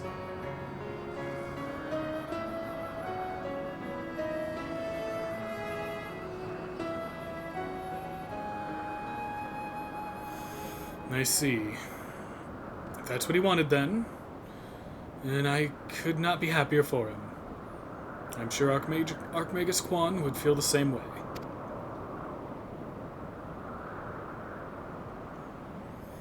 What do we do now, Inspector?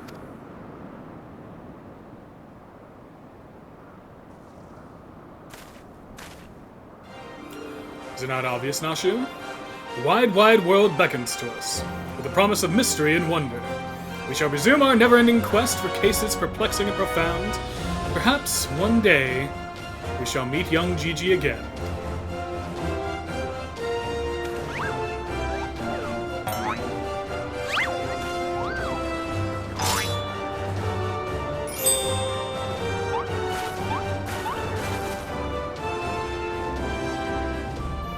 I hate to admit it, but this whole mess got me thinking that maybe it wouldn't be so bad if I really had a grandson.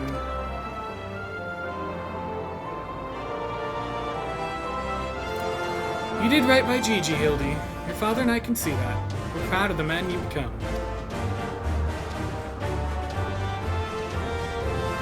I am proud of you too, Mother, for finally coming to terms with the ephemeral nature of physical beauty and allowing yourself to age gracefully.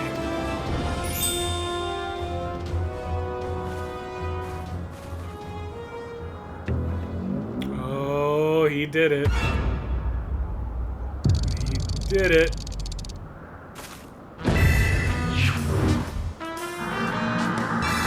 Gracefully, was it?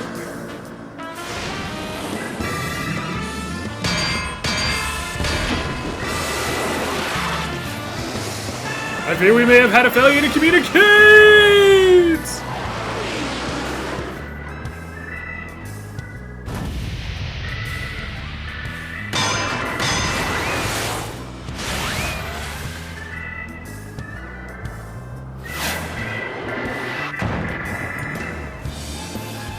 Here he goes again.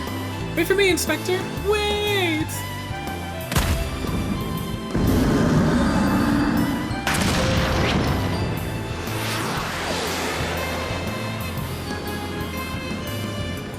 Hark! What is that curious light I spy in the far eastern skies? And the so familiar scent which fills my nostrils.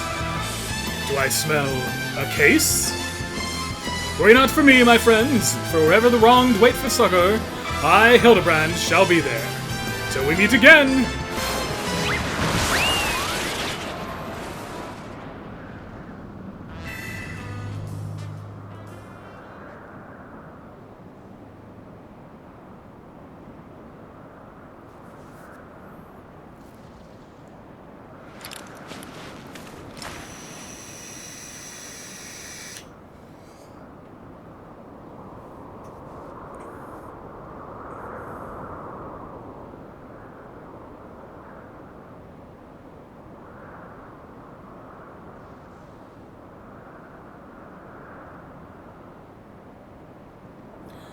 I say, you do know that so long as the core remains intact, little Gigi is not actually dead? That's right. So dry your tears, boy. There's no need for all this moping about. He has fallen into a dormant state because he used up all his ether. His core will gradually recharge as it draws upon the ambient ether, and in time he will awaken from his torpor. I shall tend to the child for now.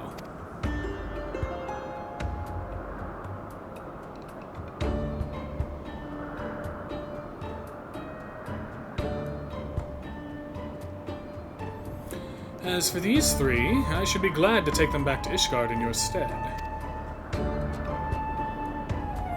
Most generous offer, my lord, but hardly necessary.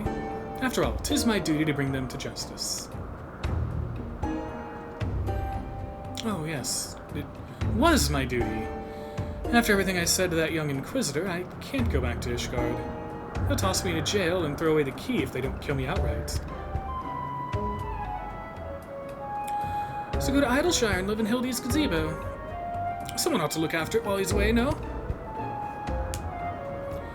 That doesn't sound all that bad, actually. Full glad I am to accept your offer.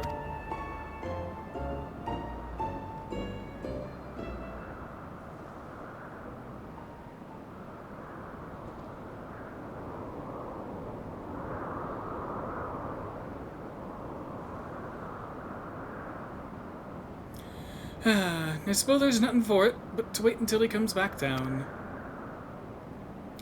'Twas most graceful strike, my love. You haven't lost your touch.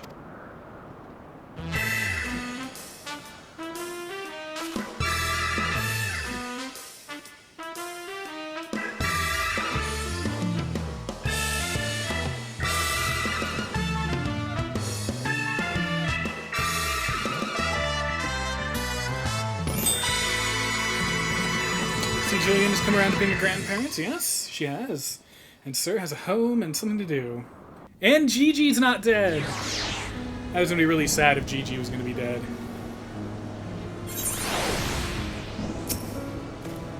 I suppose there's nothing for it but to leave the Grand Sirs to Lord Godbert and for me to see to Inspector Hildebrand's gazebo.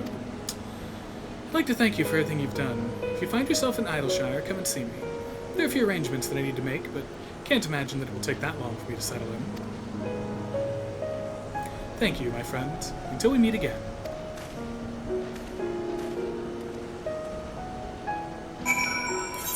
Alright, to Idleshire we go.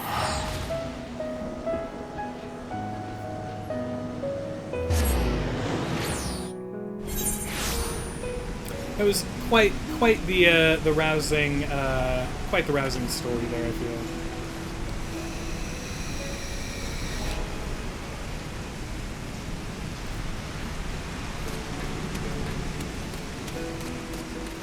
Though I'm wondering if it's going to, waiting for Juon to get into murder mode.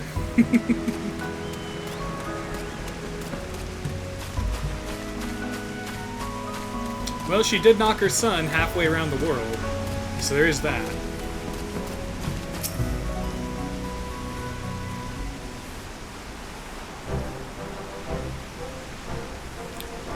Looking back on the course I've run, it's hard not to think of the man I was and feel ashamed. Before I took on this case, I'd only left the capital a handful of times. The rubbish I believed, the facts I considered unassailable. Fury take me, what a fool I was. If I hadn't met you and the inspector and Gigi, I would have never realized how much I had come to hate my job. Nor would I have discovered how much more satisfying it is to seek out the truth. The whole truth. One might say that getting labeled a heretic and having to flee Ishgard is the best thing that could have happened to me. After all, now I am free to start a new life here in Idleshire as a consulting inspector.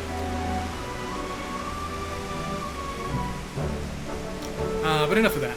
There's someone I would like you to meet.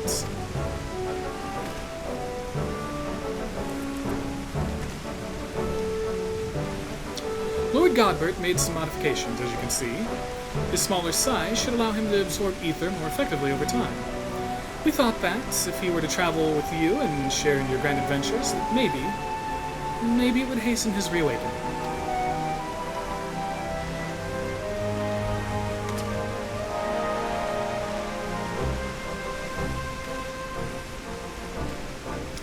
Thank you, my friend. I do hope our paths cross again someday. May the Fury bless you and keep you.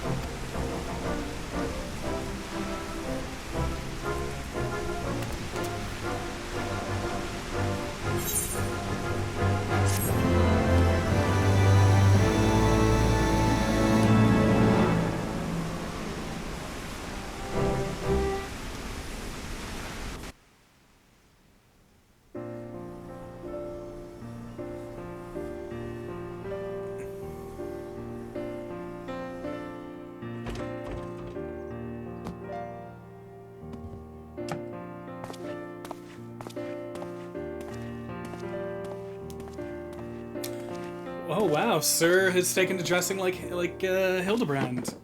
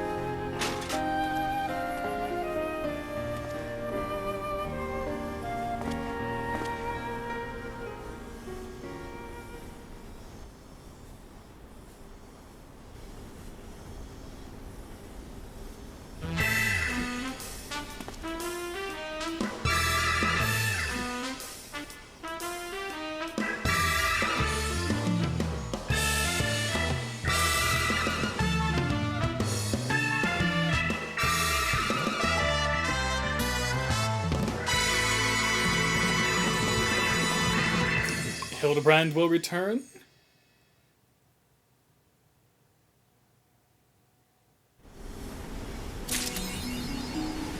Well, there we go. We completed an entire section of the Hildebrand quests. Oh, boy.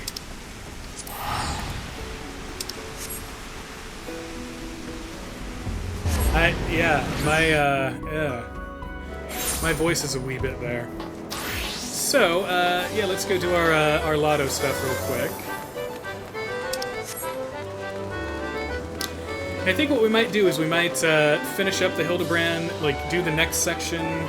Basically, we have the section for Stormblood and then the two quests that are in Endwalker left. And I think we'll do those on Sunday. So glad Gigi is okay, by the way. Me too. Oh, speaking of, we need to... There we go. And... Oh, no, not companion. I need minion.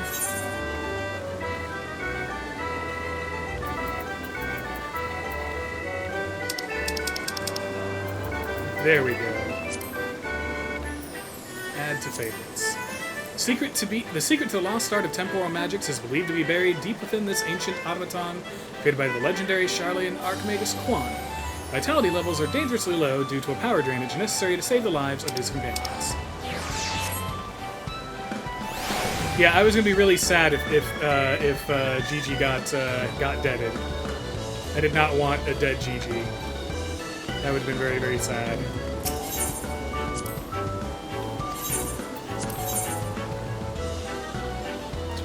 All right. 1, 2, 3. No, 1, 2, 3. And Senseless, can you give me 4 numbers? Damn, not a 1, 2, 3 again. One more. Come on, 1, 2, 3.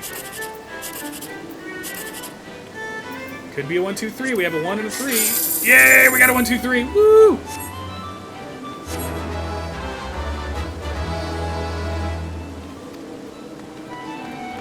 Go us.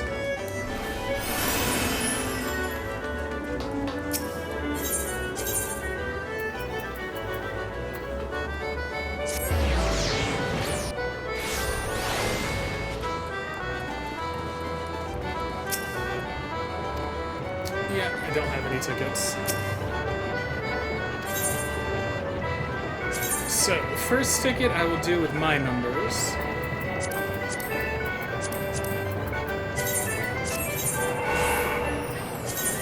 Second ticket we will do with Senseless's numbers. And the final ticket, I wonder. Hey Siri, give me 4 random numbers.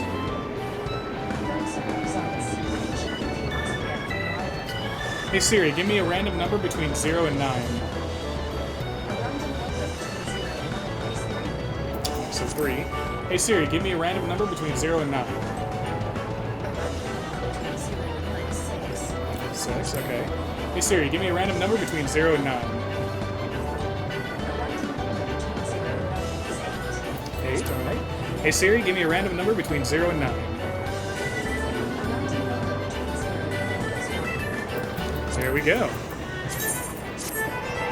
So we've got my numbers, Senseless's numbers, and Siri's numbers.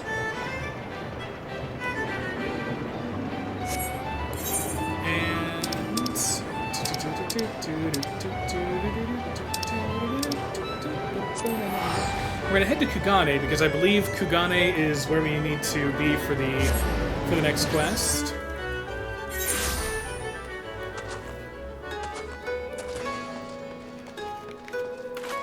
So that way we'll be here and be ready. Be here and be ready. Oh, there it is.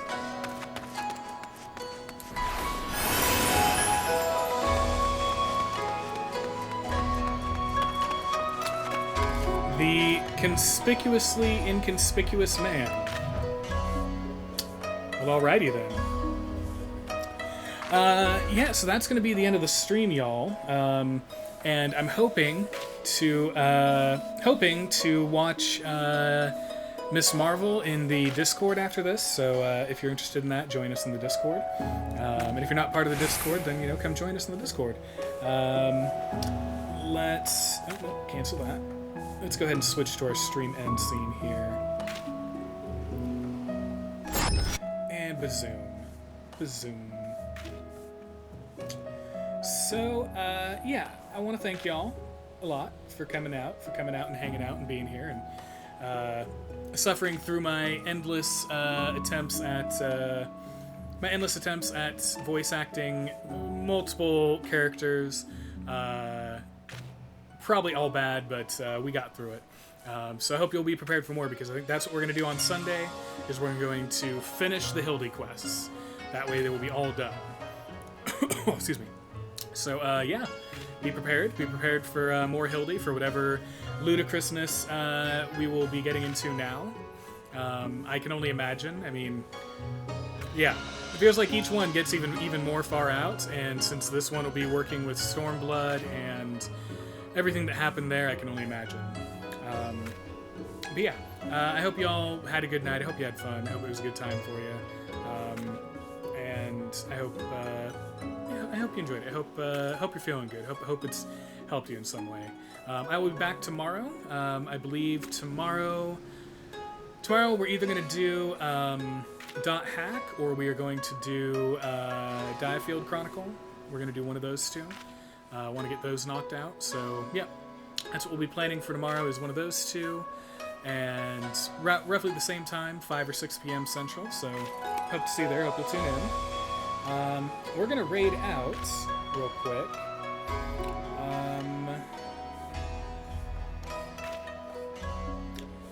I think we will raid out to Hyacinth. That sounds fun. So yeah, we will raid out to Hyacinth here. While we're waiting to do the raid, again, I will say thank you so much for being here. Thanks for hanging out with me. Thanks for being with me. Thanks for chilling with me. It means a heck of a lot that you chose me to spend your time with. It means a lot.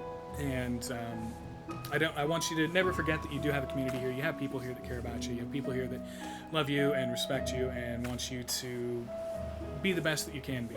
So never hesitate to reach out, to talk to us if you need anything. If you need help with anything, just reach out. We're here for you.